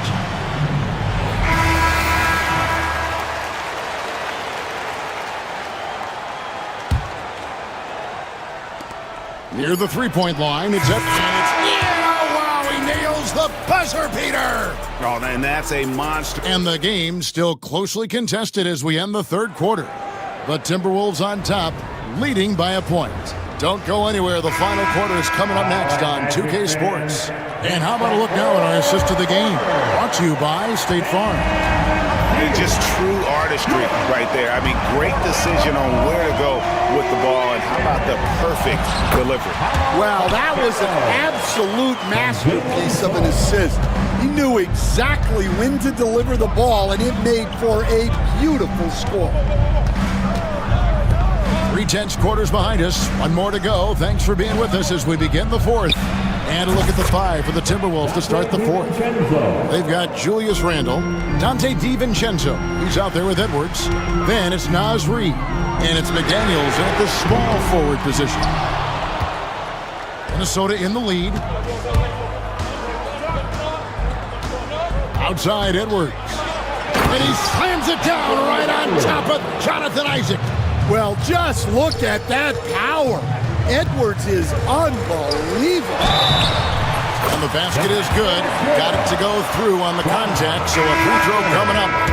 A great opportunity for a three-point play. Caldwell Pope, he's checked in for Harris. And a chance to catch up on some numbers here. The scoring breakdown for the Timberwolves. Well, they've been owning the painted area offensively. I love the intensity they're playing with down there. And also, guys, they push the ball and been able to score in transition, trying to take advantage of playing in the open floor as often as possible. Banchero outside. Over in the corner, Caldwell Pope. Back to Banchero. And finished off by Banchero. Oh, love that. Banchero moves so well with and without the ball. Suggs against Edwards. Driving, it's Edwards. No stopping him there. Jams it in as he's fouled. Chance now for a three-point play. It's on Franz Wagner. Although they were eliminated in the first round, last season was a success stand for the Magic. It sure was, Kevin. I don't think many people had them even making the playoffs, but they fought hard, pushed the Cavs to 7 games, and gained valuable playoff experience. Suggs kicks to Banchero. Banchero is screened for Wagner. And finished off by Wagner. They continue to battle out there, so close to taking the lead. Yeah, this is definitely a close one. Let's see if they have enough in the tank to take the lead here. Inside, here's McDaniels. Throws it down as the official calls the foul and maybe a three-point play. It's on Franz Wagner. Putting that pass right in his stride. Didn't have to slow up and was able to complete the play. The Magic trail by 5. To the middle. Here's Isaac. And Isaac throws it down. Man, Isaac, he just makes dunking look easy.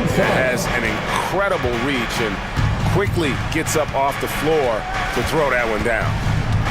McDaniels a screen on Suggs. Edwards drives in. And Edwards with the stuff. Well, you need a bucket? Give it to Edwards. He's got that clutch gene. Caldwell Pope against DiVincenzo.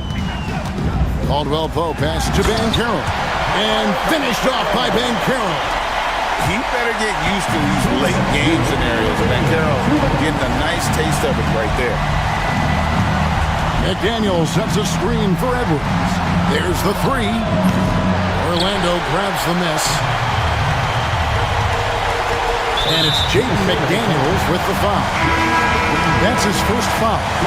Alexander Walker, he's checked in for Dante DiVincenzo. 1:46 left in the fourth quarter. Suggs passes to Wagner. Good once again. That makes him 8 for 9 this game. And that's right in his wheelhouse. Looking to make an impact when it counts. Well, you know this is when they lean on him, and he delivers with a much-needed score. For three, Edwards. Banchero grabs the board. The Magic shooting has been just outrageous. 64% from the field to this point. And Will Pope with a wide open look. Oh, and they take the lead. And how about the poise Caldwell Pope displayed on that possession? They needed an important basket, and he was ready and willing. And Edwards slams it in. Wow, these are the moments that Edwards lives for. He is dynamite in the clutch. Wagner has screen on Edwards. Isaac kicks to Caldwell Pope. To the paint. Here's Wagner. The dunk and the foul. A powerhouse move, and he's got a chance for one more at the line. Julius Randle picks one up. And a closer look here at the scoring breakdown for Orlando. Well, they've really been sharing the basketball.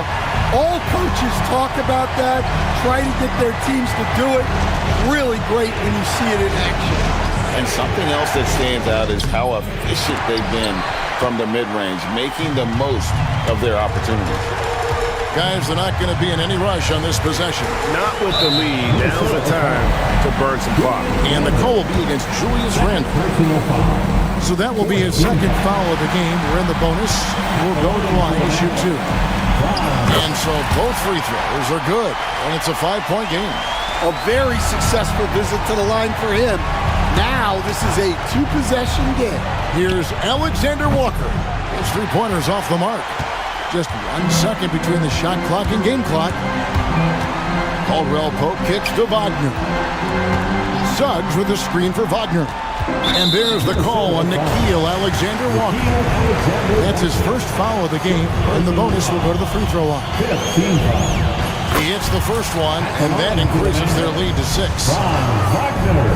Second one is good, hitting both at the line, and it's a 7-point game.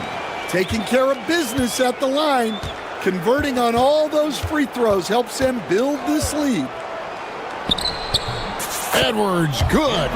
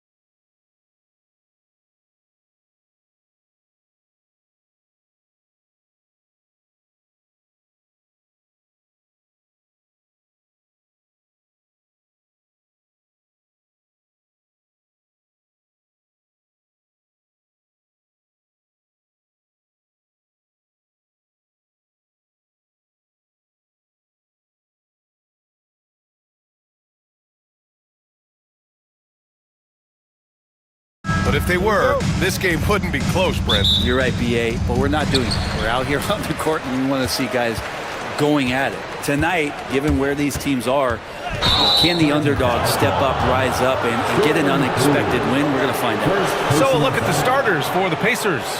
Siakam at power forward with Turner in at center. Tyrese Halliburton is out there with Walker, and it's Mathurin in at the 3 slot.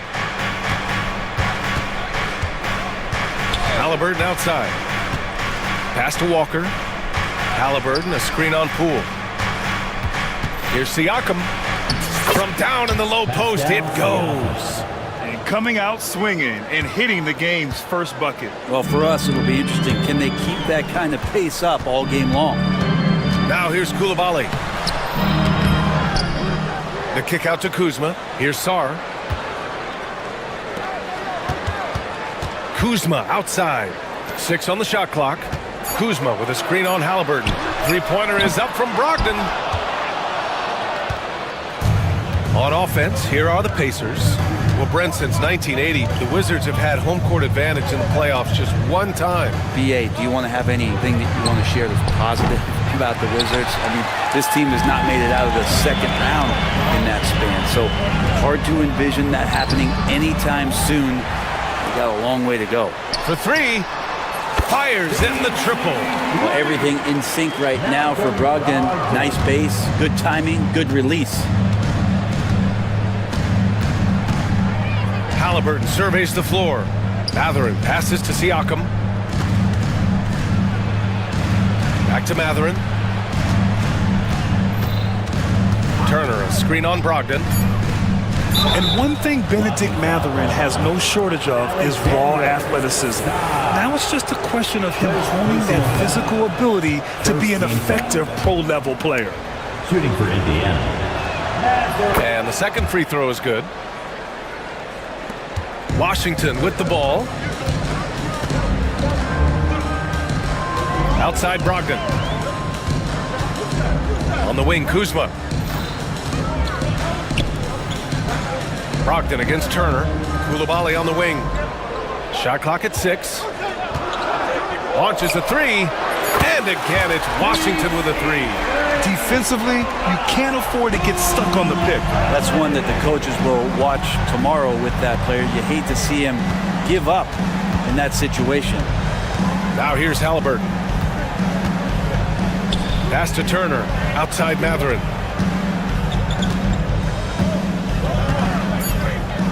Indiana needs to get a shot off. Halliburton, no good. Washington's gone 2 for 3 from outside the arc. Poole, the pass to Brogdon. Kuzma with a screen on Mathurin. Here's Brogdon. And there are the Wizards with another bucket. Hard to guess what Brogdon is going to do, but I love the control he plays with, especially in the screen and roll game. And here in the first, about 3 minutes in, Halliburton with the ball. And it's Kuzma picking him up.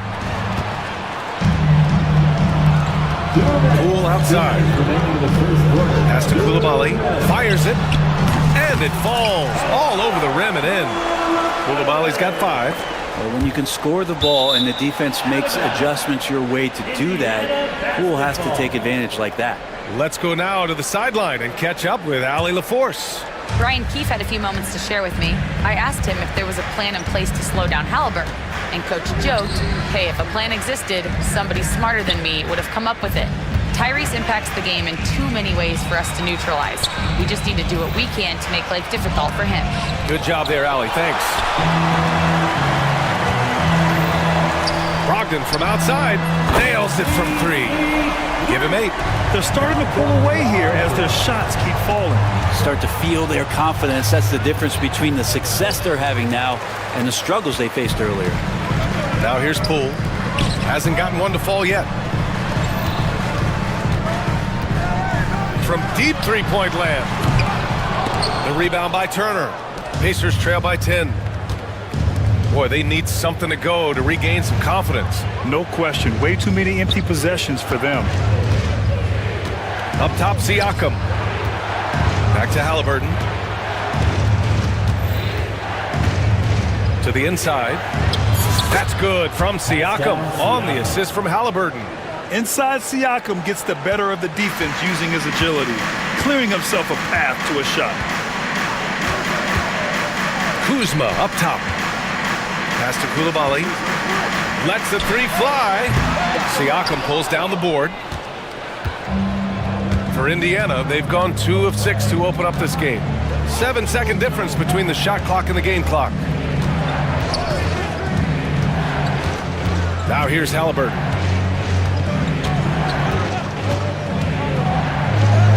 Laid it in with a nice touch off the window. Defense doing their best to put Halliburton off balance, but he stays flexible, kind of warps around the defense and adjusts to the contact. Kuzma for 3. The shot off that time. And we'll have a timeout here called by Rick Carlisle. He wants to make sure everybody's on the same page.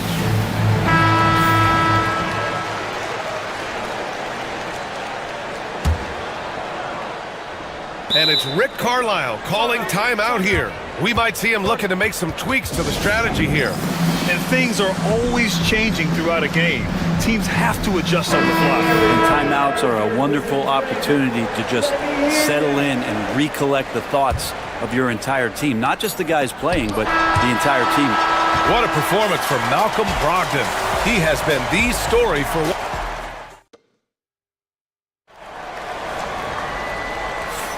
And for those of you just tuning in, second quarter action is where we are.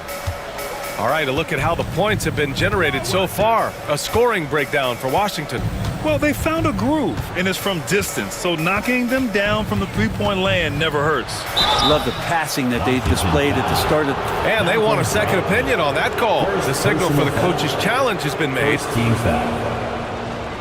At the line for the Pacers, Tyrese Halliburton. People were worried that 2 shots. The play will be reviewed under NBA rules. The NBA was smart to adopt this challenge policy in 2019. You know, one thing this does for a coach is let his players know he's got their back. If they're adamant that the call was wrong, he'll back them up and make the refs take another look. So they see clear evidence of a bad call, and they're going to overturn it. Probably the right decision. And give credit to the officials for recognizing the mistake and correcting it. Nobody likes to say they got it wrong, but they fixed it in a hurry. Here's Siakam. Kuzma knowing his body well and using it. Siakam, no good. Grant, Kyle Kuzma is an instinctual scorer who gets it done in a variety of ways. He's especially skilled inside the painted area, but he's a capable shooter from mid-range and beyond the arc.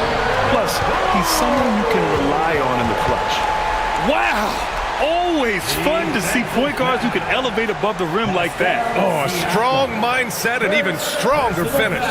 Well, just seeking out weaknesses in the defense and then exploiting it. Free throw good. Poole. Well, whenever Jordan Poole is out there, Brent, you expect some highlight reel moments. Well, there's no doubt that Jordan Poole's the kind of player that's going to take some chances. And sometimes it doesn't go so well, but when the times pay off, BA, it is spectacular. And that's an emphatic 2 points from Tyrese Halliburton. Poole against Walker. Shot on the wing. Poole's shot is off. His touch from mid-range, that's almost always good. That won't shake his confidence. Halliburton, the pass to Siakam. There's a screen by Turner. And the basket by Siakam. Siakam's got 6. Now, what a great option he gives them on every possession. Shot's good by Sarr. Just bouncing off contact. Sarr, man, 2 points the hard way. And Halliburton has got the ball here for Indiana. 7-point differential. Can't cash it in from the high post. Probably not the shot that was drawn up for that possession, but you can't pass it up and you can't knock it down. And it's Coulibaly missing. Pacers trail by 7. Boy, that foul looked intentional. Not exactly what you'd expect here. Yeah, I know. It just doesn't make sense given the situation. You don't want to stop the clock right there. I'm not quite sure what he was thinking. Mathurin fires the jumper from the corner and nails it. He's got that guard quickness. Mathurin showing off his catch-and-shoot ability. Kuzma Kuzma with a screen on Walker. Kuzma finds Brogdon. Back to Kuzma. Pass to Sarr from deep. Perfect night so far, 2 for 2. Yeah, still a developing part of Sarr's game, but he looked confident with that triple. Outside Mathurin. Turner passes to Mathurin. Halliburton against Brogdon. Back to Mathurin. 5 to shoot. It's rebounded by Washington. Kuzma's got 4 rebounds now. Now for those joining us now, we're in the second quarter, about 3 minutes gone by. Pass to Koulibaly. 2 minutes. 2 minutes remaining in the second quarter. The three is up. And he misses. Only 2 for 6. He's not the guy that you want to give a wide open look from three-point range. They're lucky that that one doesn't cost them. And here's Siakam for 3. Down it goes. And a great assist by Halliburton. Siakam's got 5 points in the quarter. And the whistle blows. It's going to be on Malcolm Brogdon. That's his first foul. All right, Grant, which U.S.-born player do you think has the best chance to supplant LeBron as the face of the league? Oh, man, you're putting me on the spot, B.A. Well, the conversation has to be between Jason Tatum, Ja Morant, and Anthony Edwards. They're the best young talent that the U.S. has to offer, and they're only getting better. Sarr passes to Poole. Kuzma with the ball. The shot no good. Siakam with the defensive effort. Well, the defender's stopping the developing fast break. That looks like a transition take foul. Indiana shooting their 3rd free throw attempt of the game. On the court.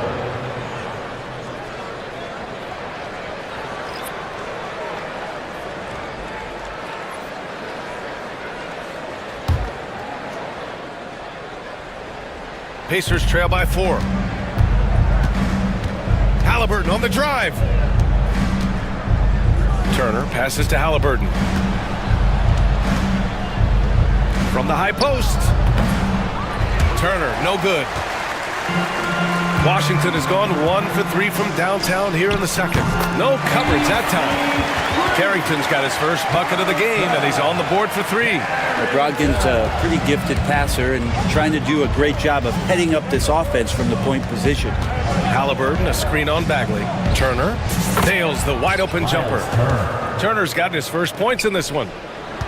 Wizards leading by 5. Not sure why he committed the intentional foul. No purpose. I think everyone's a little confused, but weird plays happen.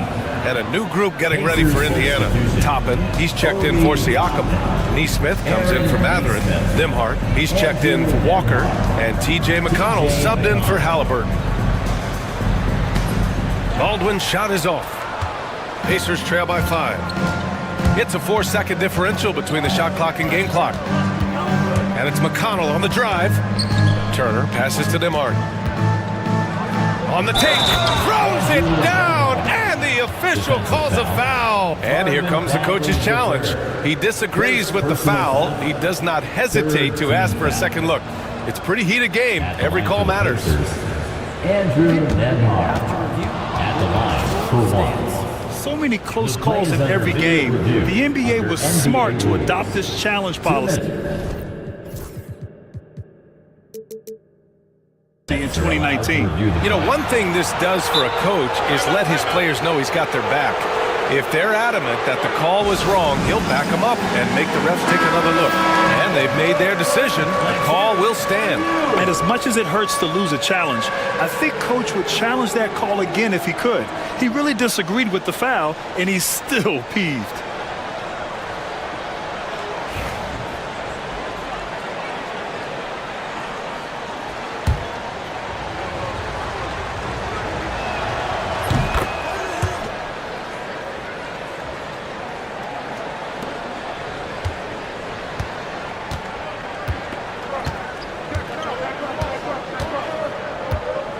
And here's Brogdon. Oh, Brogdon gets a step, and he makes it on the layup. Brogdon's got 10 points in the game. Terrific design and execution, leading to an opportunity right at the rim. And we'll have a timeout here called by Rick Carlisle. I think right now he must be looking at some adjustments. Number 24, Corey Kispert. Here's Toppin. And a slam dunk by Toppin. He's just an aggressive finisher out there inside. Hey, when you got bounce like that, you feel like you can take on anybody. And timeout is called by Brian Keefe. He wants to review the game plan. Here's Baldwin. No good on the buzzer beater. And a pretty tightly contested game here as we end the first half. Wizards out in front, leading by just 2. We've got more in store for you right after this.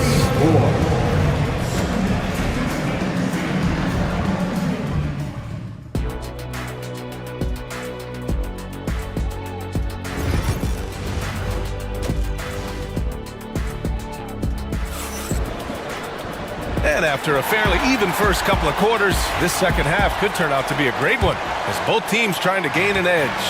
It's been one outstanding game from Malcolm Brogdon. Through 2 quarters of play, he's been an excellent source of points. Yeah, he's shouldering the load right now and looking really comfortable while he's doing it. Jordan Poole out there with Malcolm Brogdon. Then there's Kyle Kuzma, then there's Sarr, and it's Coulibaly in at the 3. That's the group for Washington right now. The defense just can't let Siakam get inside positioning like this because he's looking to dunk it home. Kuzma with a screen on Walker, and he commits the intentional foul. First personal foul. First team foul.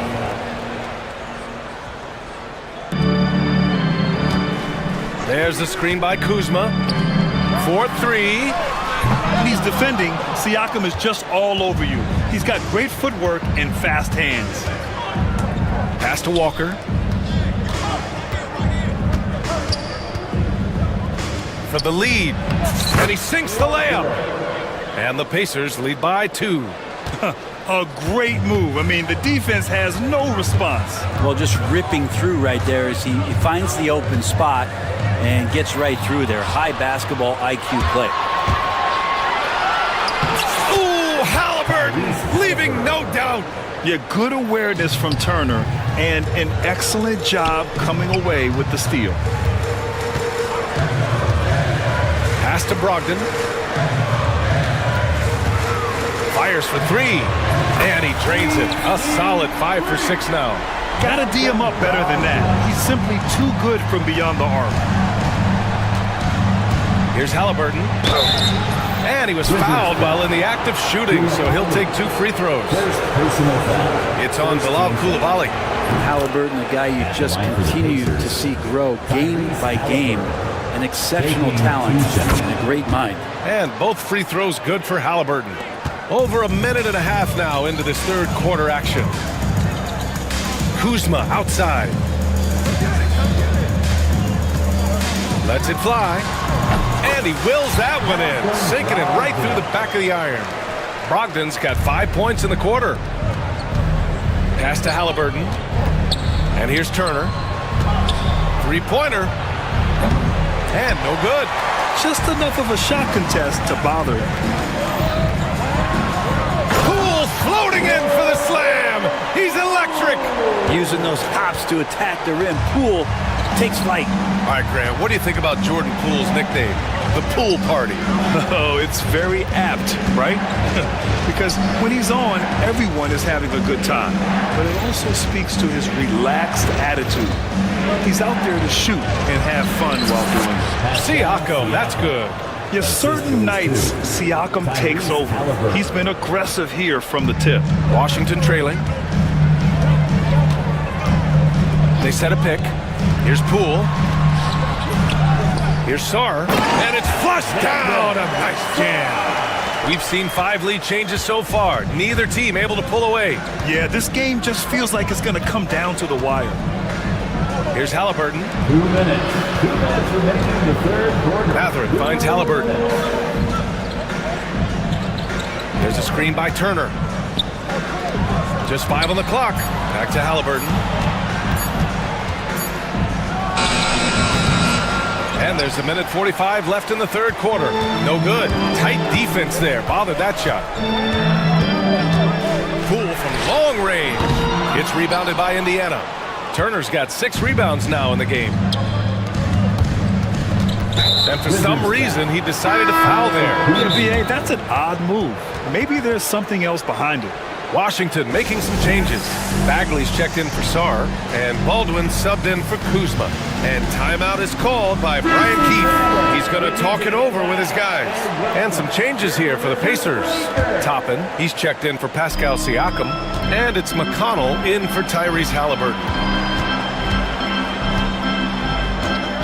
Wizards foul. Indiana shooting their 7th and 8th attempts at the foul line tonight. 3rd team foul. The first free throw is good. At the line for the Pacers, Matherin. Both free throws good from Matherin. In the 3rd quarter with just over 3.5 minutes off the clock. Here's Carrington, guarded by Toppin. Pass to Baldwin. Outside Koulibaly. Counted from distance. Koulibaly's got 8. A hard-fought matchup. 7 lead changes thus far. And these teams have been sparring from the get-go. Neither able to land the knockout blow. Back to Toppin. And a slam dunk by Toppin. And Toppin on top of the world there. Outside Koulibaly. Out to the right wing. Here's Brogdon. And another basket for Washington.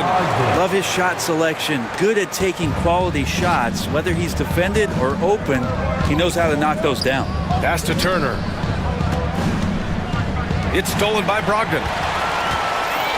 3-second difference between the shot clock and the game clock. That shot wide open.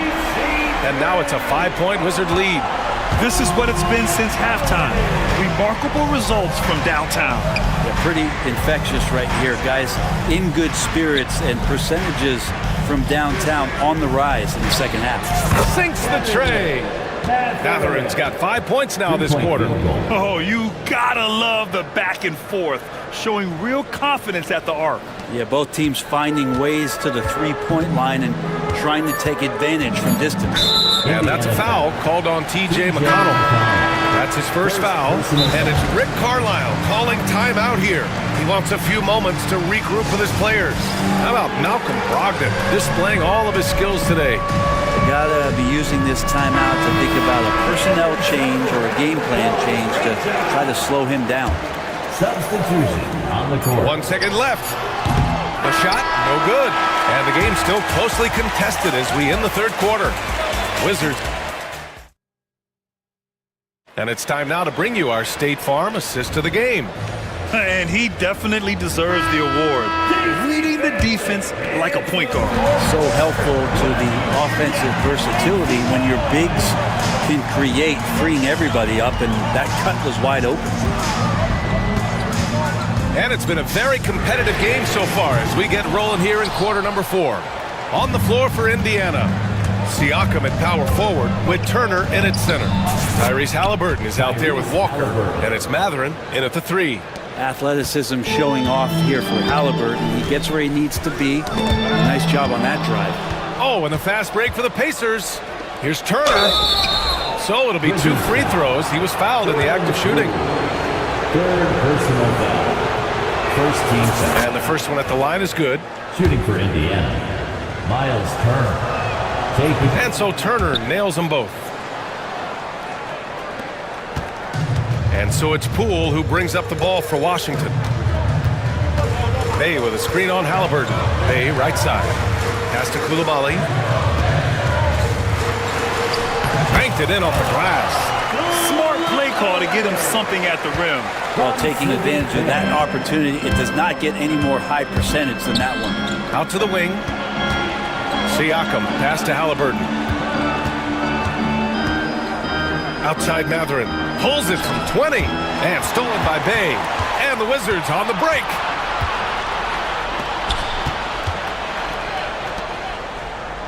Back to Brogdon, fires from deep. From deep, Brogdon! All right, guys, let's get your take on the hustle stats for Washington. You have to be a fan of the energy they've played with on the defensive end. Active hands and feet, and it's come up big a few times for them. And all game long, they've been finding blocks. Their focus on strong rim protection has helped stifle the opposing team's offense. Halliburton, the pass to Turner, and it's blocked. And as Sarr gets older, he'll learn how to use his length even more. Just a bad time for a defensive breakdown, and he really took advantage. You might see this in the early part of the game, but at this stage in the game, that's just really something unacceptable. He's a great mid-range scorer. Well, that's a shot he can hit. If you give it to him, you need a little more energy on defense that next trip down. Siakam for three. Sarr pulls it in. Sarr's got 5 rebounds tonight. Washington leading by 4. Poole outside. Bay from long range. Indiana with a rebound. Halliburton on the attack. Siakam for 3. Down it goes, and a great assist by Halliburton. Halliburton's got 4 assists in the game. This is why this team turns to Siakam in big moments. They trust him to come through. All by himself, and the dunk by Halliburton. And Halliburton looks absolutely unfazed by the moment. Bay with a screen to the wing, right side for 3. Siakam pulls down the board. The Pacers have gotten 4 shots out of 6 attempts to drop so far in the 4th. Yes! Tough points from Tyrese. Steady from behind the three-point line, Halliburton is someone you rely on to knock down a few threes. Brogdon, the pass to Bay. Koulibaly on the wing. Looking to win the run. Oh, there's a killer two-hand slam. Win or lose, this is the fight you want to see from your players. A great example out here of just a no-quit team continuing to compete until the final buzzer. Turner finds Siakam. Back to Turner. Second chance shot. And it's good on the layup. Turner's got 6 here in the quarter. Wow. Turner just going off. Stepping up and getting it done for his squad. Bay outside. Takes a 3. The offensive rebound. Outside Koulibaly. Beyond the arc. And score it. That now makes him 7 for 11 in this game. He's done so much damage from beyond the arc, and he's still hitting those big shots. Game is on the line. He wants the ball. No one on D stepped up to stop him. Halliburton, the pass to Turner. Back to Halliburton. 6 to shoot. Kicks it out to Siakam. Pass to Mathurin. And he drives in.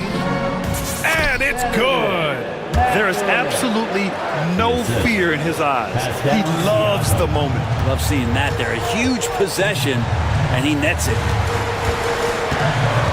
Looking to end this cold spell. And it's in. And that one brings them within 1. Well, Jordan Poole thinks every shot is going in, and why not? That was huge. And this is why the team relies on Siakam. In the big moments, you can trust him with the shot. 3 seconds separating the shot and game clocks. Sarr passes to Bay. Poole with the ball. Bay with a screen on Walker. Pass to Sarr. Now Bay. Now Poole. He's covered by Siakam. And timeout is called by Brian Keefe. Great time to call his guys into the huddle at a very tense moment in this game. Let's hear from our analyst. Give us your take on the strategy being discussed right now. If they leave the arc open, take it. But it may be safer to get a quick 2 and then foul. Don't force something up. You got to be smart here. 7 seconds left in the 4th quarter of this one. And timeout is called by Brian Keefe. Critical moment here. He's not taking any chances. From a coaching perspective, what are the keys to focus on here? If they leave the arc open, take it. But it may be safer to get a quick 2 and then foul. Don't force something up. You got to be smart here.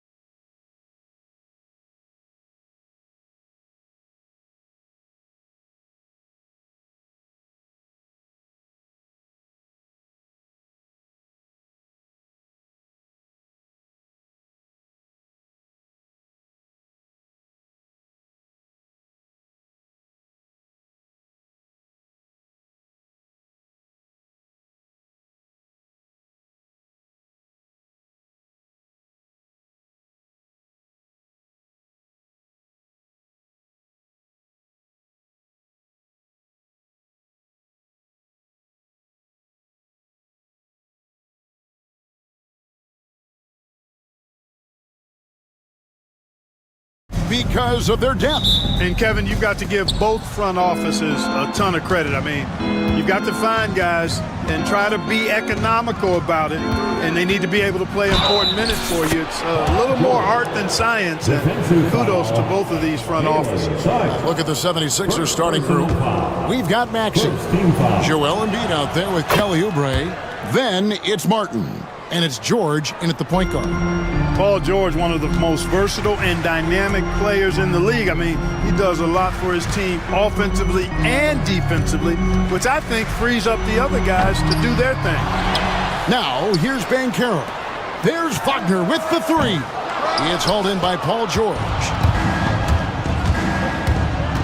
He takes it in. Goes back up. And it's Suggs with the rebound. Boy, that's a look he has to finish, and he knows it. Lone opportunity. Here's Caldwell Pope, and that one is stuffed right through. And with the leaping ability that Caldwell Pope possesses, he knows when to bounce to the rack and throw it down. Embiid sets the pick for George. And the dunk by Embiid.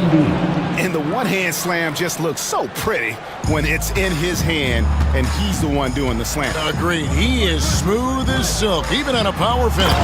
Part of what makes him unique, guys, that combination of power and polish.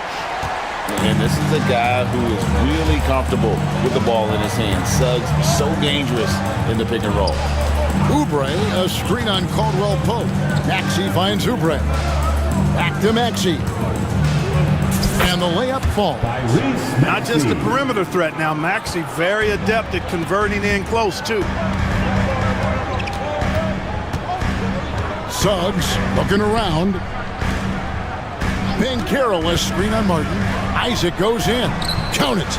I like the play call. Very solid, making perfect use of the pick to get a great look. Here's George. Right to the hoop. George can be so deadly on the drive. He's got great quickness. He sees an opening and takes it right away. Wagner with a screen for Caldwell Pope. And finished off by Wagner. Man, what a pass that was there. He really relishes making the game easier for his teammates. Here's Martin. Second chance shot. Pass to Embiid. And it's Nick Nurse calling timeout here. Looking for a breather. And maybe just one or two things to talk about. Let's hear it for the 407.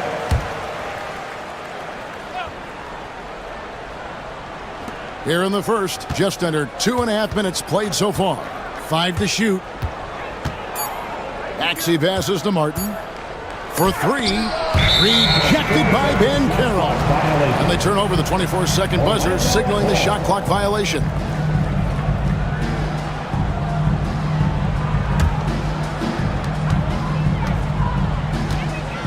George against Suggs.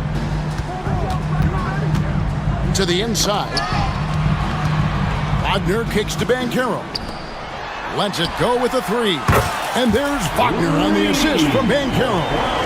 Wagner's got 5 now. The coaching staff encouraging Wagner to take these quick hitting shots. They think it helps his confidence moving forward. Oubre outside. And right away they match it with a 3-pointer of their own. And an eye for an eye. Both teams working to stretch the floor. Nothing like answering back. One team gets 3, you fire 3 of your own. Boom. Taking matters into his own hands. Yeah, we didn't expect to see that kind of finish. And you know, guys, when your point guard is making explosive plays at the rim, I really do think it sets the tone for the rest of the team. We've seen Tyrese Maxey and his game go to another level. Clark, what makes him a top-level scorer in your opinion? Kevin, there are a couple of things that really stand out. His sheer speed with the ball is remarkable. His fearlessness and confidence, every great scorer has that. And then his ability to knock down the three-point shot off the catch or off the dribble gives him an added step of quickness when he's taking it to the rack. And all of that makes him a dynamic scorer. Selfless pass there from Maxey, really able to handle guard position quite well. And Suggs throws it down. Guys, what a tight start to the game this has been. And it's still in the first half. This could be a wild one. George against Suggs. Outside for Martin. Embiid with a screen on Banchero. Shot clock at 3. And we will have a timeout called by Nick Nurse. He wants to talk to his guys.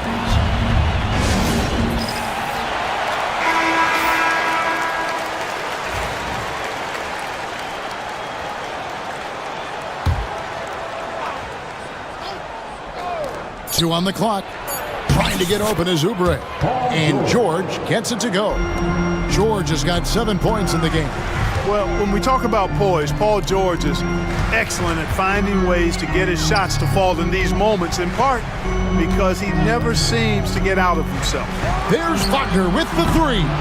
Orlando gets it back. 2 seconds separating the shot clock and game clock.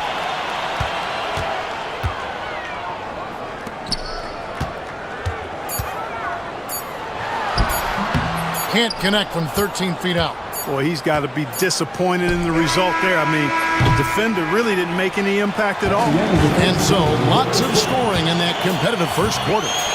Philadelphia ahead, leading by...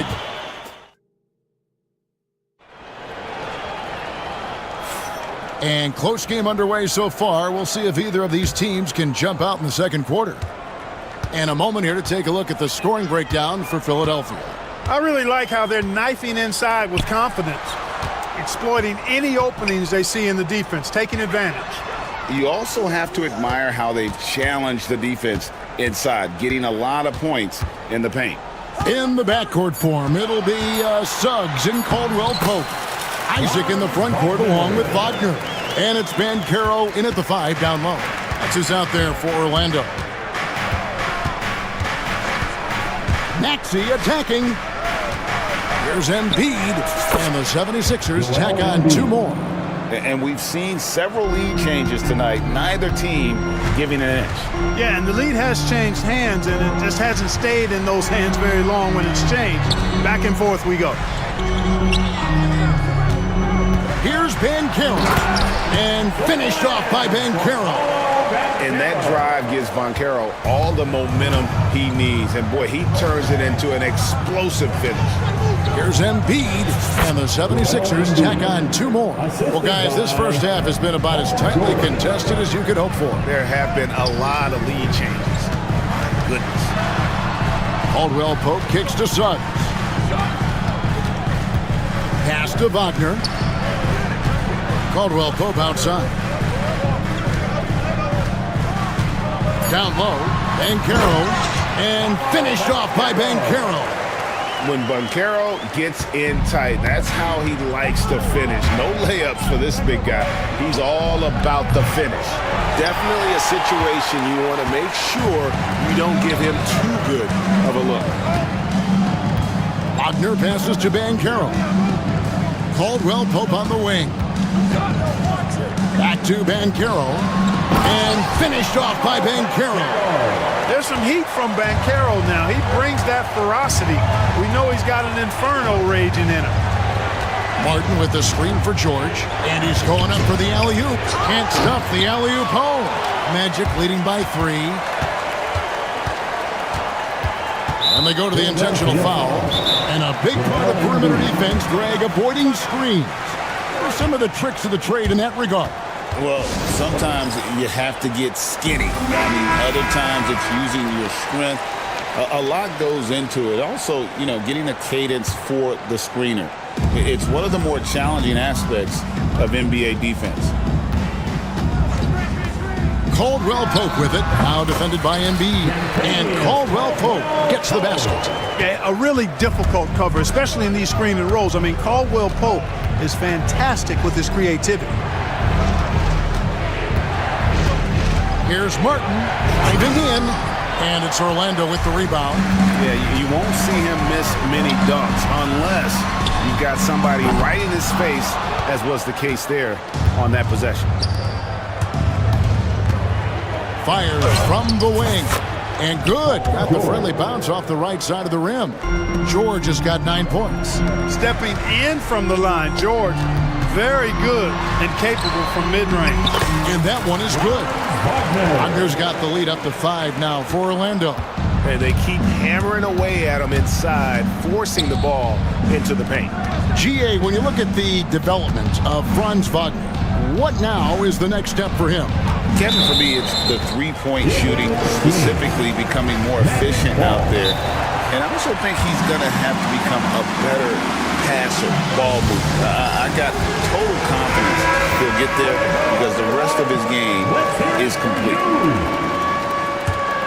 Magic leading by 5. 1:31 left to play here in the half. Banchero is screened for Caldwell Pope. And the whistle blows. It's going to be on Tyrese Maxey. That's his first foul. Second team foul. Banchero is screen on George. Suggs finds Banchero. Kicks it out to Wagner. Clock at 4. The Magic need to get a shot off here. Now, the shooters get nervous when Embiid is nearby. Exceptional at contesting any shot within his reach, and even some that look like they're out of his reach. George passes to Oubre. That falls. Nice speed that time from George. George has got 3 assists in the game. Banchero outside. Suggs kicks to Wagner. Suggs with a screen for Wagner. To the paint. And finished off by Wagner. Good decision that time by Wagner, taking it straight line to the rim. The defense had no chance to stop it. Here's George. Played in with a nice touch off the glass. George has got 4 points this quarter. Boy, at the offensive end, his game is so impressive. I mean, he's a threat every time up the floor. Banchero is screen on George. 3-second difference between shot clock and game clock. Back to Banchero. Lost contact on the shot, and now a 3-point play chance as he'll head to the line. And folks, the coach's challenge has been initiated for a personal foul.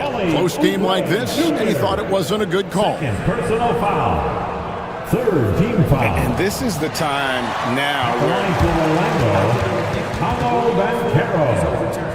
shooting 1. getting a different angle can sometimes make it a lot easier to determine. Indeed, and the one thing with replay review is that when you see the slow motion replays, you really get a new appreciation for just the immense speed at which these players are moving and how fast the action really is and how hard it can be sometimes, you know, Greg, to make the right call.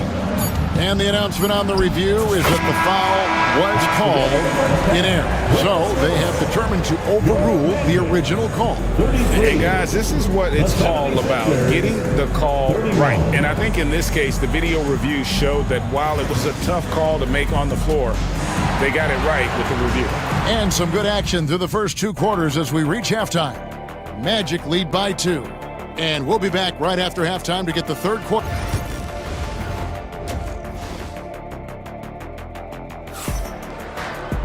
Second half of basketball upon us. We may be in for an exciting finish based on how close of a game that's been so far. Without question, Franz Wagner displaying his skills today. No problems fighting his way to the rim in this one. A lot of points in close. Yeah, you know what, guys? They gave him too many free runs to the hoop in the first half. I think they've got to be a lot tougher on him. Body him up. Be physical with him. And so in the game for the 76ers, we've got George. Gordon is out there with Martin. Then there's Tyrese Maxey. And it's Yabusele in at the 5. And shot by Caldwell Pope, no good. The 76ers trailing. For the tie, George passes to Gordon. And here's Martin. Back to Gordon. Pass to Maxey. Martin up top for the lead.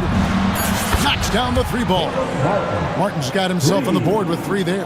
A great competitive game so far. And from the look of it, this one could go right down. to the wire. Inside, it's tipped. Stolen by Mark. George looking around. Shot by Gordon, wide open. That falls. Nice feed that time from George. And it's a 4-point 76ers lead. No one near Suggs as he lets it go. Drills the three-pointer. Suggs has got 9. With his speed, Suggs able to get one step ahead, and then he's ready to let it fly. Maxey into the lane. And he drops in the layup off the glass. And the 76ers lead by 3. Gets the defender to sell out on the pump fake, then flips it in. Suggs passes to Carter. There's the drive, and Suggs throws it down. Tell you what, off the drive, Suggs vertical, really something to behold. Good luck trying to stop this guy when he comes at you like that. Just the kind of play they need in a game this close. You know, that's the kind of aggression they want from their floor leader.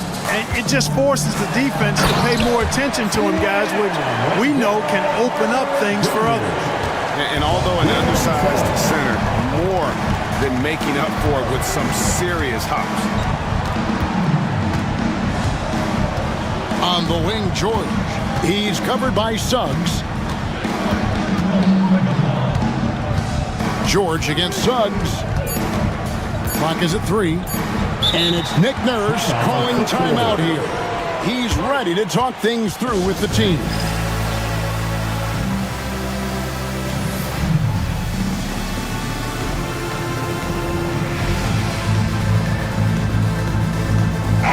Drummond's checked in for the 76ers. For the 407.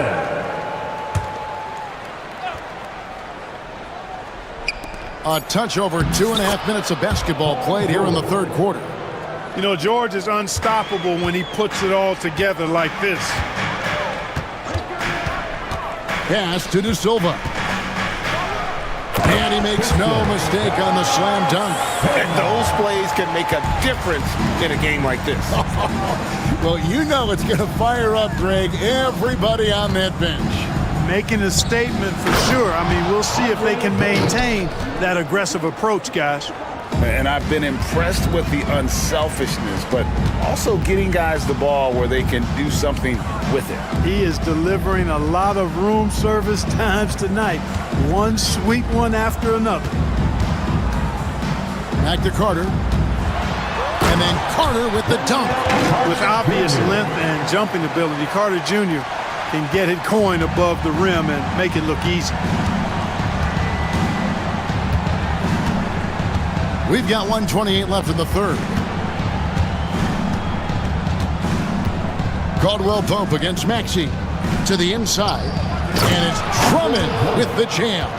Making opportunities. Maxey smartly using the pick and roll to create for his team. The Magic trail by 3. Caldwell Pope for 3. Stolen by Mark. And here's the fast break. Maxey leading the way. And it's Drummond with the jam. You know, Drummond always looks like he's trying to tear the basket down when he dunks. Pass to De Silva. And it goes out of bounds. Last touch, they say, by Martin. And he made the right read on that play, but just couldn't secure the steal. You know, fellas, 1 second quicker, and that's going the other way. Anthony Black's checked in for Orlando. And the 76ers also making a change. Lowry's checked in. Here's De Silva. Gets it to go from beyond the arc. De Silva's got 5 points now this quarter. And so far in the second half, this has been a different kind of game than what we saw early on.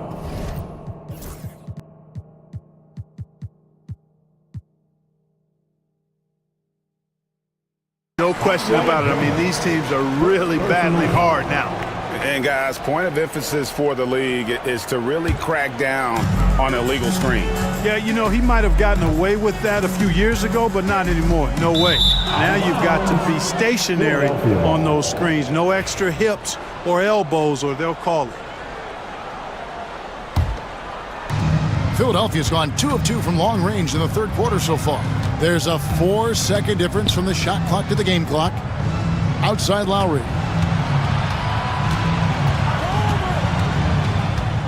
High post shot. Here's Drummond. And he gets the whistle. 2 free throws coming up. It's going to be on Wendell Carter. Not backing away from the physicality of the game. Drummond is never afraid of getting hit when he's trying to score. No good on the second, so he hits 1 of 2.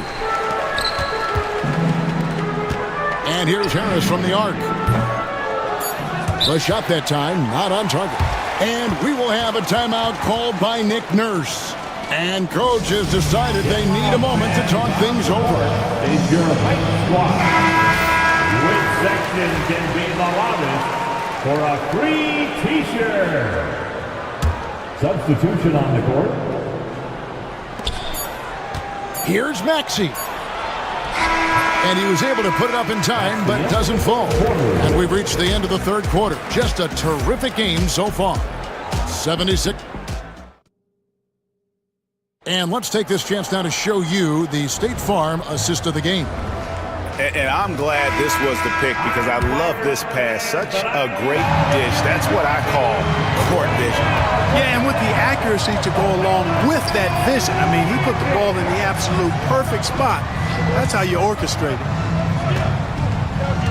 And with these teams locked in a very close contest, this fourth quarter promises to be a good one. In the backcourt form, it'll be Suggs and Caldwell Pope. Isaac in the front court along with Wagner. And it's Bancaro in at the center. That's who's out there for Orlando. Wagner with a screen for Suggs. Wagner kicks to Caldwell Pope. Back to Wagner. Clock at 6. Here's Suggs. Rebound by the 76ers. Here's Embiid. Embiid just overpowers the defense inside. Hey, Embiid is used to this. It's second nature to him. That's why he's so good at being able to score through contact.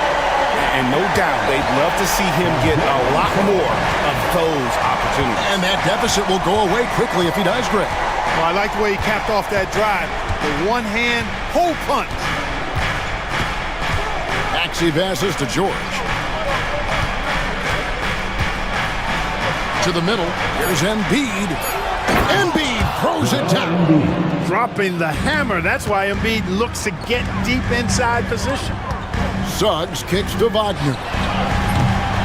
Magic working now with the new shot clock.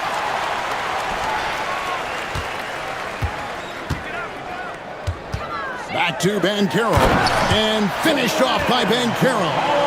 It's been like this all night for both teams. The offenses having their way. Any lull in the action so far has been short-lived because there have been nothing but buckets in this one. Martin dishes to George. Martin with a screen on Suggs. And George, here we go. Back to Martin. On the top of the key. A shot's good on the assist by George. George has got his 7th assist in the game. Caldwell Pope against Maxey. Bancaro, a screen on Oubre. Wagner wide open. Offensive rebound. Orlando moving the ball away. That shot by Caldwell Pope, no good. The 76ers leading by 7. It's George on the wing. He's defended by Wagner. And it's George. Finishing it off. George playing strong down low. Love to see him finish with authority. Suggs kicks to Wagner. Bancaro, a screen on Oubre. Wagner against Embiid. Bancaro outside. Pass to Caldwell Pope. Well-timed pass, and he goes straight to the bucket for the layup. They're cashing in close. Caldwell Pope showing you there. He's more than just a jump shooter. And it's contagious. Caldwell Pope with the foul. That's his first foul. We've got 1:48 left in the fourth quarter of this one. Embiid, the pass to George. In a moment to look at the scoring approach in terms of where the points are coming from for Philadelphia. Well, you know, they've been tremendous, I think, when it comes to sharing the basketball. You know, getting guys involved on the plays and creating offensive opportunities for everybody. Equal opportunity offense is fun to watch. And another place they're finding success is in transition. They've been working hard to get ahead of the defense and find those easy ones. And here's Embiid. He'll bring it up for Philadelphia. So far in the fourth quarter, they've allowed just 6 points. Martin against Banchero. Embiid sets the pick for Martin. Just 5 to shoot. A putback. A chance to extend the lead to double digits, but it's no good. Banchero finds Suggs. 58 seconds left in the fourth. And it's in. Basket number 6 for him thus far. He has only missed 2 shots from the floor. And the whistle blows. It's going to be on Jalen Suggs. So that will be his second foul of the game. We're in the bonus. We'll go to the line to shoot 2. So he goes 2 for 2 at the line. And it's a 9-point ball game. Orlando's gone 0-3 so far in the fourth quarter from long range. Paul George with the steal. It's Martin on the wing. Connects from 3-point range. Martin Jr. Martin's got the lead up to 12 now for the 76ers.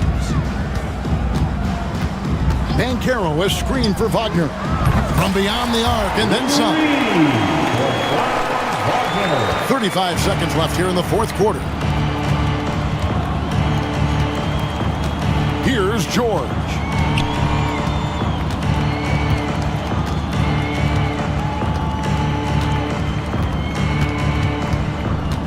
Shot clock at 6.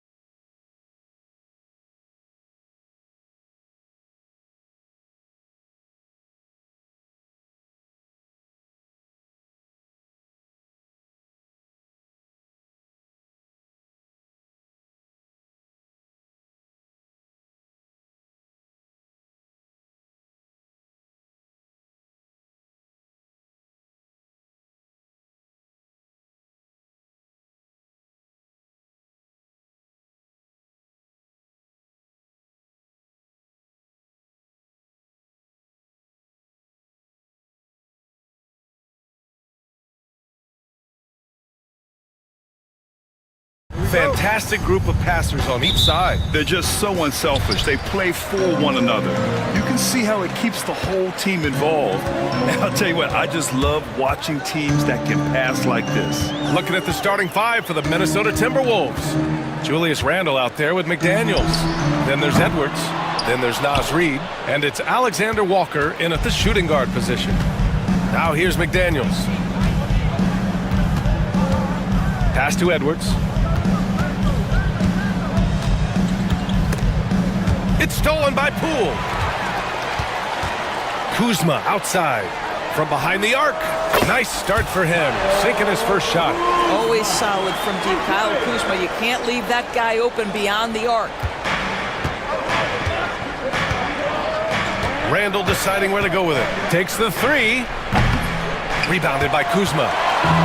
Washington has gone 1 of 2 from three-point land so far. And for some reason, he decided to foul there. VA, that's an odd move. Maybe there's something else behind it. First quarter of play, a minute in. Edwards against Poole. The shake. And it's good on the lay-in. And setting the tempo with an assertive move. Like, where was the defense on that play? To me, that's a complete lack of communication on that side of the ball. These guys need to be talking to each other. So many ups and downs in his career, Doris. You forget how young Jordan Poole is. Well, think about opposite ends of the spectrum. Early on in his career, he goes down to the G League and then won a title all in a span of under 24 months. To me, he's still figuring out what works best for him, but the skill is undeniable. So it's Washington now, following the score by Minnesota. Excellent recognition from Kuzma. Solid running these screen and rolls. And about 2 minutes into the first quarter here. And the whistle blows. It's going to be on Jordan Poole. That's his first foul. First team foul. And Minnesota with possession here. 6-point game. Oh, that is a stone-cold three by the Ant-Man. Pass to Coulibaly. The three is up. And again, Washington with a triple. That's how you up the ante. Come right back at it. And you would expect nothing less from these two, taking pride and making plays. Now here's Edwards. 5 points in the game. McDaniels with it. And he's going to the line for two. The official saw contact while he was going up. It's going to go on Jordan Poole. And a moment to look at the scoring approach in terms of where the points are coming from here for the Wizards. Yeah, their early focus on outside scoring has paid off. They're finding plenty of points from three-point land. And their assist total, also impressive early, creating with the pass and playing for teammates. Now here's Poole. Anthony Edwards with a rebound. Boy, 9 times out of 10, that's going in. I'm sure he surprised himself with the miss. Minnesota again missing. Wizards leading by 4. And Grant, the success of teams like the Timberwolves showing that size still matters. Yeah, in this pace and space era, that may have come into question just a bit, but size and skill combined has always been your best bet at winning. Here's Coulibaly, pass to Poole. Kuzma with a screen on Randle. Here's Poole. And he drops in the layup off the glass. Gotta fight harder to get over those screens. You know, we see this all the time. You're basically, as a defender, hoping the man misses rather than putting in the work to get over screens. Edwards finds Randle. Shoots over Sarr. And Randle the bucket on the assist by Edwards. The ability to get to the mid-range game is something Julius Randle has proven he can do. Brogdon from outside. That one goes. Now he's 1 for 2. He's consistent from out there, especially when you give him that kind of room. Timberwolves trail by 7. Outside Edwards.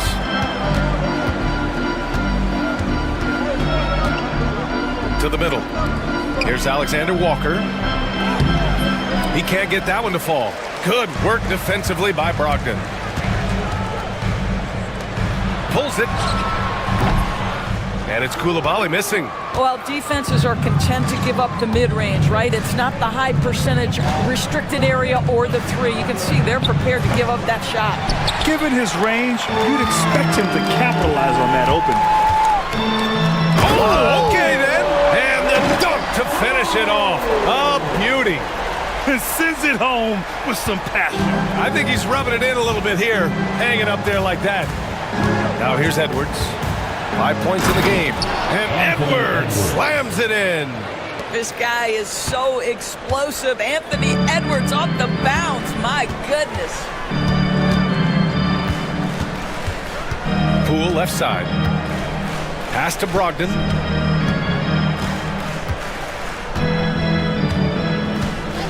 Five on the clock. And Washington again with the bucket. This guy is a pick-your-poison kind of player. Very hard defensively to cover all your bases with him. Here's Alexander Walker. That misses. Would have counted had it gone. And so it's the Washington Wizards with a 9-point cushion at the end of the quarter.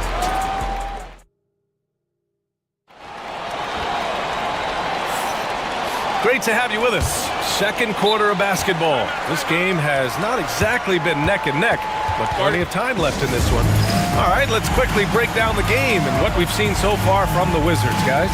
Well, they've really been racking up three-pointers in bunches. They've been so impressive to watch. And that's what has them ahead in this game. Their floor spacing has been just tremendous. Sarr out there with Kyle Kuzma. Then there's Bilal Koulibaly. Then it's Jordan Poole. And it's Brogdon in at the 2. That's the group for Washington right now. Here's McDaniels. Here's Edwards. Outside for Randall. This one for 3. Sarr pulls it in. Wizards leading by 9. Now here's Poole. He's got 6. And the bucket counts. And he is on his way to the line. He'll try to make it a 3-point play. All right, Doris, you think this heliocentric style of play can lead to championship success? Brian, this is such a big-time question, and I think a difficult one to answer.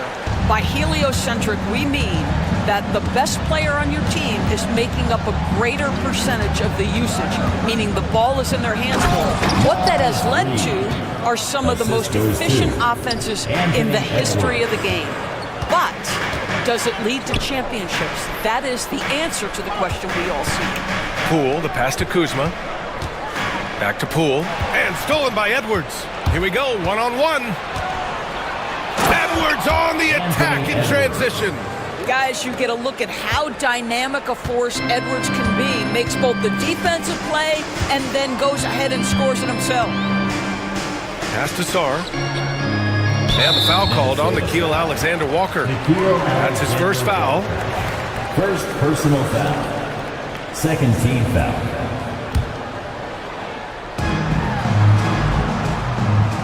Brogdon against McDaniels. From deep, Brogdon! Understand this. If Malcolm Brogdon is on the three-point line, you better get a hand up and contest. Nicely done. And if you're a longtime Washington Wizards fan, you have to be pining for the glory days, Doris. And think how far back those glory days were, the 1970s. Back then they made 4 finals and won 1 championship. But since that point, BA, they haven't even made a conference finals. And yet again, they are in a rebuild. Incredible. How about that? Malcolm Brogdon with a little bounce in his step. Pretty dunk. Edwards against Kuzma. And that's an intentional foul. You don't want to stop the clock right there. I'm not quite sure what he was thinking. Bagley's checked in for Washington. Now into the lineup for your Wizards, number 35. On the wing, Alexander Walker, guarded by Brogdon. Not sure why he committed the intentional foul. No purpose. I think everyone's a little confused, but weird plays happen. The Wizards making a switch here. Edwards for 3. And it's Bagley with the rebound. And you never want to give a shooter like him a clean look. Quarter 2 and just under 2.5 minutes gone by. Pass to Carrington. There's the screen by Kuzma. There's the triple. Rebounded by the Timberwolves. And he's going for the lob. It's Edwards on the wing. Randall against Bagley. Randall's got room. Gets some space and buries the jumper. Well, so often the guy who sets the screen. In that instance, Julius Randle with the ball in his hands in the pick and roll. Go ahead, Julius. Second quarter, 2 minutes. Bagley finds Brogdon. Fires from the wing. And there are the Wizards with another bucket. And just totally relentless, only increasing the intensity level. One thing I enjoy is watching players who don't pay attention to the score. You lock in on the moment and play the right way. Outside Reed. Launches it. And it's Bagley with a rebound. And it goes out of bounds. That one off Brogdon.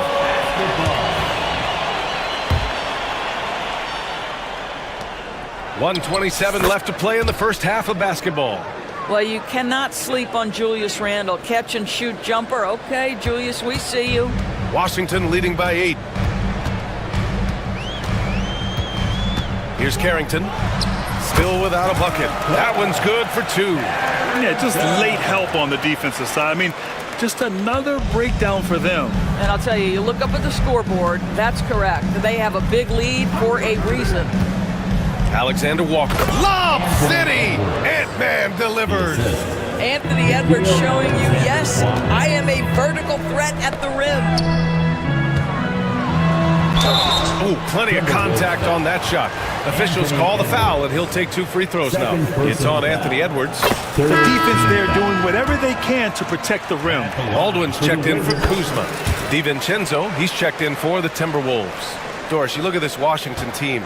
They hit the reset button. B.A., I am sure that's not an easy decision to make, but I believe it was the right move. Washington was kind of stuck at that play-in level. Now they have a clear focus and direction on the future. May take some time, but I like the plan. Now 8 seconds separating the 2 clocks. Fires the 3. Carrington no good. Timberwolves trail by 10. Outside, DiVincenzo puts up a 3, knocks down the triple. DiVincenzo's got himself on the board with a 3 there. Here's Carrington. There's the drive, and he dunks it down. There you go. He's a monster at the rim. So athletic. Obviously, he plays on the attack. What a performance from Malcolm Brogdon. He has been the story for Washington, hunting for opportunities, leading to 9 points in the quarter. And more NBA action on 2K Sports coming your way right after this. And now, please direct your attention to center court. And get ready for the fan half-court shot.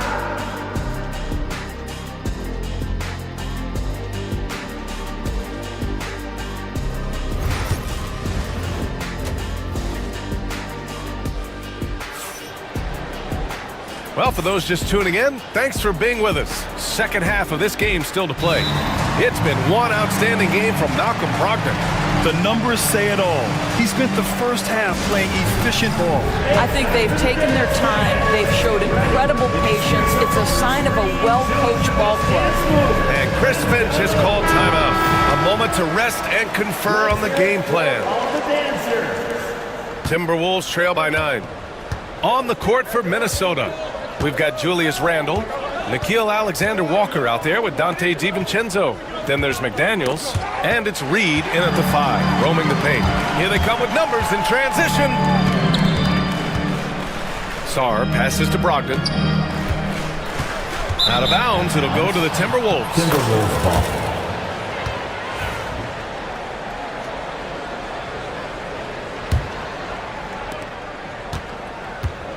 Well, the Timberwolves shooting around 50% in the game so far.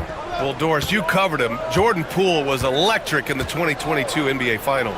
Well, B.A., there's no doubt they do not win the title without Jordan Poole and the lift he gave them at various points in that finals run. This guy is electric on the offensive end, but his game is working. And that's on the defense, giving him a decent look. That's his shot. McDaniels can't hit. And it's Poole with the ball for the Washington Wizards. Pass to Brogdon. There's a screen.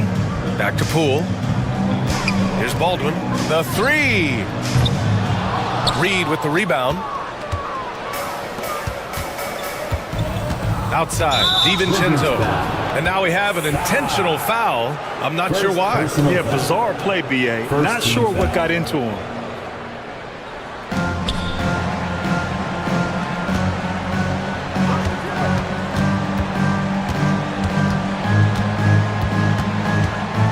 Outside McDaniels. Fires the three. Clock at 6. Reed passes to McDaniels. Ooh, and once again, off the mark by Minnesota. Wizards leading by 12. Poole outside. And so they foul intentionally. Dante DiVincenzo. First personal foul. And Chris Finch calls timeout here. Coach wants to speak to his guys, maybe alter some of the game plan.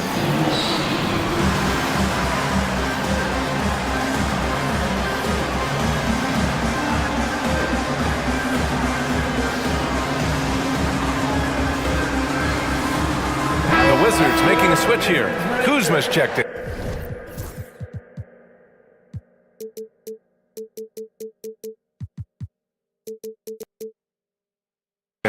Rudy Gobert's checked in for Minnesota. Anthony Edwards comes in for DiVincenzo.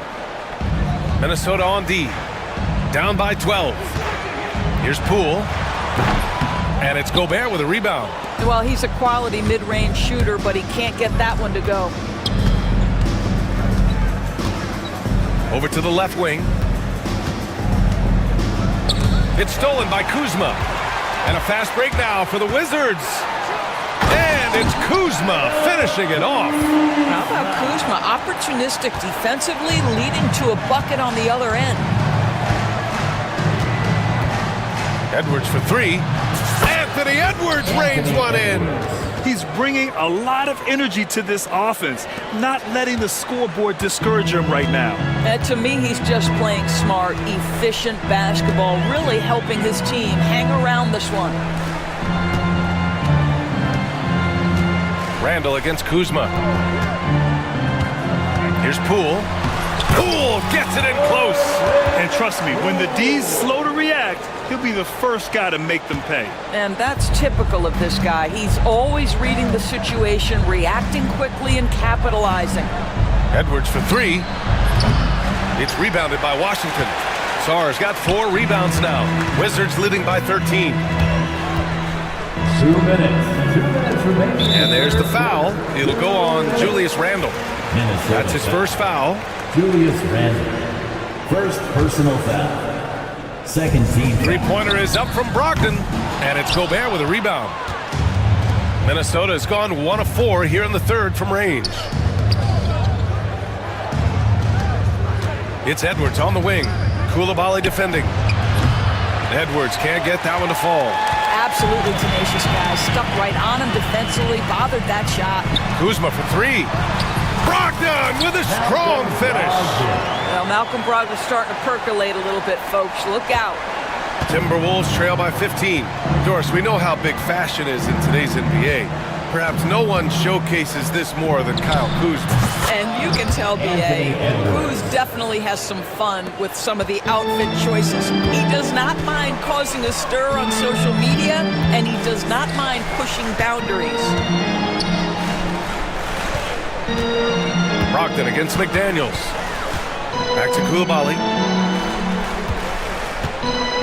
Just 5 to shoot. To the paint. Sarr misses. The Timberwolves have gotten only 2 of 7 shots to go in the third quarter.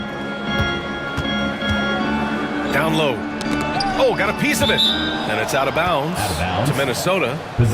Great read to get a hand in there and disrupt the play. And offensively, a little bit of a careless toss. You could have used a better angle on that pass. And the whistle blows. It's going to be on Malcolm Brogdon. That's his first foul of the game. Bagley's checked in for Washington. Edwards looking it over. Picked by Gobert. Inside.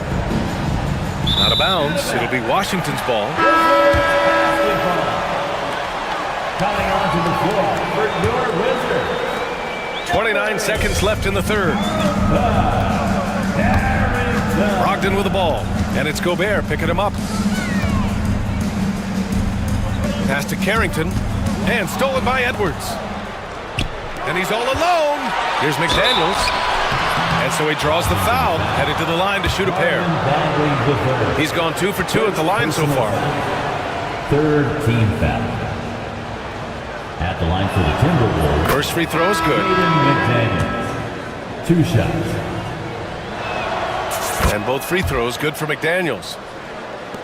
Washington with the ball.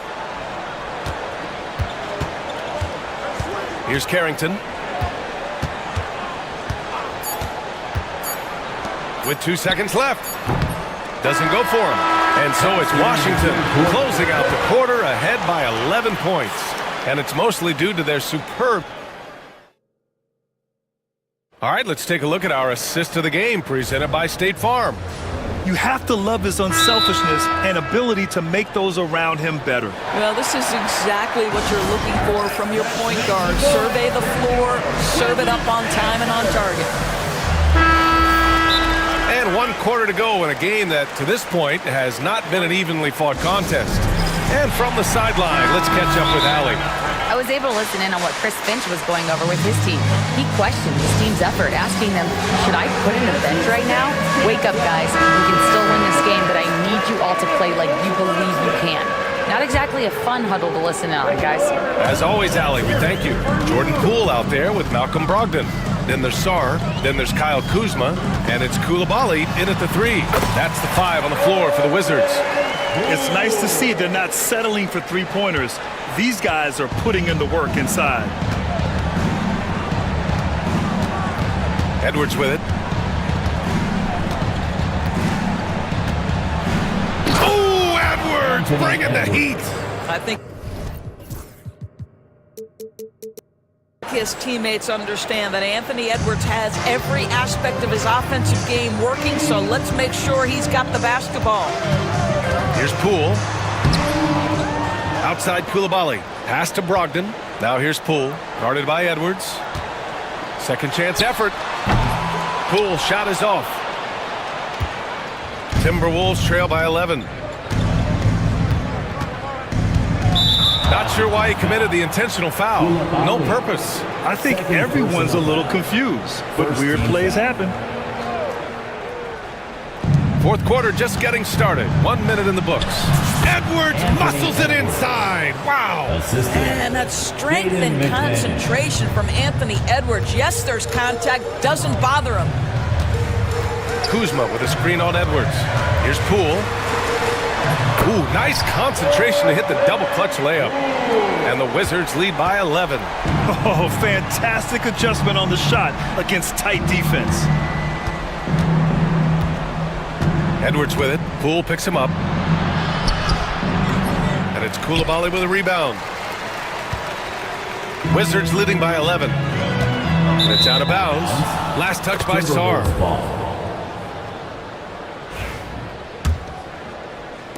And we've made our way through just over a minute and a half of this fourth quarter. The drive by Randall. And it's Randall with the jam. Wow, Julius Randle with a little flavor on the finish. And so it's Poole who brings up the ball for Washington. Driving in. Poole fast and in fuego. And after putting it down, he dangles from the rim a little. Man, that's borderline taunting right there, Grant. They're playing with a certain swagger right now. Outside Edwards. Pass to Randall. Shoots over Sarr. Boy, clanks that one off the back iron and it falls. Randall's got 4 points now in the quarter. Well, this shot is in his bag. Julius Randle more than happy to take the jumper if you concede it. Poole against Edwards. Poole, the pass to Sarr.